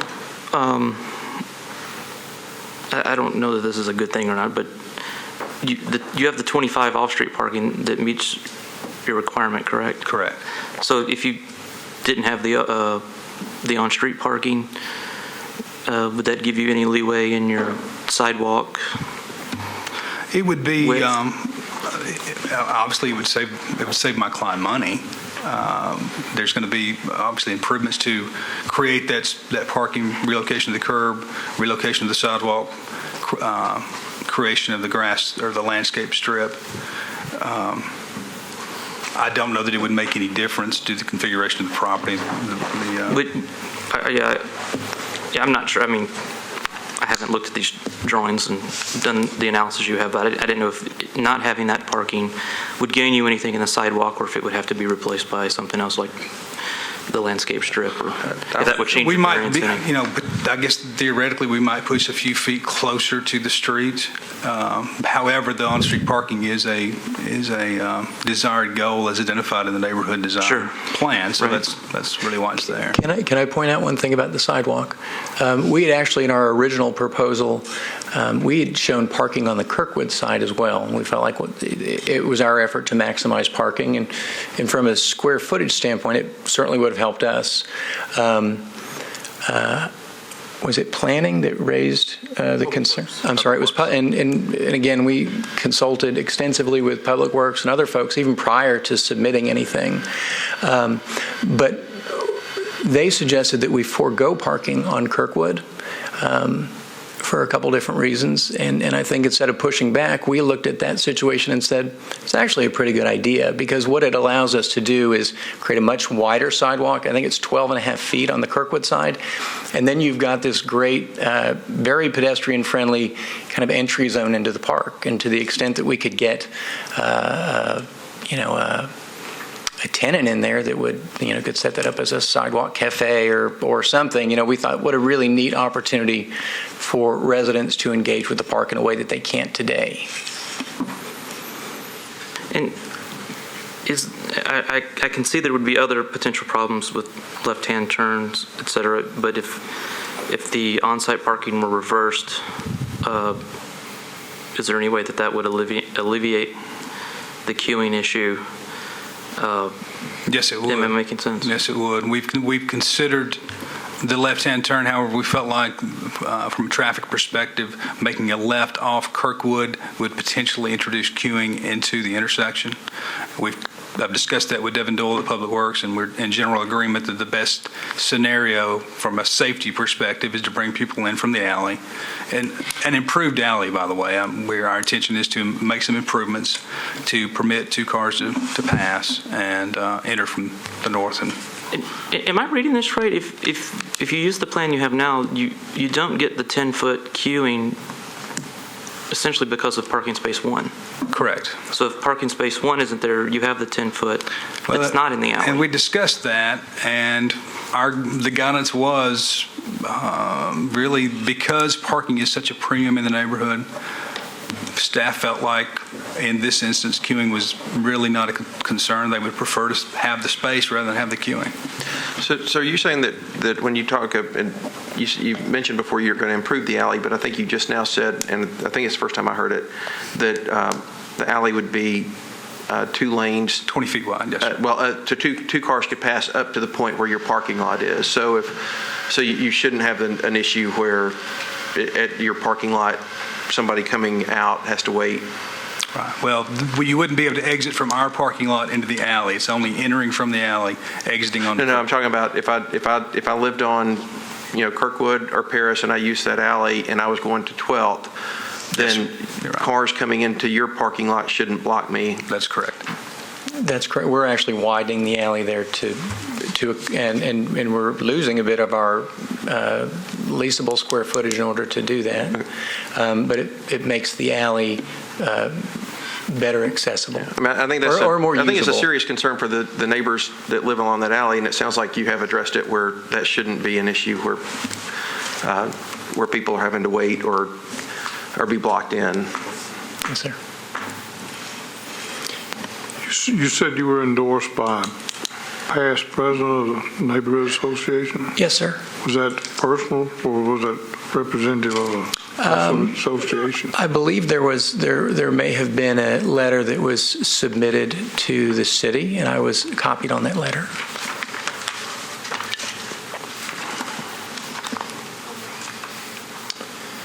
Any other questions? Okay, I'm going to move to close the public hearing and start discussion. It seems, Okay. well, I was just noticing that everything I asked that looked like from a design point of view that could, that sort of the creative solutions, lose this parking space or don't have the on-street parking, you still meet your numbers, which would have eliminated one of the variances in a way. All of them have, another institution has said, no, we actually prefer that you do it this way. And I can only assume, or I guess I really don't know what was said at the meetings, although I haven't really heard any conflicting stories to what the applicant has said that, it seems like generally positive. And I'm still kind of befuddled by the fact that the Facebook and listserv can light up, yet none of them are savvy enough to send us an email. So I don't know. I just. Yeah, I think the project is a really nice project, and based on just what I saw from, just again being a member of my neighborhood's listserv, the level of concern expressed in terms of insisting that people participate, say 3 or 4 weeks ago compared to this last weekend, which was, hey, come, it's looking good. Come check it out. I mean, the tone changed fairly dramatically, and even with the council person. Yeah, and with the council person, and it sounds like that this is a pretty good case study for how to do it. And I don't. I totally respect the folks that are in opposition's opinions. I've lived in the neighborhood. I consider myself to live in the neighborhood and have for over 20 years. And I don't think there's anything that's come up in our neighborhood that's been unanimous. I mean, we have a lot of very thoughtful, passionate people that live in the neighborhood, and I get it and I respect it. But I think that the fact that we don't have any communication from the neighborhood associations says something. And they're quick to write letters of opposition to big projects. We've already heard from them in other cases today. But the West Nashville neighborhood, if they don't like something, they'll tell you. And so I do think that is a clear indication that the developers have worked very, very thoroughly with the leadership and the different groups and have listened to what they had to say. And it may not be perfect for the neighborhood in terms of everybody 100% being happy, but it feels to me, based on what I've seen, and especially with if we are able to, to say, look, you said it's going to be brick, let's keep it brick, let's improve the alley, do the things that you've said. Those are project specific that were presented today that if we approve a special exception that are tied to that special exception, I think it'll be a nice gateway to 12 South going toward town. And planning supports it. And I would like to commend the applicant for giving us, every elevation possible. We've had many meetings recently where we hardly get anything, and it looks like he also shared that in large form with these neighborhood meetings when the old ones weren't big enough. He went out and got some bigger ones, and so that definitely lets you kind of grasp what they're intending to build. So, Well, I am hearing a motion to approve the special exception for the setbacks because all the requirements set forth in MCL 17.12.035D have been met, and likewise a motion to approve the variances because all the requirements of MCL 17.40.370 have been met, and the unique characteristics and the hardships are the narrowness of the lot and the shallowness of the lot. I'll second. Okay, so we've got a motion, we've got a second. All in favor? Aye. Any opposed? Passes.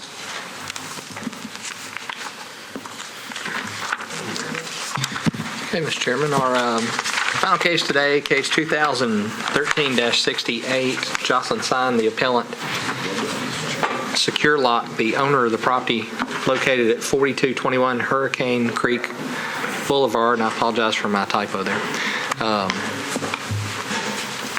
This is a variance in the rear setback to erect a new LED ground sign referred to the board under section 1732-130. The appellant has alleged the board would have jurisdiction under section 1740-180 item B, use as a sign. This request comes before you. Unlike now, this LED sign is in a permitted zone district, is far enough away from residential, so we don't have any of those things coming in. This is truly a rear setback issue. This is the subject property. The area in question is approximately. Oh, sorry. You're right. Let me back up just a little bit. There we go.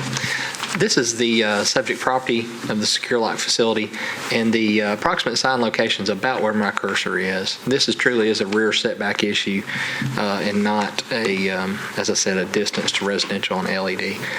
The zoning code requires a 20-foot setback, and that 20 feet is measured from the leading edge of the sign to the property line. They are proposing a 12-foot-6 site plan. I've got another drawing I'm going to pull up here in just a minute that shows if they're building it to code what it would look like. The subject property looking from Murfreesboro Pike back into the site, the adjoining property next door. This is along that rear property line, and this is where the setback would be in that approximate area. The gentleman from Jocelyn will confirm that. It's approximately in that location. That's really in the way of photographs. I'm going to turn it over to him. I'll pull up one other drawing to show you guys that for some reason is missing. Mr. Chairman, I need to disclose that I know the appellant personally. Don't have any reason that I can't judge this fairly, but I've done business with this company before on projects that I've done. But I'll bow to your guidance on whether I should recuse myself. I'm sorry. I'm sorry. I was talking to counsel. Sure, to the extent it's a question of recusal, I always give the same advice. If you think you have any doubt whatsoever about your ability to give a completely non-biased vote one way or the other, or worry that someone might perceive that you would have reason to have trouble giving an unbiased vote, then I do encourage you to recuse yourself. However, if you think that's not an issue or unlikely to be such an issue in the appearance of others, then by all means proceed. Well said. I'm comfortable. All right. I thought Mr. King was apologizing to the appellant for knowing.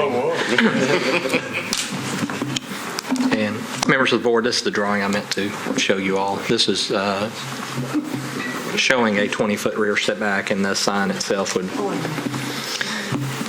come upon that building.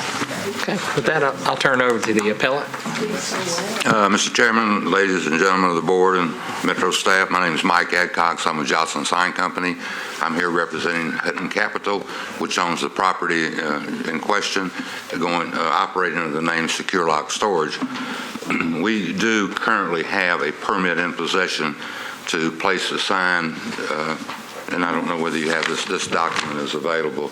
We currently have a permit to place a sign in this location here. The customer has requested that the sign be moved over more towards the center for two reasons. First and paramount is that the location of the existing sign is blocking the egress and ingress of a large climatic storage unit there. And his opinion was that if we could move it out and get it in the center, that would allow typical type U-Haul trucks to go in and out on both sides. Secondly, and of least importance, is that the lower sign is extending upon the roof. It's not hitting the roof, but in the event that he had to make repairs to that roof, he felt like that the sign there would probably be in the way. And as you can see from this drawing, the 20-foot setback and the 25-foot setback, which is for us typically a large setback. We're more used to a 10 and 10 or 15-foot setback. But on this particular location on the property, we were faced with a 25 and 20. We're asking that the sign be moved over to the center of the property. The back edge of the sign is still on their property and not quite at the curb line, and that is 12 feet 6 inches from what is the property line. So the sign would be moved over to 12 feet, so we'd be 12 feet from the building and 12.6 from the other side. And that's our request before this board. And I'm not trying to put words in your mouth, but the hardship would be the depth of the lot, because if we adhere to the full setback requirement, you're going to end up blocking off one of the entrances to one of the part of the building, right? Yes, sir. It's moved. And I don't know if it's the third or fourth entrance. I was out there the other day, and it's not quite dead center of the. And I think that's about a 10-foot or 12-foot wide storage unit, and it's almost dead center in it. And so that unit just isn't usable if you keep the sign where it is, right? My understanding from my client. When it's your family, trust ADT Fast Response Monitoring to help protect against burglary, fire, and high levels of carbon monoxide. When seconds count, the experience of ADT matters. Now get ADT starting at... That might have been the first commercial on Channel 3. We all got to pay our bills. Yes. My understanding from the client, and they're in this business quite extensively, is that unit would not rent. Okay. Questions? Sure, not trying to cut us off before our 6th hour, but sir, do you have anything else for us? No, sir, I do not, and I appreciate your time, and thanks for sticking around. Thank you very much. So, close the public hearing. Discussion, thoughts? Okay, I'm going to make a motion that we approve the variance because all the requirements of MCL 17.40.370 have been met, and the nature of the hardship and the unique characteristics of the lot are the shallowness of the lot, which would force the sign to block off a usable portion of the building. I'll second that. Got a motion, got a second, all in favor? Aye. Any opposed? Sounds good. Members, I'm sorry for that. I was trying to pull the screen up and I turned on the TV. So, with that, the Board of Zoning Appeals is adjourned. Thank you.